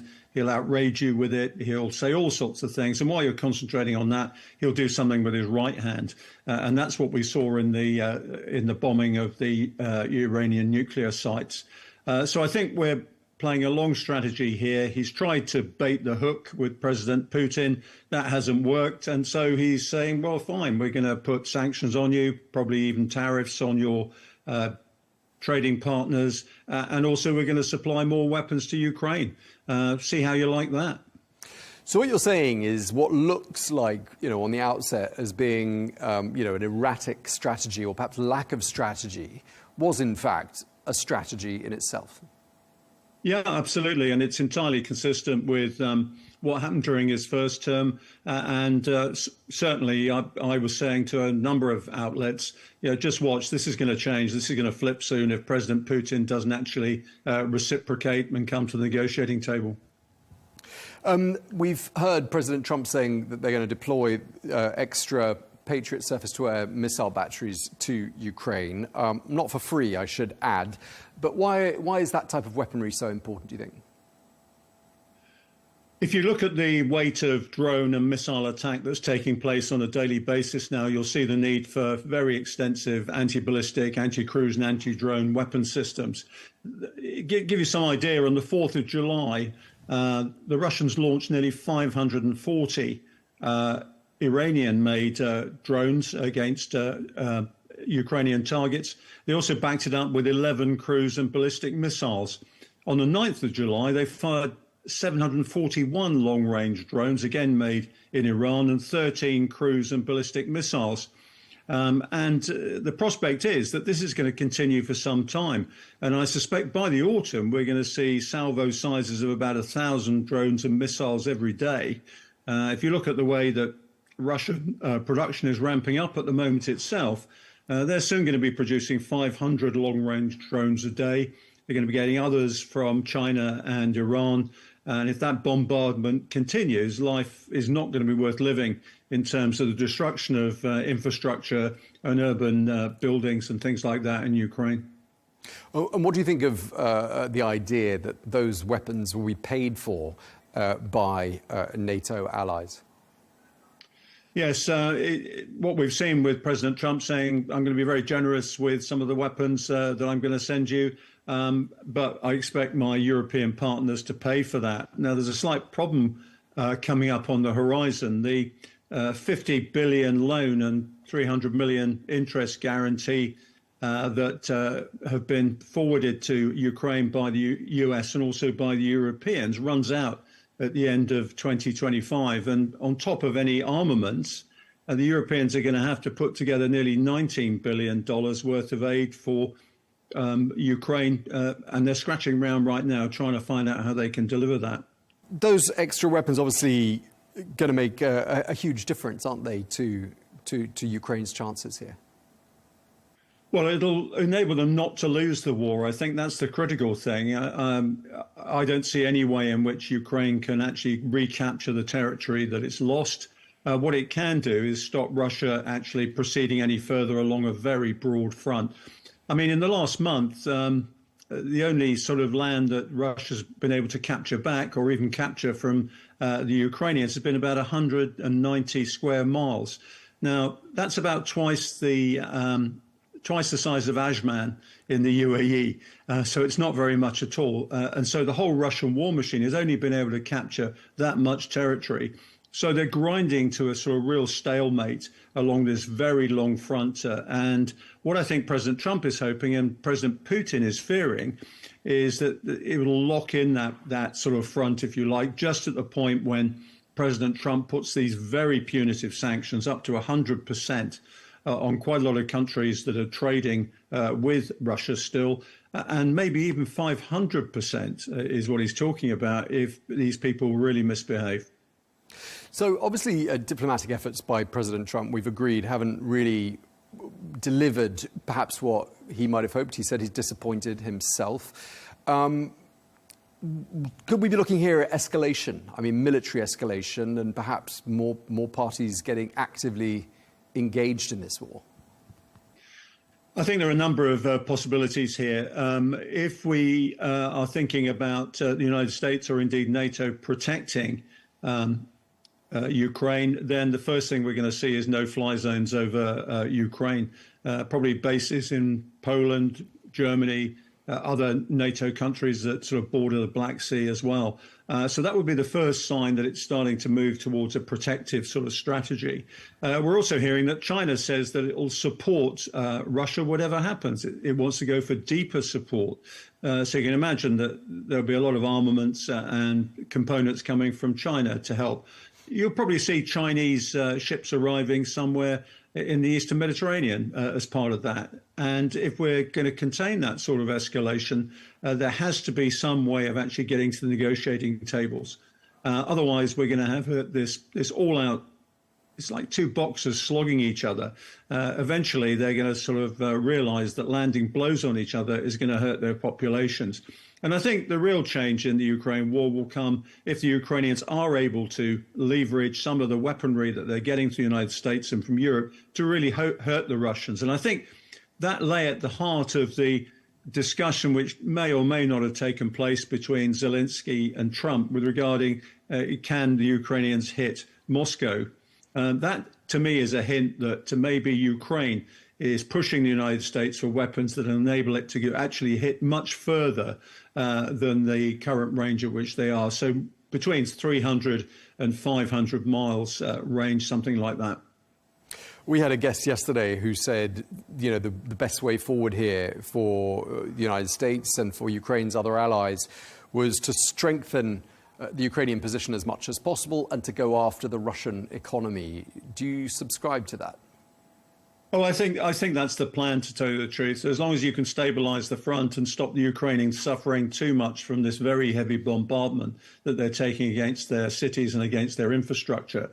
I think Russia's economy is very close to being in crisis. And by crisis, I mean starting to hit people on the streets. To be perfectly frank, if President Trump imposes secondary sanctions on China, India and these others who buy Russian oil, and somehow he's able to depress the price of oil, and of course this affects everybody in the Gulf region as well, depress the oil price for a certain period, then Russia can't sustain the war. There's no question about that without collapsing its economy completely. All right. Well, thank you very much. And we're going to leave it there. Thank you for your analysis, Rear Admiral Dr. Chris Parry, former NATO commander. Thank you for your time.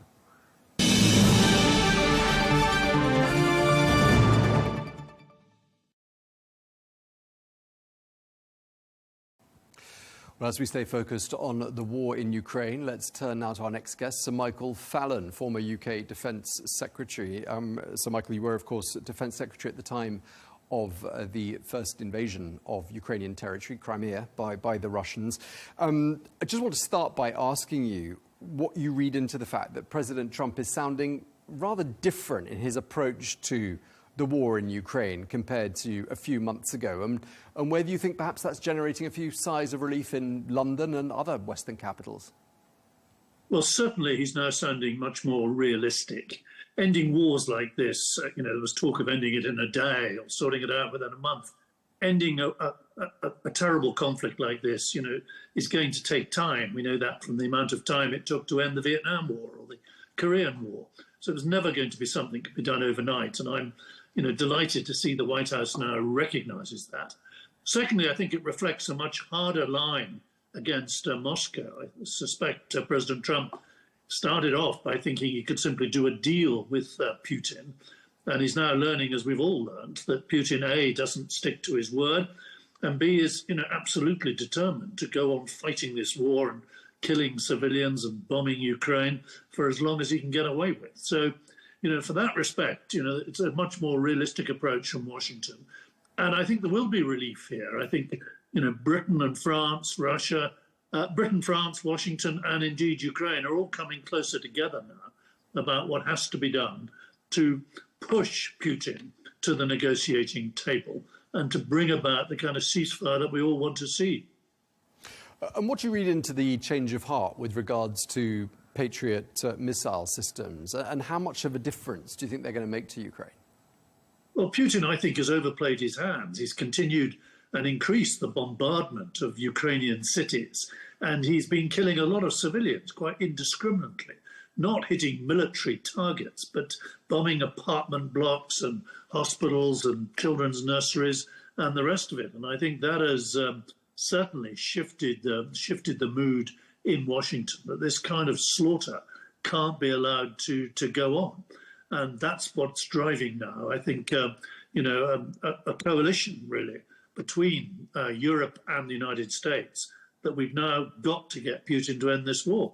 And you notice behind the president's statement now lies the very serious threat of much bigger sanctions involving, total embargo on any companies involved on the American side in any kind of supply to Russia, and that could involve China and India as well, and also the possibility that many more weapons can be sent on top of the Patriot missiles that he's now going to send.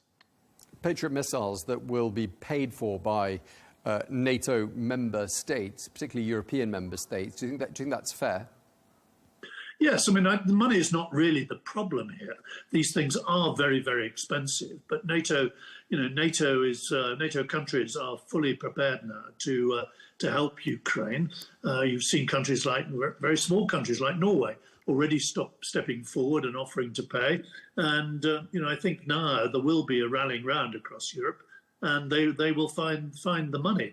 What has been the problem up to now has been the shortage of these particular missile systems, and the fact the United States has needed all of those to guard bases in the Middle East and elsewhere.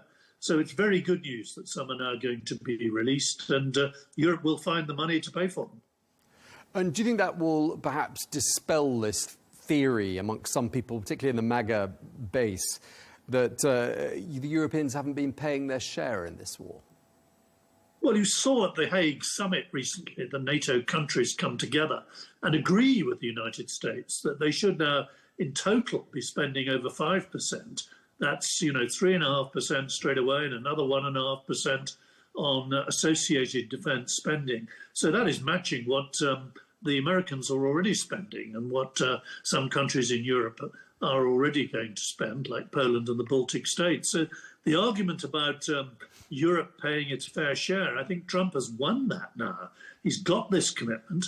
Okay, it's spread over a few years and some European countries will have to follow through. But, Trump should never have been underestimated. He's beginning to win that argument. And that means, that, yes, we will have to pick up the bill. But, of course, half of all the aid that's gone to Ukraine hasn't come from Europe. It's come from the United States. So, it's very welcome that that commitment is being restored. And I think personally that this change in approach from Washington is actually likely now to bring peace closer. Do you think the efforts to bring about a ceasefire were essentially a waste of time, Sir Michael? I think the Americans tried to get Putin to the table, and he came to the table. He sent his officials to the table, but clearly the demands they were making from the Russian side were never changed. They wanted full control over a large chunk of Ukraine, and they wanted Ukraine to lay down its weapons and not have an army in the future. That simply wouldn't be acceptable, given that Russia has already invaded Ukraine 3 years ago and invaded 8 years ago. So the Russians, weren't serious about negotiating. Now they face the prospect of much more serious international sanctions, and indeed the coalition, France and Britain and indeed the United States, are now looking again at those frozen Russian assets to see how some of that money can be released now to help restore Ukraine once any ceasefires are agreed. So, Russia now will have to reconsider its position, and we'll see in the next few days and weeks whether they are prepared now to negotiate some sort of peace. This pressure will certainly have helped. I mean, Russia's economy has so far managed to surprise quite a lot of people. They've avoided a deep recession. But the indicators that I've seen, the latest indicators, not looking quite so good for the Russian economy, certainly on the growth side, in terms of consumer spending. I mean, could this really be Russia's Achilles heel? Well, we perhaps underestimated the extent to which the Russians could keep their economy going. When they've devalued several times. They have managed to sell their oil and gas elsewhere, and they have managed to convert a lot of their industrial effort into a war machine. But they do have now very high inflation, they have very high interest rates, and any further squeeze on their ability to sell their oil and gas on the international market is going to hamper them. And you saw the recent agreement in Europe that there will be a further crackdown on Russia's shadow fleet, the way they have been getting out their oil, retankering it and selling it surreptitiously on the grey market. There will be a further clampdown on that.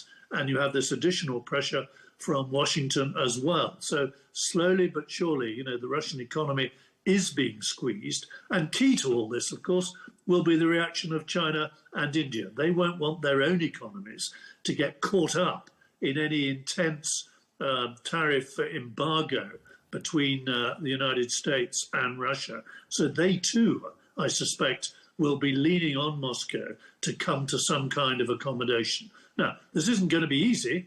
Russia has declared its war aims, hasn't budged from them. It's not going to be easy. Ending wars isn't easy. But, I'm more hopeful now than I was a few months ago. Yeah, I mean, you make a point there that I wanted to ask you about. I mean, has Russia made a single concession, viewed from your perspective, during the course of these 6 months of attempts by the Trump administration to bring about a negotiated settlement? No, they haven't moved from their original position. They certainly want control of all the areas that they currently hold. They want to have a kind of veto on any government that's formed in Kyiv. And above all, they want to completely dismantle, not just stop Ukraine joining NATO, but they want to dismantle NATO's military. Now, none of that is ever going to be acceptable, because it simply means that Russia could come back for a third time, a third invasion in a few years' time, in 5 years' time, in 10 years' time. So, we're pretty determined now in the West that we've got to have a settlement that is lasting. And that's why we've been working this side of the Atlantic on a reassurance force that would go in there as soon as there is any kind of ceasefire and make sure that, that any settlement that's being agreed can actually last, and that as far as possible, any borders that are finally agreed in any final agreement are there and properly protected. I mean, it looks like Ukraine, Europe, NATO allies have done everything that President Trump has asked of them these last 6 months, and Moscow has done none of them. I mean, is that basically why you think President Trump has, had a bit of an about turn on this war?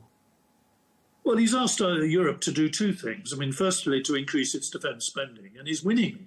Almost all the European countries are now quite dramatically increasing their budgets, even at the cost of some of the public policy and welfare programmes that they would otherwise have spent the money on. There's been a massive increase in defence spending, for example, in Germany, which really will, alter the kind of military power balance in Europe. So Europe has responded to Trump. And his second point, Europe has started to take more responsibility for the problem and not simply left it to a high-powered discussion between Moscow and Washington. Europe is now ready to put a reassurance force in there, is now deploying the interest on Russian assets, not yet the assets themselves, but is now using some of the interest on those assets in frozen Western accounts to help Ukraine, and is now spending quite a lot of money in purchasing and sending Ukraine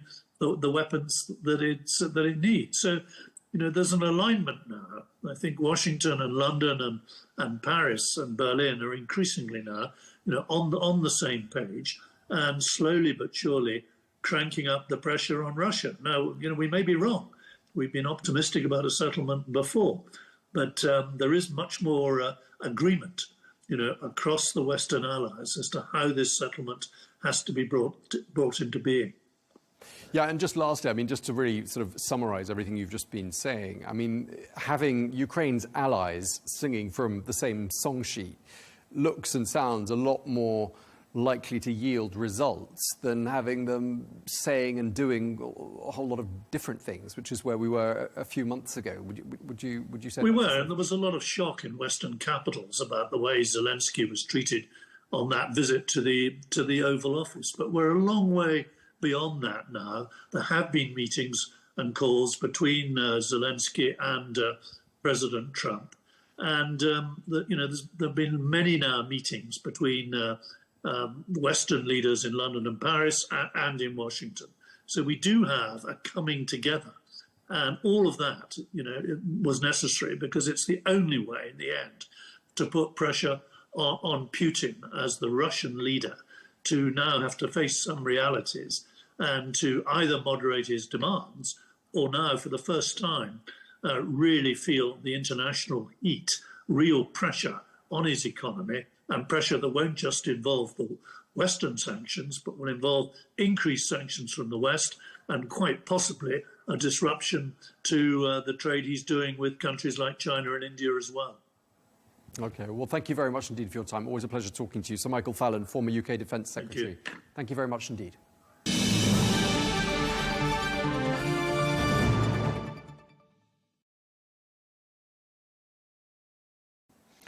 Well, let's head over now to the Ukrainian capital, Kyiv, and we can speak to Solomia Bobrovska, who's a Ukrainian MP and deputy head of Ukraine's delegation to NATO. Thank you very much indeed for taking the time to speak to us.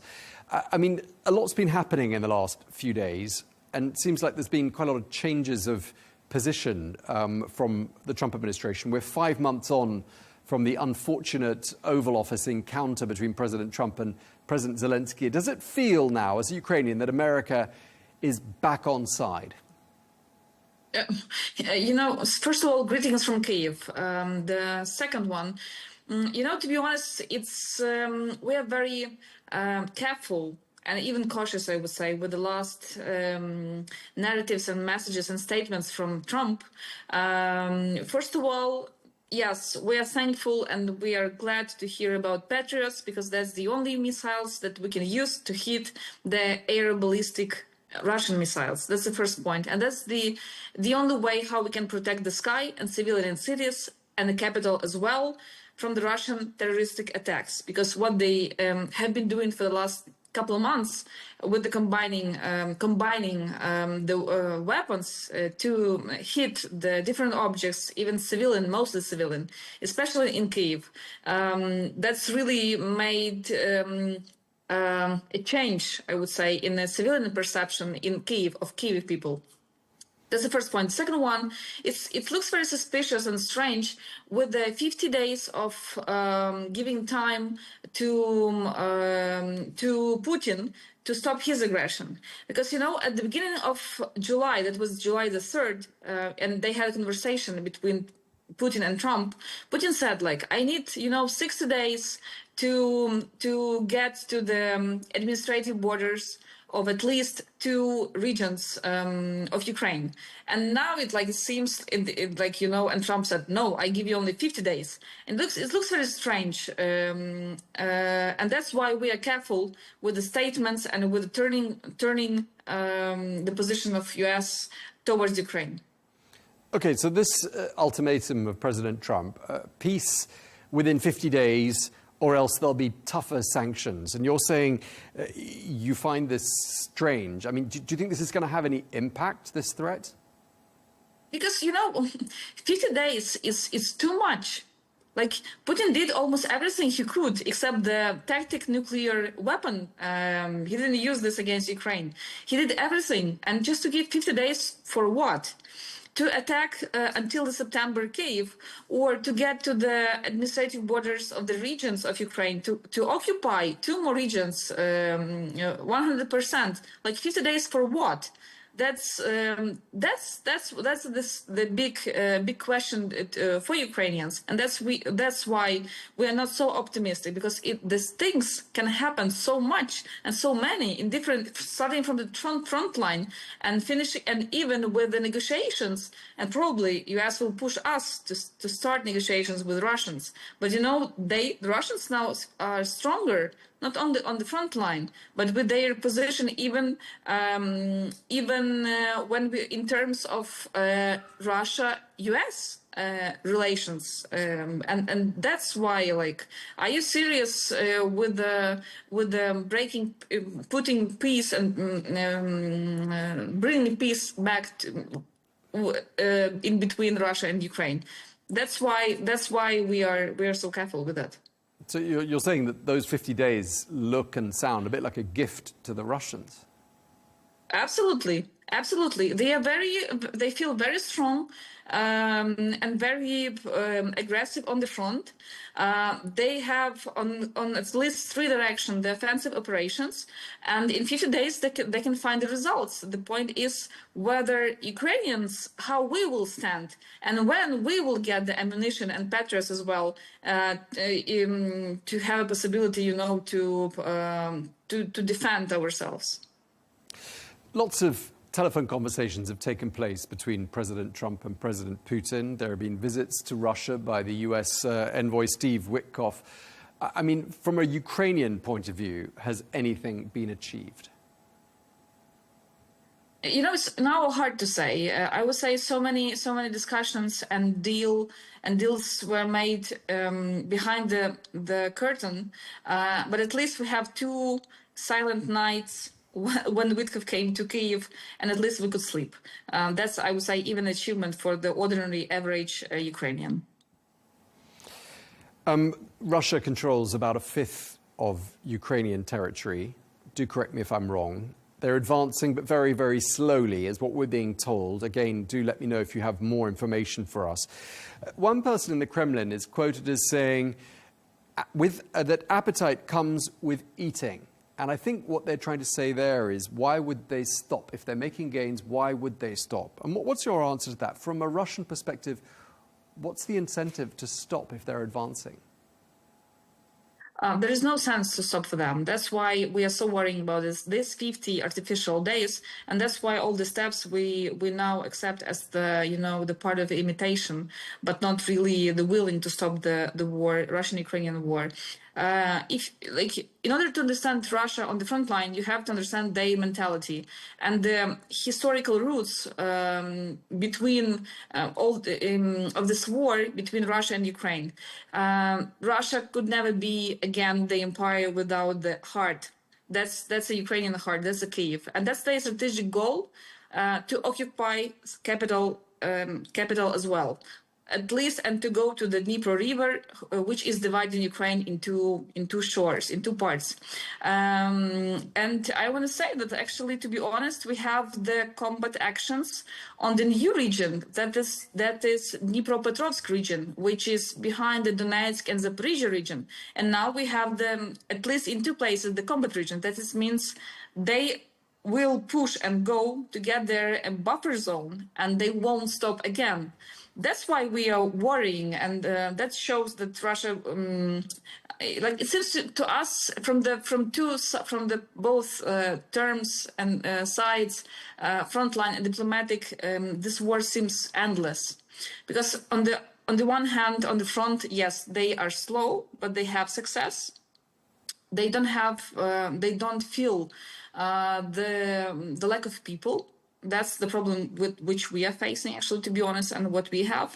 And from the other way, they are now back with their diplomatic success, starting from the negotiations with the US, and they are quite, I would say, successful in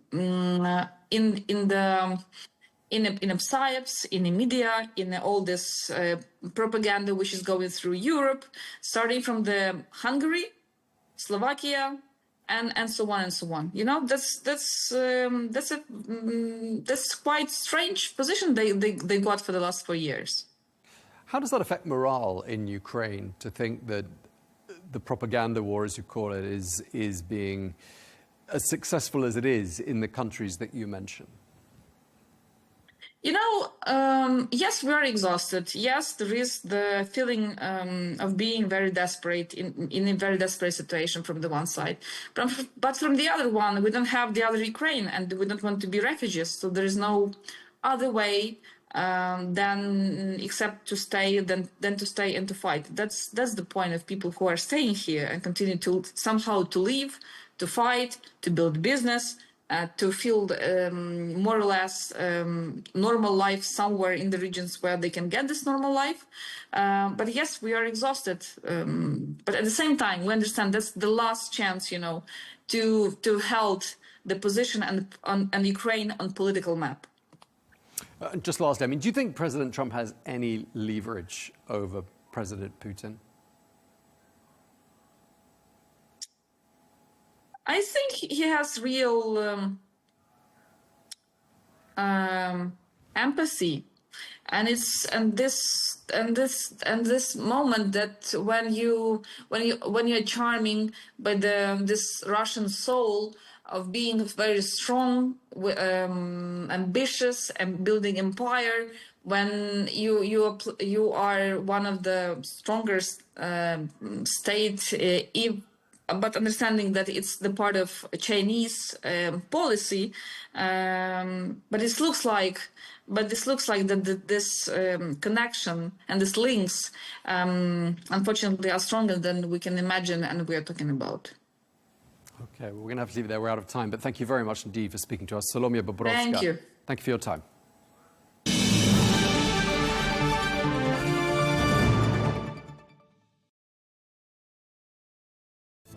Well, that's all we have time for on Global News today. Thank you very much indeed for watching. Be sure to join us again tomorrow for more exclusive interviews. Until then, bye-bye.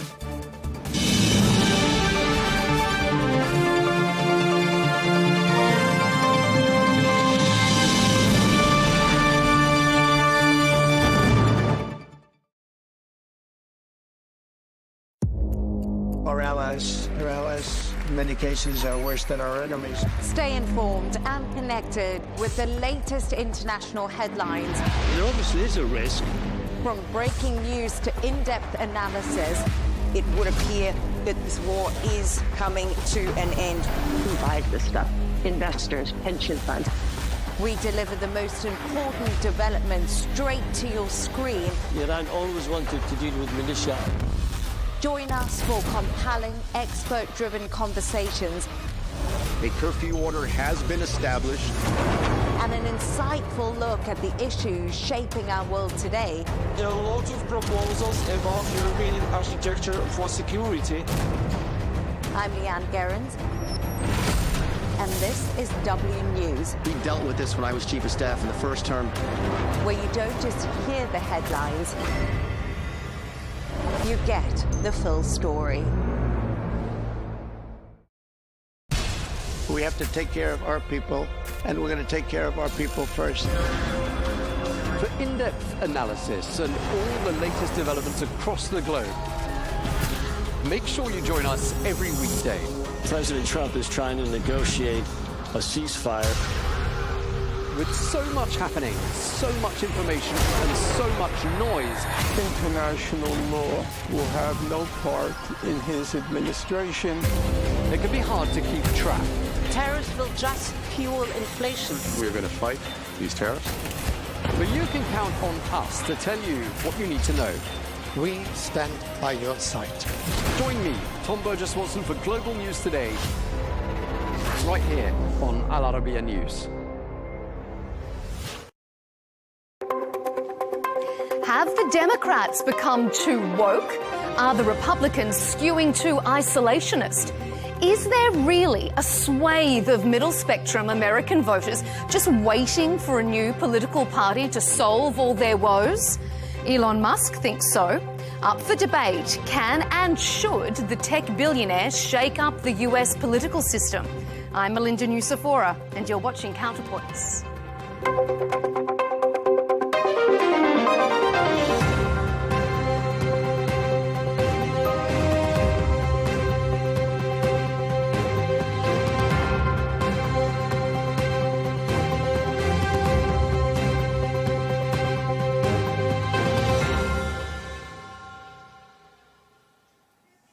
When most friendships break down, it usually results in some hurt feelings, a blocked phone number, and unfollowing on social media.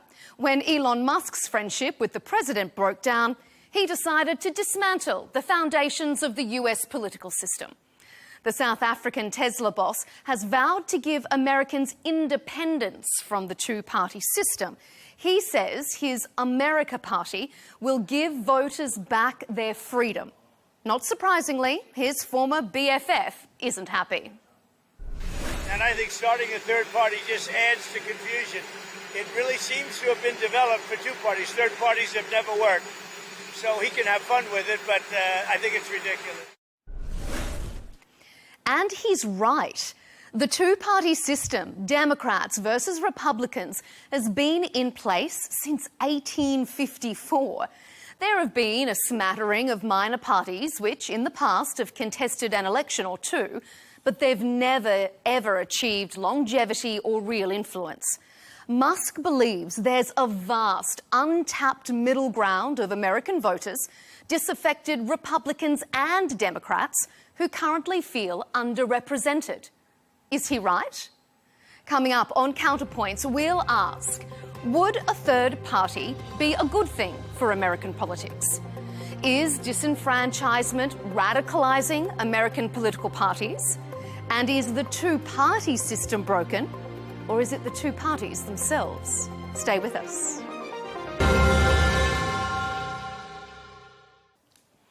Joining us to discuss the shake-up taking place in American politics is Joey Manarino, political strategist and commentator, and Stephen Burnell, a political commentator, streamer and YouTuber, known online as Destiny. Gentlemen, welcome to Counterpoints. Thank you for your time. Elon Musk was the biggest known political donor during last year's presidential campaign, contributing almost $300 million to Donald Trump's White House run. He was front and centre at rallies before the election and a fixture in the White House after it. But a rift over Trump's big, beautiful bill ended that friendship. Since then, Musk has been riding this wave of apparent discontent amongst some Republicans. He's framing the America Party as centrist, meaning he can tap into those unhappy with the Democrat leadership as well. But can he succeed where others have failed?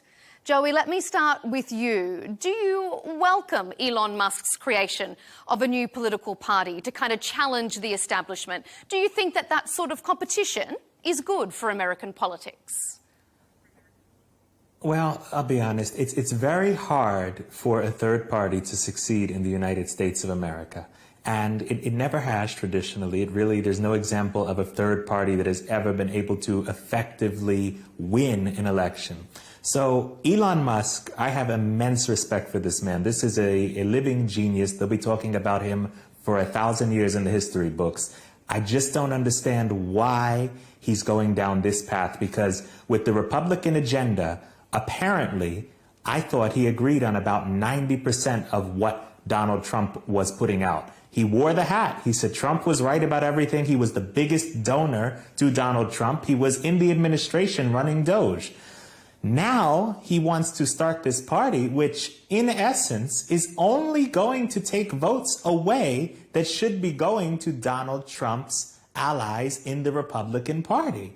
I don't see why Elon didn't take all that money and start running a primary campaign against the many Congress people that he has problems with. That would be effective. You put $1 million into the 435 districts into these primary challenges. You don't even have to do that much, to be honest with you. There's fewer districts that Republicans control. You could get a lot more done through the vehicle of the Republican Party, like when Trump took it over in 2016 and does every single cycle take it further in his image. I don't see why Elon didn't try that, because in my opinion, this right here is a very bad recipe for the Democrats to run the table in 2026, and God only knows what that would look like by 2028. Okay, Destiny, what's your take on that? They might be writing about Elon Musk for a long time, but it will be less to do with his geniusness and more to do with his horrendous, I guess, political participation in the United States. I think that Elon and Trump are a match made in heaven. They are both men who are driven primarily by their emotions. Whoever triggered them last is likely the one to catch their wrath. Elon Musk wants to start this new party because Doge was an absolute and epic monumental failure. They did not find the fraud they were looking for. Elon is incompetent when it comes to management or leadership. And Donald Trump was not able to find the savings that he was hoping to find when he realized that Doge wasn't going to turn them over, these trillions of dollars of savings that they originally promised. And now Trump has basically solidified the tax cuts that were given before. He's had to make deep cuts into other federal programs like Medicaid. And now he's, I guess, pawned all of that blame off onto Elon Musk, who's about to realize that he is far less politically popular than he thought he was. Elon was just kind of borrowing, I would say, political aura from Trump. And on his own, I don't think Elon will be very successful anywhere. We kind of all saw that in Wisconsin when he went and he spent, $30 million on that the Wisconsin Supreme Court justice race and got absolutely nowhere. So I welcome it. I like the infighting. Obviously, the sooner this whole MAGA movement dies, the better the entire country will be. Joey, is the problem Elon? I can see you rolling your eyes there. What's your take on what Destiny? No, the problem is I don't like when people like Destiny are happy. So if Elon is doing something that is causing people like Destiny to celebrate, then we have a problem. Because Elon, in theory, has 90% of the same opinions as the MAGA movement. He said Trump was right about everything. He said it clearly. And we don't even know, other than the spending cuts, what exactly this America Party would even be talking about. What's the difference between the America Party and the Republican Party? None of this is fleshed out yet. None of this has been absolutely solidified. So right now, it just looks like we're going to have a Republican Party run by Trump, the MAGA Party, and we're going to have the Elon America Party, which is, I guess, a more centrist version. Here's the problem. I don't see Democrats going over to Elon because Elon was so tight with Donald Trump. So I just don't, they looked at him as enemy number one and enemy number two. It was Trump and Elon. These were the two big enemies of the Democrats. I just don't see a lot of the Democrats now walking over and hanging out on Elon's party. It's not something that I really can imagine. So I don't see how it ends any other way than Democrats getting more power. Why doesn't Elon go fund the radical Democrat Party, the AOC, Zohran Mamdani, the crazy lunatics? Go give them money, let them split off from the Democrats, and let the Republicans run the table. Why are we giving Democrats an advantage? I don't understand this. I don't see strategy here, but I just don't understand what we're doing. Seriously. Is it a betrayal, Joey? Do you think that some Republicans are going to feel betrayed by this? Because if it goes ahead, it's going to split the ticket. It is going to split the ticket. I don't know if you would use the word betrayal, but it's absolutely confusing. And look, there's time for this to all stop. This could be a very hard negotiating tactic, too, from Elon. You don't know that. We don't know 100% that this is actually going to happen. The party hasn't been formed. Candidates have not been chosen. There's not 435 congressional candidates getting ready to run. So we don't know that this is not just a very hard negotiating tactic. If it goes ahead, and if it has the result that, you know, we sort of think it's going to have, you would look at it as somewhat of a betrayal, yeah. But at the same time, maybe Elon feels betrayed because he put in about $300 million to the campaign, and Trump kind of did whatever Trump wanted. Trump can't be bought. This is something Elon learned in a very difficult manner. Trump can't be bought. So you put $300 million into the campaign, but you don't really get a whole lot of input because the guy doesn't really care about who's funding projects. He does what he thinks is best for the country. So Elon, maybe he thought he would have a little more sway. Didn't turn out that way. Destiny, can Trump not be bought with that $300 million from Elon? Trump can absolutely be bought, but he's just bought with flattery and people who are feeding into his narcissism. Money doesn't necessarily do it. He's already running enough scams that he's funded for the rest of his lifetime. We've got Trump coin. We've got Melania coin. We've got the $300 million or $400 million Qatari jet. We've got, so many different scam sales. He's selling Trump Bibles. He's selling pieces of suits that he got supposedly shot in. He's selling so many different things. I don't think anybody's going to be able to bribe Trump. You just have to kind of flatter the man in order to get him to do what you want. Joey, what do you think about that? I can see your facial expression reacting. A lot of those projects that Destiny's... No, I mean, so if he can't be bought, he's bought by flattery. I mean, Destiny doesn't like Trump. He's never going to like Trump. This is just an obvious thing. The suits, the Bibles. The Bible isn't even Trump's. That's the Lee Greenwood's project that Trump promoted. So he doesn't know what he's talking about here. But at the end of the day, what we have to see here is that the Republican Party is imperfect. That's true. It is not a perfect vehicle. But the way to get it to be more perfect is not with a third party, in my opinion. It's not a multi-party system in the States. In some countries, in all of Europe almost, you have multiple parties, 6, 7, 8 parties, you form coalitions. That's fine. It doesn't work when the Republicans have 2 parties that are splitting their vote, and the left has 1 party because they're full steam ahead. They just want to go straight to socialism, all of them. They don't really care about the details. They just want to get where they're going. And I hate to say it, I envy the Democrats. I envy the way the Democrats stick together and go to the common goal. I really wish we had more of that in the Republican Party. The problem with us is we're more independent-minded. We're not cult mindset. So we sort of have a lot of different arguments going around. Even the libertarians. Really, if you think of that, they're an offshoot of the Republicans, too. So we're going to have not only the America Party, the Libertarian Party, too. You got 2 parties that are going to pull from our votes. How do we realistically compete at that point without handing the party over to people, not the party, the country, over to people like AOC, Zoran, and all the lunatics that Destiny loves? It's scary. But it's really scary. Brings me to a question for you, Joey. If Donald Trump really has delivered on immigration, on his election promise of the big, beautiful bill, he's essentially stopped the war between Iran and Israel. If he has delivered on these things, why is there a split emerging within the Republican movement, within the MAGA movement? So here's my thing. I didn't really see this big split until Elon had this problem with the funding in the bill. They put Elon in charge of Doge, right? Okay, Elon got all this waste, fraud, and abuse that he exposed. There were cuts that he found. Maybe it wasn't to the scale that he had promised, but there was a lot of fraud. The stuff he uncovered in USAID was out of this world. That got taken out.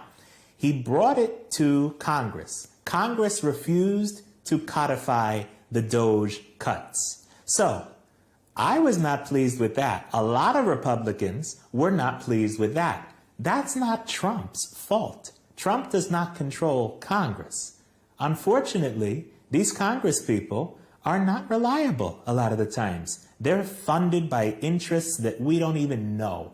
And when you get to that level and you see all this secretive backroom stuff that they're doing, you can't really break a lot of them. You got to get rid of them. The problem here is Elon has decided he wants to get rid of them through a third vehicle. And I just don't see the vision there. I don't see the vision there. But as far as MAGA splitting apart, there was a little tension around the Iran 12-day war that was going on, but that stopped. I mean, that's pretty much done. So everybody, MAGA's pretty unified. You just have Elon who, let's be honest, I mean, Elon became MAGA in July of 2024, right? So Elon was not with MAGA in 2016. He wasn't with MAGA in 2020. He came in 2024. And it was when the Trump coalition sort of changed. You had a lot of people from the tech world that came in, because I think at that point it looked like Trump was inevitable.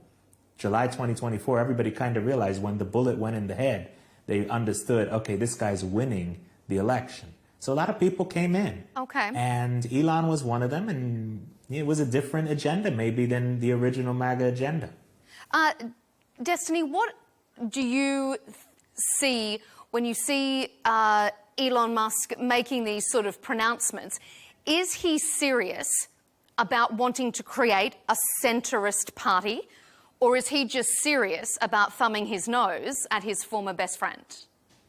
I think he's serious in that his feelings are very much hurt against another guy who also has easily hurt feelings. I don't think he's actually going to go through with this party creation and promotion, but I guess we'll see. The idea that MAGA has some ideological I guess like variation in it, though, is pretty funny, considering it is one of the most cultish movements that have ever existed.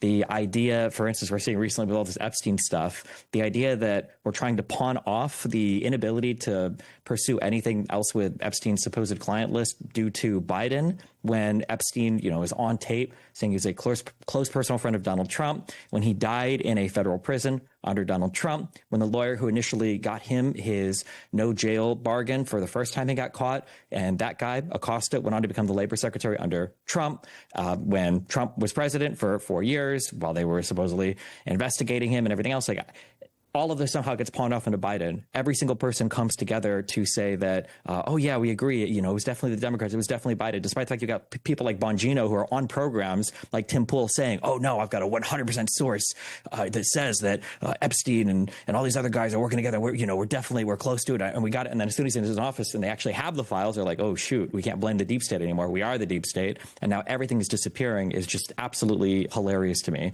The idea that Donald Trump is incapable of working with Congress, even the idea that, we can't do anything with Congress because these guys are bought off by special interests. If you have a Congress that's bought off by special interests, how are you not able to just buy them off yourself? You're literally partnered with the richest man on the planet. If Congress is really bought off, then just go and pay for them. I don't even understand. None of it actually makes any sense. It's just, it's a clown show. The entire MAGA movement just relies on repeating these lies over and over and over and over again until they can pull the wool over your eyes and convince you that, what's fantasy is real. And that's why we've got, Joey celebrating the fact that it was only a 12-day back and forth with Iran, when this is a president who ran the slogan, no new wars for how long? Or it's why we're celebrating the fact that we have basically no cuts from Doge, when they originally promised us $2 trillion in cuts, which is more than our entire discretionary budget. So. Before we move on to our next segment, I'll just let you respond to that, Joey, and then we'll move on to focus more on the Democrats. Yeah, he's saying the Trump MAGA movement is a cult because the Epstein files. I don't see the Epstein files actually being something that a lot of people are happy about. The MAGA movement has been very vocal the last few days that they are very upset about how Pam Bondi, the Attorney General, has handled the Epstein files. And so I don't know what he's talking about, that everybody's fallen in line and said that Donald Trump has now changed his mind about the Epstein files, so we're changing our minds. Most of the people that I'm seeing, if you read Twitter and you talk to MAGA people, they're very angry at Pam Bondi. They want her out of the job because they want some accountability for these Epstein files. We need to know. This is now number one also. Trump kicked Epstein out of Mar-a-Lago. Let's just get that straight. So he's saying it's a close personal friend. Okay. These are lines that the Democrats have to use because they have nothing. But at the end of the day, Trump and the Epstein files, that's a big issue that Pam Bondi is going to have to reckon with. And MAGA is very angry about that. So I wouldn't say anything about Epstein files and cult. That's just craziness. All right, let's move on and refocus our attention. Can we get a prediction? Do you think that Bondi will get kicked out? I'm just curious. I'd like to hear that on the record. I don't think Bondi's going anywhere. Just like Hegseth isn't going anywhere after the Signal chat leads. Do you think that Bondi's actually going to get, I guess, like, I don't know. Do I think Bondi's going to get out? I have no idea. I really, on the record, I can't tell you if she's going to get thrown out. She should be thrown out. My opinion is she should be thrown out. I'll say it. She won't be. She absolutely won't be. There will be no accountability. We'll move on to the next thing. All right. Let's turn our attentions to the Democrats now, because we're also seeing discontent between elected leadership and grassroots members, even though Joey disagrees. The grassroots often lean left on many domestic and international issues, and a Reuters poll last month of self-identifying Democrats found that 64% believe the leadership needs to be replaced, which perhaps isn't surprising given how well Zoran Mamdani did in the party's New York mayoral primaries. So whether it's Republicans swinging right or Democrats swinging left, both appear to be favouring these anti-establishment candidates over moderate voices. So, Destiny, is it that American politics is becoming more radicalised on both sides? Are moderate voices unpopular, or is it just that they don't make as much noise? I think it's the noise thing. I think people confuse moderate messaging and extremist messaging with moderate policies and extremist policies. I think you just have to message your moderate policies in an extreme way. Mamdani ran a really good campaign. I think he's got good ads. The guy is significantly to the left of me on several issues. But, I mean, the Democrats ran, you know, the most establishment and then guy with baggage that they could, Cuomo. And Mamdani ended up winning the primary. So, I mean, what are you going to do? Like I said, I think he's to the left of me, and I wouldn't have voted for him if I lived in New York. But if he's going to be the candidate, then you support him in the general. You see how his term goes as New York mayor. Maybe some things he tries ends up working. If they don't, well, then you definitely know they don't work. I think you just move on to the next election. Joey, what do you think? Are American politicians, American politics becoming more radical purely because that gets them more attention? I think when campaigns are more digital these days than anything, most of the candidates are online and they're trying to get a base to donate to them online. You do have to lean into the extremism. You do. People do. And that's why Mamdani won. I mean, I don't think 5 years ago, I don't think 10 years ago, somebody like Mamdani would get anywhere close to winning a primary in the Democrat Party. It's shocking. I mean, he's to the left of Destiny. He's to the left of everybody. The man wants state-run grocery stores. He wants to set the prices from City Hall in the grocery stores of New York City. And that's just the beginning. He wants rent freezes. He's crazy. Yet, there he is. He is now winning a campaign in a major city. Now, yeah, did some of that have to do with Andrew Cuomo being an alleged, whatever, groper, rapist? I don't know what they alleged him of, something not right. Maybe that's part of it. But the fact that somebody like Mamdani can now possibly run the biggest city in America, okay, that's very indicative of a nation moving in a polarized direction. So absolutely, the Democrats, we're seeing a big shift over there. The Republicans, not as much. MAGA, I don't consider it an extremist movement in any way, but you don't see moderates doing very well unless they're very well funded. People want, the right wants the right, and they want all the way right. And the left wants all the way left. Are there centrists? I'm sure. I don't know where they are. I don't think they vote in primaries, so you don't ever get the actual candidates on those ballots. Okay, so... Just to be clear, the Republican economic position is extremely extremist. For as far left as Mamdani is on any actual grocery store stuff or rent-free stuff, the entire tariff scheme that Donald Trump is now enforcing across the planet is the most insanely ludicrous idea ever. We were promised 90 deals in 90 days, and I think right now we have, I just checked, 0 still, and we aren't getting any. And he's, sending out these cringy, crazy letters with these random caps that look like they're coming from grandmas and grandpas to their children because of stuff they saw on Facebook.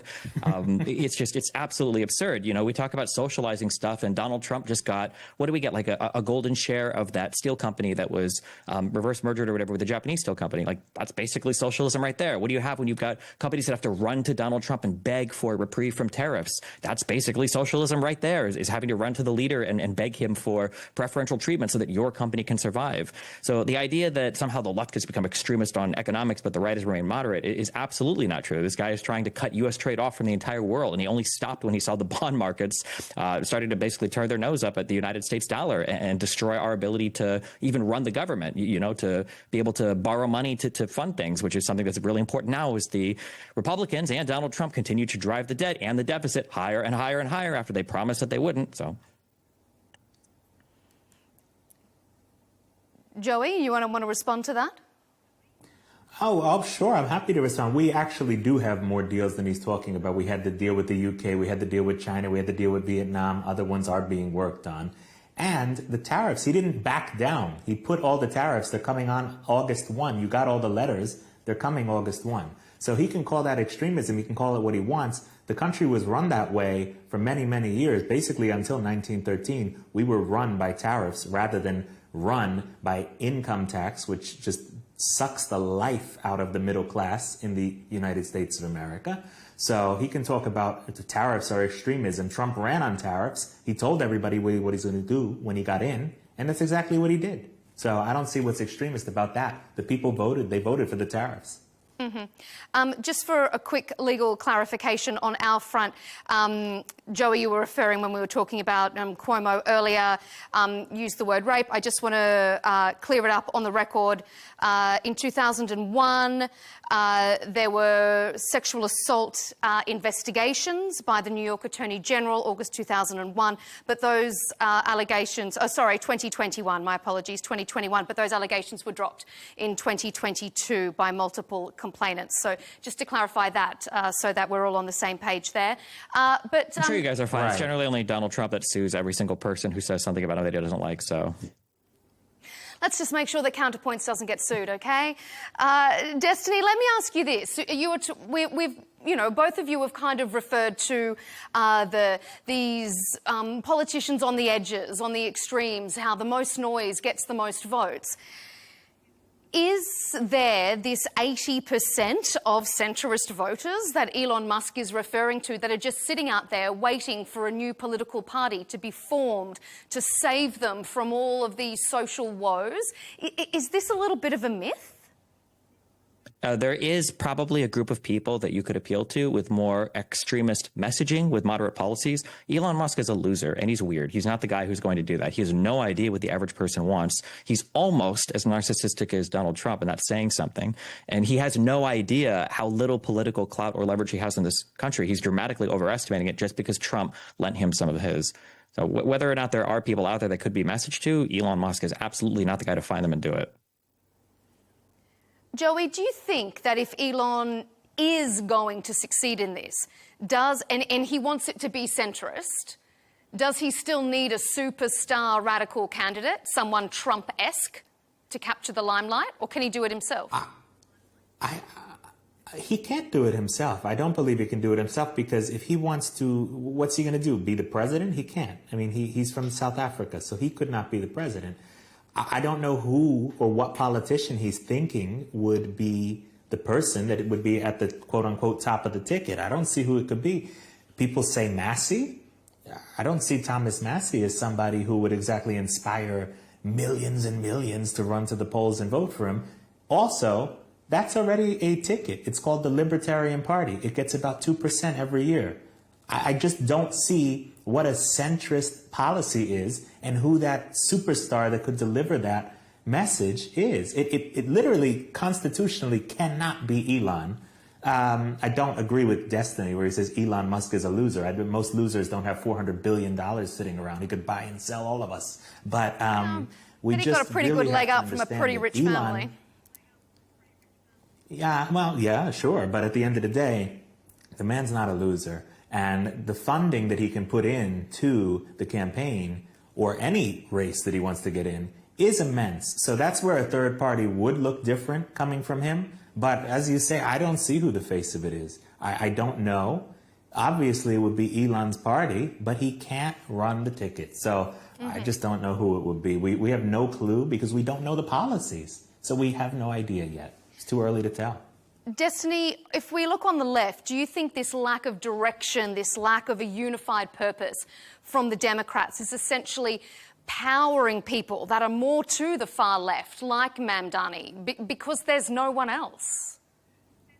I think that there's like this weird kind of burden that's being placed on Dems right now from themselves and from everybody else who, you know, like who's going to run for president the next election cycle and who's leading the Democratic Party. And the reality is that every time an election finishes and you're on your way to midterms, there's always this kind of lull. It happened in 2020. There were a lot of conservatives who were writing a lot of really negative things in 2021 about Donald Trump because they didn't think that he was coming back. And all of a sudden, all of your moral conservatives that didn't like all of the cheating, all of the wives, all of the immorality, all of the a-religiosity, all of them came out to condemn Donald Trump. They didn't like him. But then by 2022, Donald Trump looks like he's about to start running again. You know, you get your DeSantis, your Nikki Haley kind of emerging in 2023, 2024, and then eventually the party falls in line again. So I wouldn't expect to see any leadership position or any leadership figure kind of emerge from the Democratic Party for maybe another year, maybe as we get closer to midterms. But I think where we're at right now is pretty normal, pretty regular. I think the big fear is actually, and nobody's talking about it, the big fear is that the Republican Party is going to have a big issue going into the midterms because the people that support Trump are sycophantic cult worshipers. So they don't really care much about midterms. They don't care much about special elections.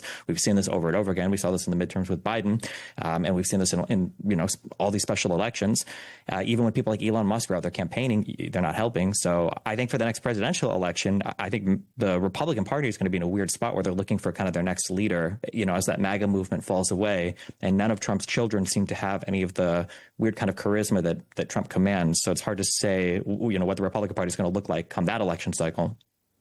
Joey, who's going to fill that void? Are the Republicans in trouble? Are the Republicans in trouble? I don't know about trouble, but there is absolutely, I agree with Destiny here.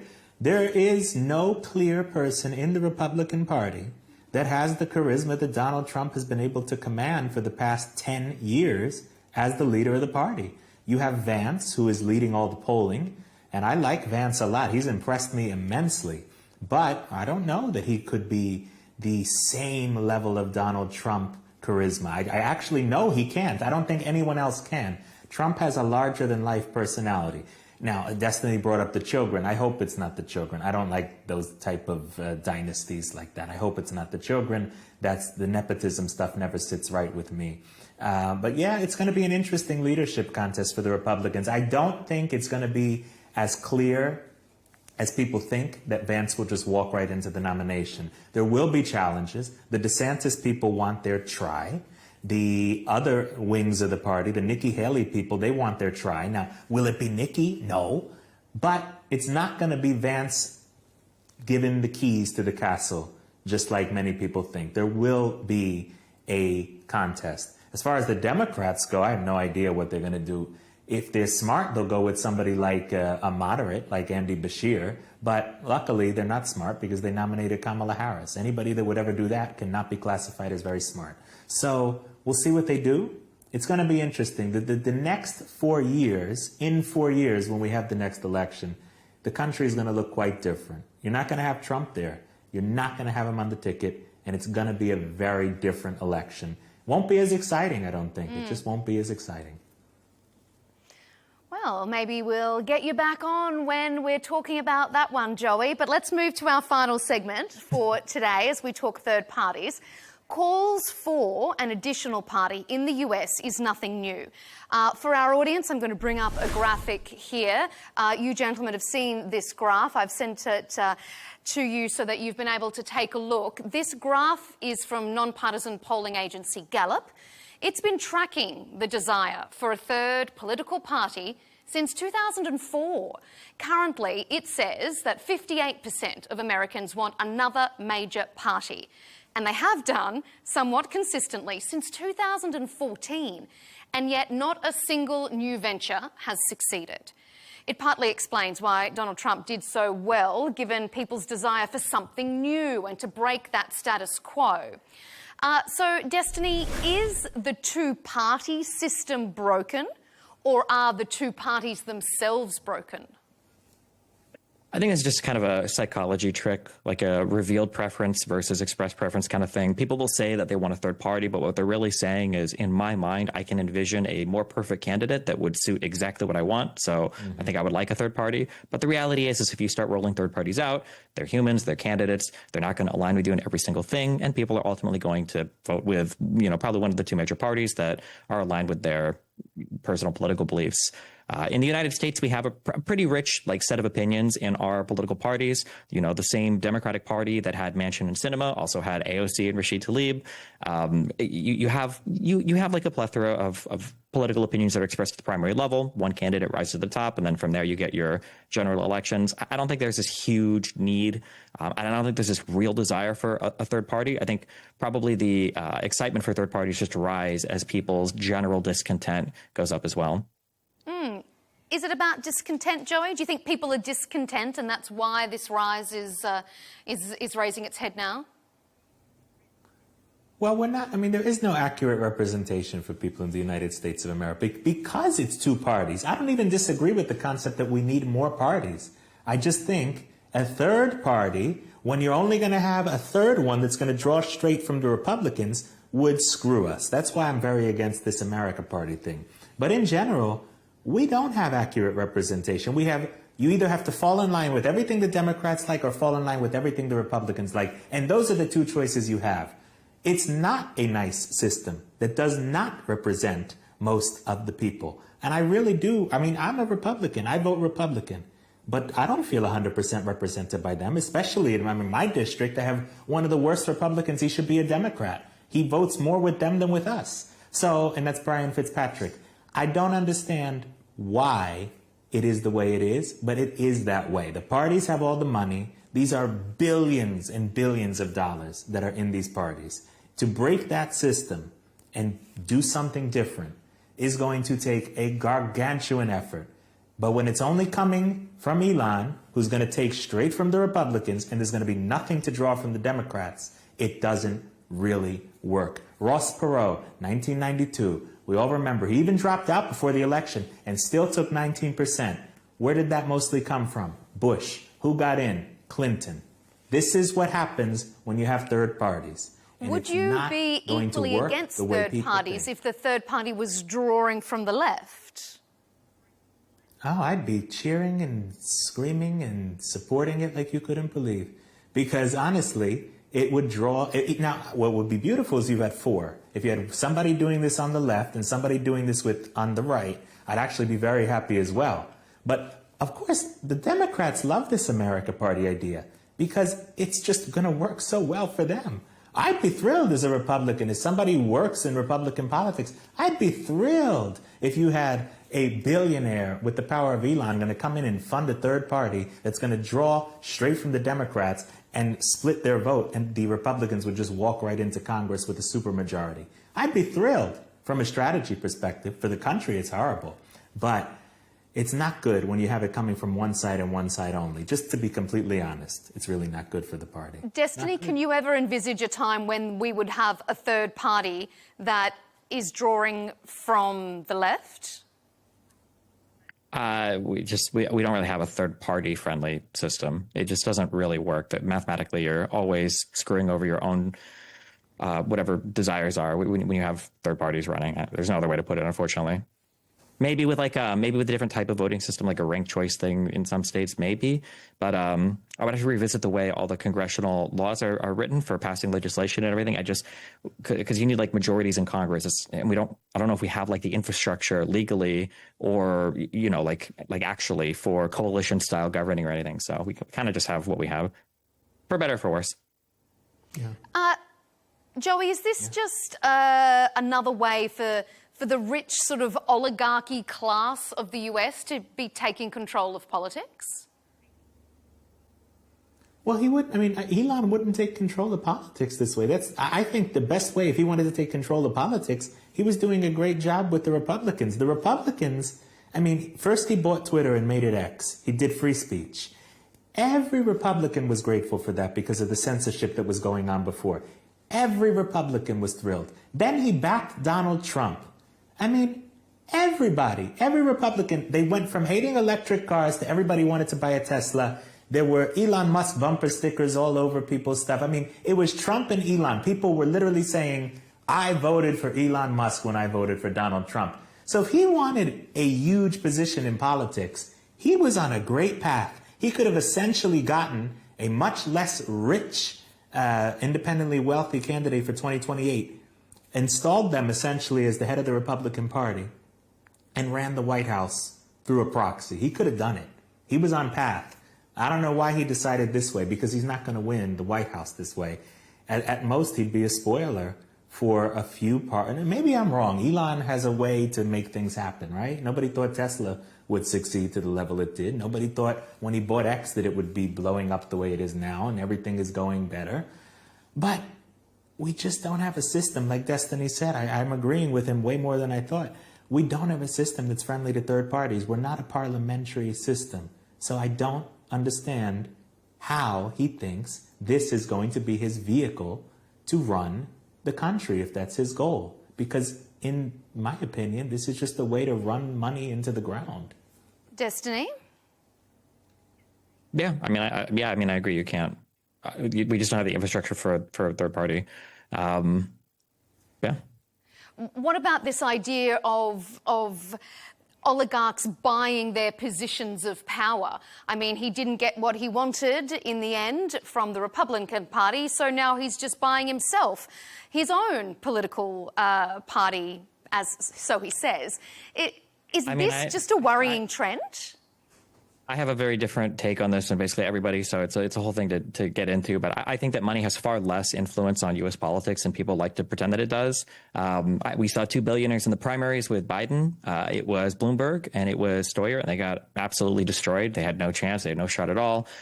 We saw Elon spend so much money in Wisconsin to try to get that Supreme Court judge elected, and they underperformed what they thought they would.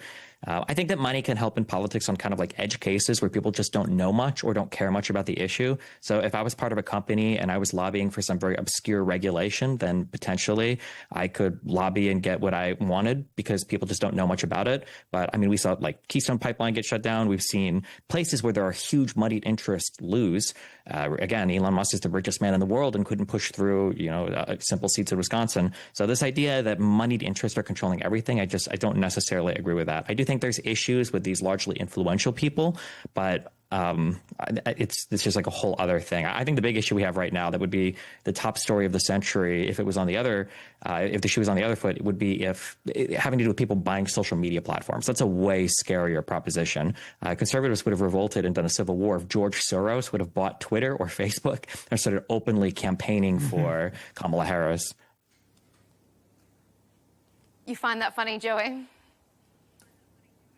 Well, no, I mean, I don't disagree. We would have had a heart attack. I agree. I mean, we like it because it worked well for us. But the Democrats were essentially running Twitter before. I mean, I was personally banned for 5 years.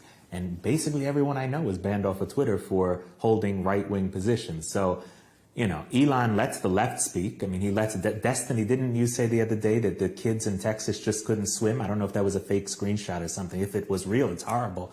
You would have probably been banned from Dorsey, too. But in reality, so I was banned on. Republicans said anything. Okay, sorry, go ahead. You were banned on Twitter too?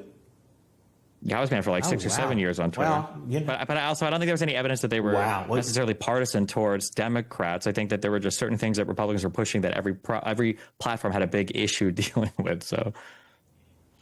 Joey, I want to ask you, you seem concerned about this idea that it could split and detract from the Republican vote. But do you think, though, that Republicans are just too scared to ever turn their back on Donald Trump? I mean, if anyone was ever to show support for Elon Musk, don't you think that the retribution politically that they would face from the president would deter anyone, even if they agreed with Musk's position? The problem here is this. We don't know what Musk's position really is other than fiscal responsibility, which Republicans actually do campaign on. So they don't actually do it when they get in most of the time because the Congress always writes the laws the way they want to write the laws. So I don't see this big appetite in the Republican Party to abandon Trump and go to Musk. I don't think that's out of fear. I just don't think there's an appetite for it. Musk was never the guy that people were going to run to and gravitate towards as a political mind, because really, I mean, we don't know what his political mind is. So Republicans loved him, I told you, because he gave free speech back on Twitter, and we were being crushed on Twitter. And that's something I will personally thank the man for till the day he's dead and I'm dead and everybody's dead. But I don't see this big appetite to abandon Trump and go to him, because at the end of the day, we're happy with the job Trump is doing. And in 2028, we're not going to have him on the ballot, but we're going to want Trumpism on the ballot. There's no Muskism. We don't know what it is. He should just stay making the cars. He should stay making the AI. He's the best at what he does in those fields. SpaceX, nobody can do what he does. We would just love him to stay the genius he is and stop with this whole America Party thing. We love Elon Musk. We don't want to see this be a problem for the country. Destiny, wrap us up. What do you think? Do you think if anyone was to side with Elon, they'd face the wrath of President Trump? I think the most interesting political time in my life is going to be around the midterms. Donald Trump enforces a very kind of orthodoxy view of you have to follow me or I will try to destroy you. We've seen it with Massey. We've seen it with anybody that Trump, becomes not friends with. We saw it with McCarthy. These people that can be loved by MAGA can be hated by MAGA the next day. We kind of saw it a little bit. It's happening with Elon Musk. So I think the midterms are going to be very interesting, because if conservatives do perform very poorly in the midterms, which it seems like is probably going to be the case, you now have this party that's held together by this unifying oppressive figure who will try to primary you or destroy your political career if you don't fall in line, no longer have political relevancy, because in 2028, Donald Trump hopefully can't run for president again. I don't know if he's going to try to challenge that or not. I don't think that Donald Trump cares much about this country. He definitely doesn't care about the Republican Party. So I don't think he's going to have much of an interest in kind of being a kingmaker. He's not going to care to choose the next person. Vance, love him or hate him, and I absolutely hate him. I think he's an actual Satan spawn person. Vance has about as much charisma as DeSantis does. So I don't see him capturing any of the kind of Trump worshipers. So I think the Republicans are going to be in a weird spot where you don't have this Donald Trump figure making politician careers. So it's going to be interesting after midterms to see how much the party starts to split from him versus how long they think they kind of have to hold on to him until the main elections come up. All right, before we go, Joey, what do you think? Are we going to start to see maybe a new sort of splinter during the midterms because we're going to need a successor? Look, the midterms are still going to be about Trump, because if the Democrats take power, they will impeach Donald Trump. And if they take supermajorities, they will impeach and remove Donald Trump. So, and honestly, a lot of the Senate Republicans, I could see 4 or 5 of them going along with the impeachment of Donald Trump. So the Republicans will run on that, because unfortunately, I hate to say it, there's not a hell of a lot of results that they can run on, because other than the one big beautiful bill, they've essentially sat there and twiddled their thumbs for the last 6 months, even though they had a president ready to sign everything. They didn't get the executive orders through. There's a lot of frustration with the congressional Republicans. I think the midterms, look, if this America Party takes off and Elon is playing around, plus you have every midterm season, the president in power tends to lose seats.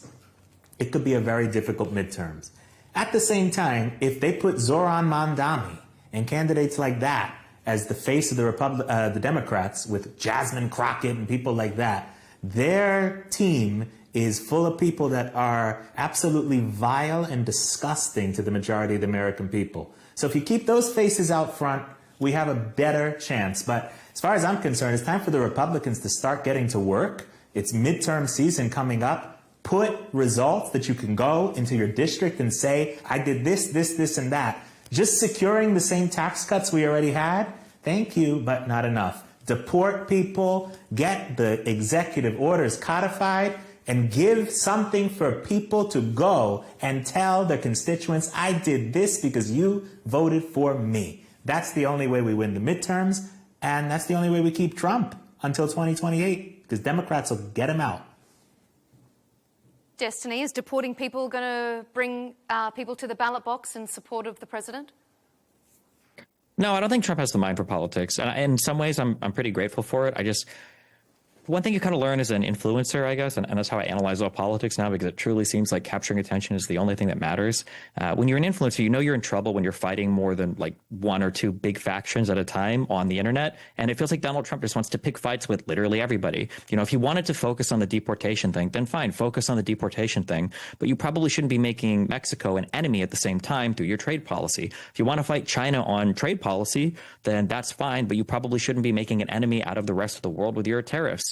You know, if you want to help Israel, if you want to do whatever in Ukraine, like Donald Trump just has a really hard time picking one or two political topics and sticking with it. He wants to fight and then subsequently lose everywhere. And that's why we have no legislation over the past 6 months besides this bill that has now run counter to the largest issue that so many kind of peripheral MAGA people joined the movement on, which was balancing the budget.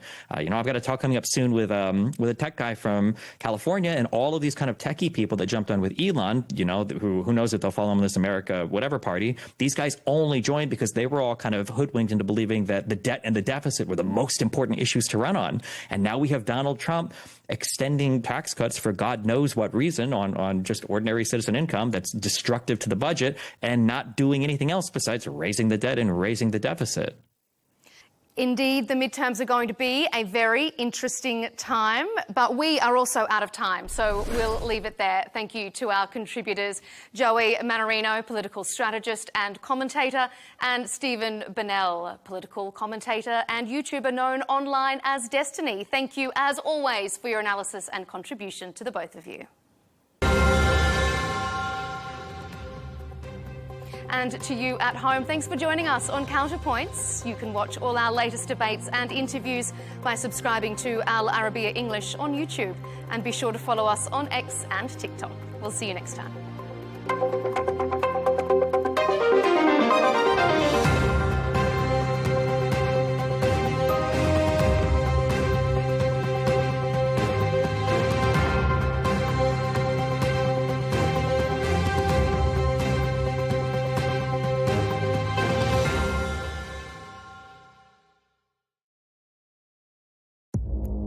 Our allies, in many cases, are worse than our enemies. Stay informed and connected with the latest international headlines. There obviously is a risk. From breaking news to in-depth analysis.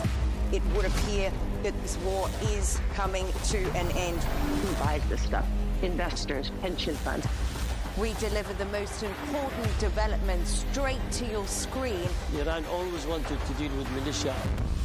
Join us for compelling, expert-driven conversations. A curfew order has been established. And an insightful look at the issues shaping our world today. There are a lot of proposals about European architecture for security. I'm Leigh Ann Gerrans.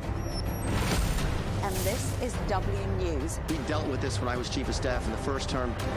Where you don't just hear the headlines, you get the full story.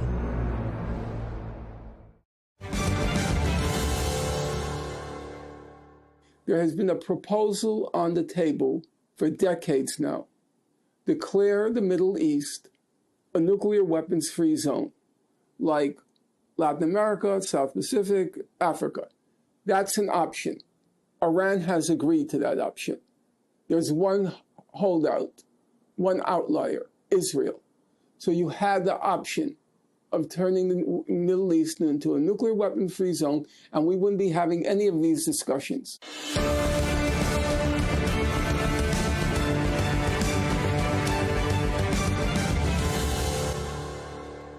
American political scientist and activist Professor Norman Finkelstein giving, as ever, his very direct perspective on the issues behind Israel's conflicts with its Middle Eastern neighbors. Hello and welcome, I'm Riz Khan. In the 13 months since I last spoke with him, the regional clashes have reached new levels, most recently with Iran and Israel trading missiles. I caught up with Professor Finkelstein at his home for a very candid conversation on where he sees things heading.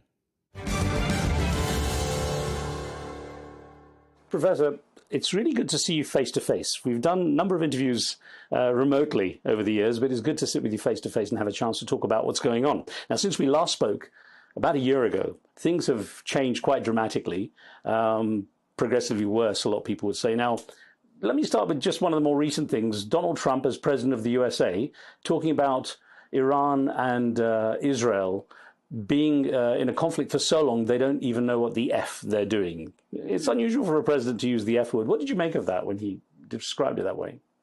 Well, I think both sides know exactly what they're doing. I don't think there is any misapprehension.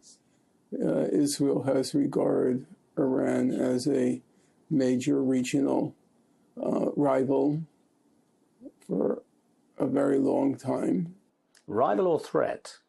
Rival for a very long time. They've always said that their chief, they call it the main threat to Israel. They used to say Hamas, Hezbollah, and Iran. Now, you will recall already during the build-up to the war in Iraq, there is a certain misapprehension. I'm referring now to 2003. Israel's first goal was not Iraq. Israel wanted to attack Iran. The United States had set its sights on Iraq. And the view back then, now we're talking about 20 years ago, the view back then was first Iraq, then Syria, then Iran. So it's been a very consistent policy. Quite strategic, the way you're describing it, yeah. It's been a strategic goal. What changed was there's obviously a difference between an objective and the opportunity to achieve the objective. Now, when October 7th happened, Israel set as its first objective to, for once and for all, solve the Gaza question. There weren't going to be any more mowings of the lawn, as Israel called it. The Operation Cast Lead, Operation, that was 2008-9, Operation Pillar of Defense, 2012, Operation Protective Edge, 2014. There weren't going to be any more operations. We are going to solve the Gaza question once and for all. And the final solution to the Gaza question, it basically took three forms. One, ethnic cleansing. Two, make Gaza unlivable. And three, carry out a mass extermination. And those goals, they overlapped with each other. So at the beginning, it was ethnic cleansing. They hoped to push the whole population into the Sinai, but that the Arab states vetoed that. Then began the making Gaza unlivable with a mass extermination occurring simultaneously. Then Israel realized it could achieve other objectives. In the course of the Israeli genocide in Gaza, they realized they could disable Hezbollah. And that was always a strategic objective of Israel. And they achieved that goal, it seems. I'm not convinced it's been as devastating a blow to Hezbollah as has been claimed, but they obviously did some significant damage. And then they realized they could achieve their third goal, and that was Iran. So what did change was, even though this had been a strategic objective of Israel, they realized after October 7th, they maybe could achieve that goal. If Israel was to give up its undeclared nuclear weapons, do you believe Iran would actually give up its goals? We don't have, we're talking about power. We don't have to act on faith. There's no question here of acting on faith. Everybody's now quoting the IAEA, right? They're saying the IAEA said Iran was cheating on some of the aspects of its nuclear weapons program, okay? Well, if you're quoting it, then you must believe the inspections work.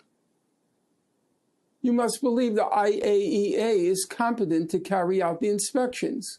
So then,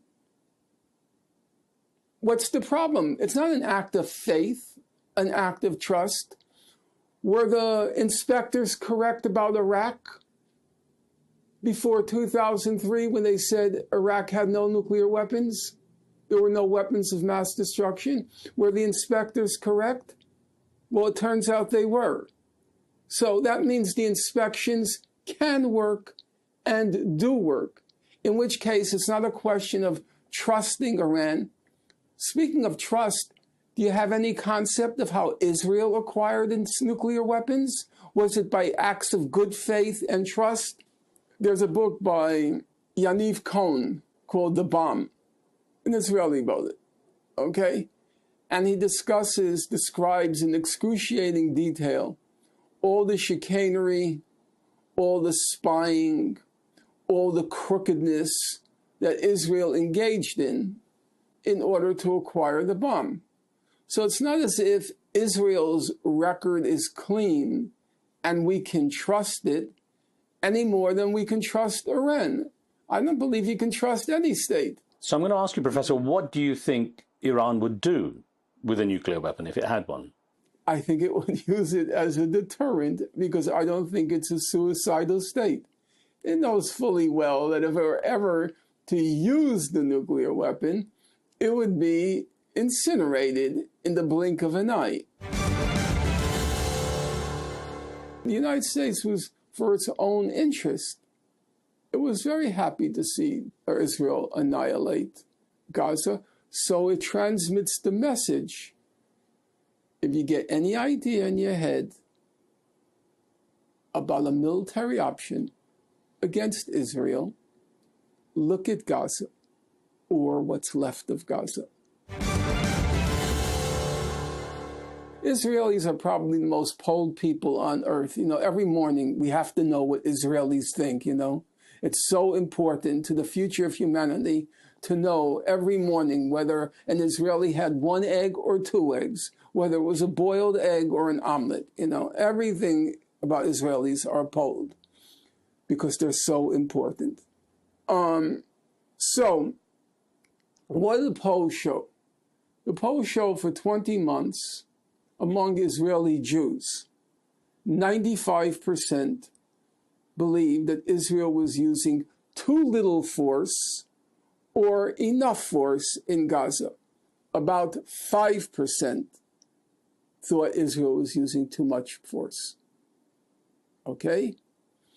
A poll about a month ago showed that one half of Israelis, 47%, one half of Israeli Jews believed that Israel should commit a genocide in Gaza. There is no ambiguity about the question. We don't have to go to a dictionary and parse the definition of genocide.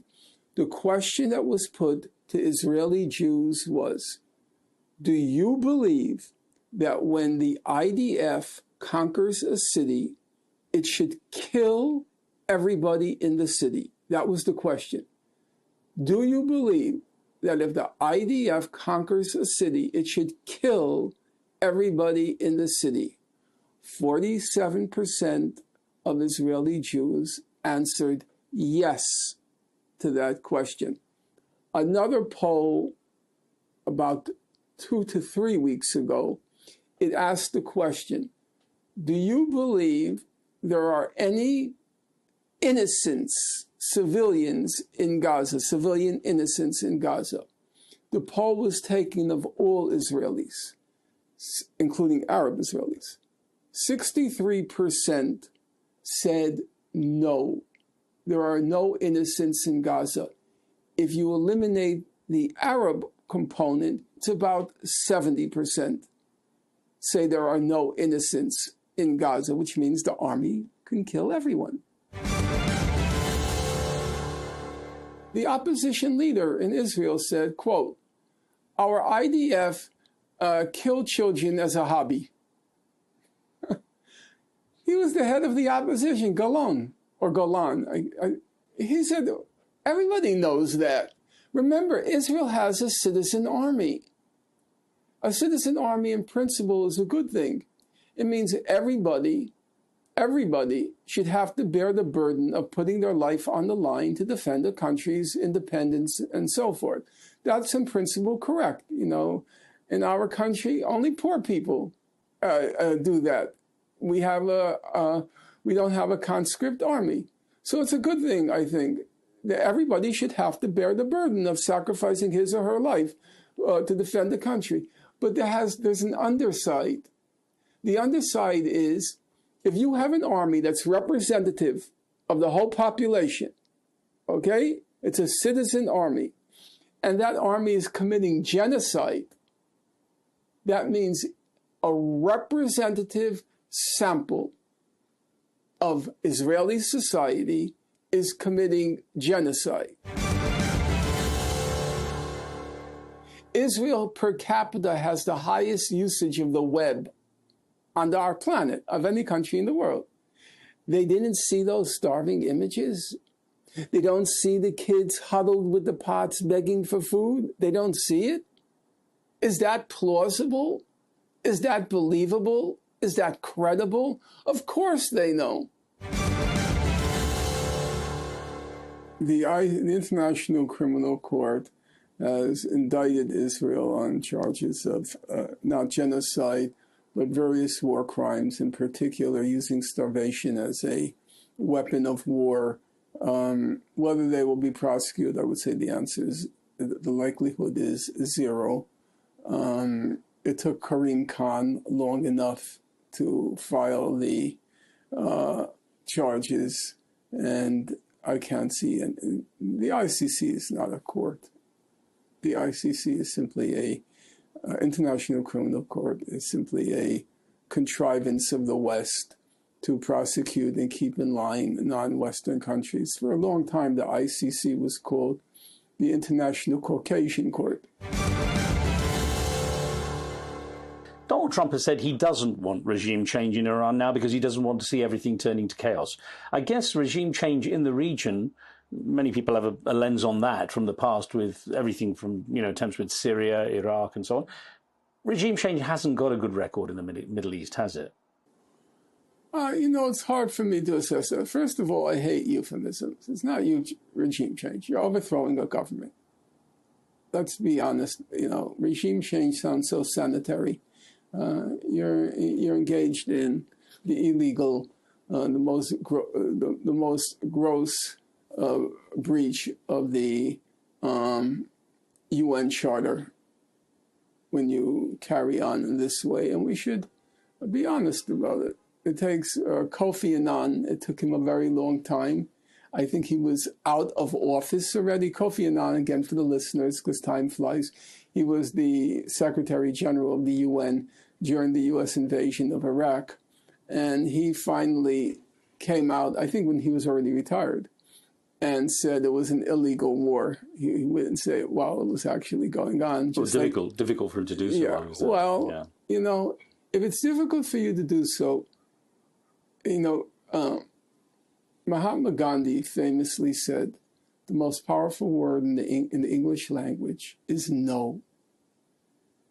You could have just stepped down. If you stay silent, nobody is putting a gun to Mr. Kofi Annan's head. Nobody was putting a gun to the IAEA head when he stayed silent that there was no evidence that Iran was engaged in a program to build nuclear weapons. So I don't accept it was hard. You always have the option to step down and not do dirty work by your silence. You have the option. In any event, I don't like this sanitary language like regime change. You are in grotesque, brazen, outrageous breach of the UN Charter. And we should just say that out loud. It's not regime change. It's overthrowing a government. Its record, I think, do many people care that Libya was destroyed as a country? Do many people care that Syria was destroyed as a country? do many people, people in power, do they really care that Iraq was destroyed as a country? I don't think they give a darn. Is the world bowing down to Donald Trump? It seems, I mean, he was at NATO, and the NATO Secretary General, the Dutch head of NATO, current head of NATO, referred to him as daddy, coming in to solve two arguing, two fighting siblings, perhaps, with Iran and Israel. The references to him as daddy and the kind of nature and the way people are very keen to keep him happy, to assuage his concerns. Is he, I mean, is the world bowing to Donald Trump? Look, he's an erratic figure. He's an eccentric figure.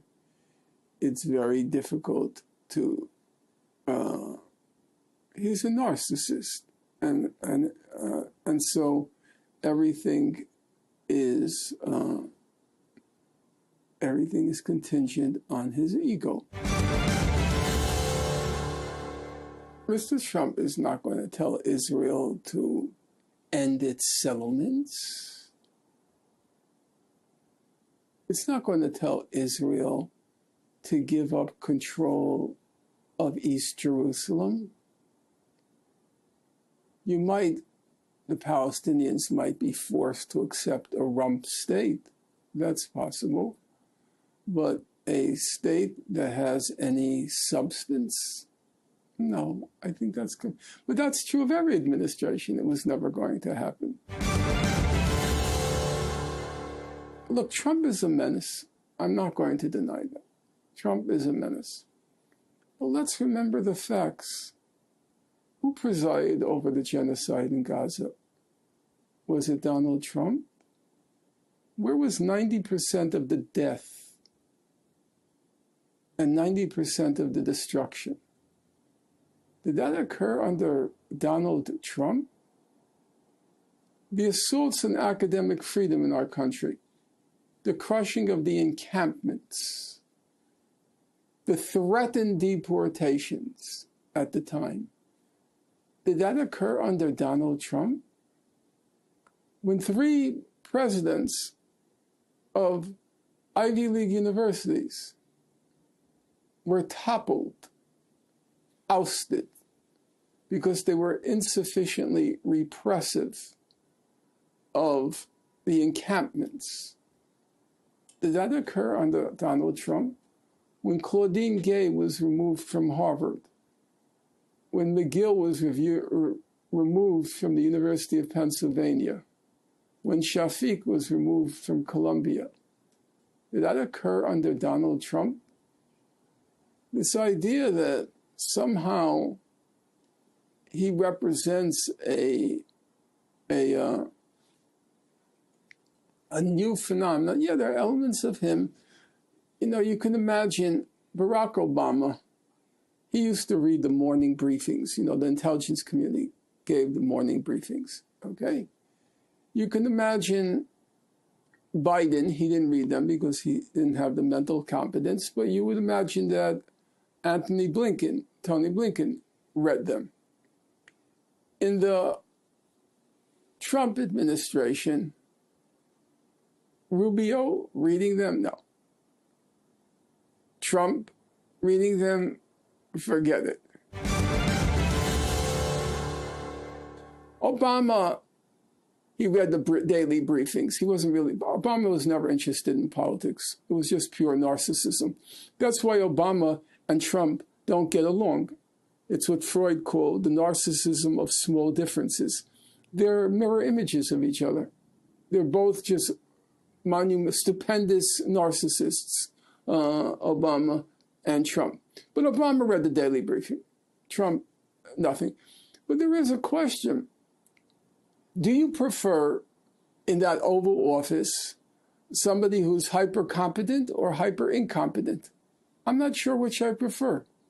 I'm sure Tony Blinken was very efficient, very competent, very knowledgeable. And you know what? He was a moral monster. He was a moral monster. So do I prefer a Trump to a Blinken? or Blinken to a Trump. I don't know. I don't know if I want somebody hyper-competent or incompetent office. But you say it's true. Trump is so erratic that you can't really predict what he'll do. It's true. Even he says he doesn't know what he's going to do. Yeah. I'm old school, so in the interest of journalistic sanctity, I have to point out your views. Your very strong views on people that you've mentioned are your views, which is fair enough. Is there anybody in this room who believes that a large number of politicians and people in power are crooks? Well, is there anyone who doesn't believe it? Raise your hand. Like I say, I don't see any hands raised. Look, I'm old school, so I have to always. My opinions don't come into this, so I really am very clear about letting you speak. But I do point out that these are your views and they're very strong, and it makes me wonder: how have you been allowed to speak out in such a cutting way for so long? Well, easy. Nobody listens. Or maybe everyone listens, but no one seems to challenge you to the degree that, I mean, why has there not been a stronger kind of, and I'm just asking your opinion, campaign against you for speaking out to Israel? Most people who, might be in your position. Khan. Please, Riz. Riz, brace yourself. I never had a job. I never had a job. I wrote the only book, Political History of Gaza. I wrote the only one, Gaza, an Inquest into Its Martyrdom. The only one, the only scholarly book on the subject. There is, in respect, Sarah Roy of Harvard, she wrote the major economic study of Gaza. The only scholarly political history of Gaza was written by me. It came out from University of California Press. It's a distinguished publishing house, okay? Academic publishing house. It's never been mentioned anywhere. I don't, even in like the radical chic places like London Review of Books, or the cool woke places like the New Yorker magazine, you will not, if you do a search, you will not find one mention of that book anywhere. And you know what? I'm going to toot my own horn. It's a damn good book. Professor Chomsky said, in terms of its range, its sweep, its depth, its analysis, he said it's in a class all its own. I have a roof over my head. I have food in my refrigerator. I don't fear usually for my life. So I didn't pay that price. But I said by conventional standards, I paid a large price. I have a PhD. I'm not trying to toot my horn. I'm just speaking objectively. I have a PhD from Princeton University. I was never able to get a job.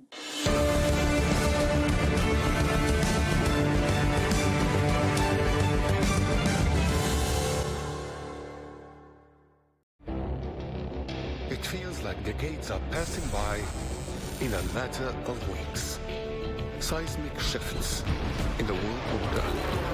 Never, ever will be part of America. With so much happening and then so much noise. Whether it's political upheaval, Canada has been ripping us off for years. economic shifts, or social movements, And no one wins from tariffs. I think America can be more friendly to the rest of the world. The in-depth analysis and all the latest developments across the globe. To have an inclusive policy together. The meetings with Hamas gave me some hope. We're in another nuclear arms race. the most important developments straight to your screen. Welcome to the dressing room. I'm on my own. I need backup. And an insightful look at the issues shaping our world today. It was not going to happen, that war, and it happened. Join us on Arabiya News, where the world talks.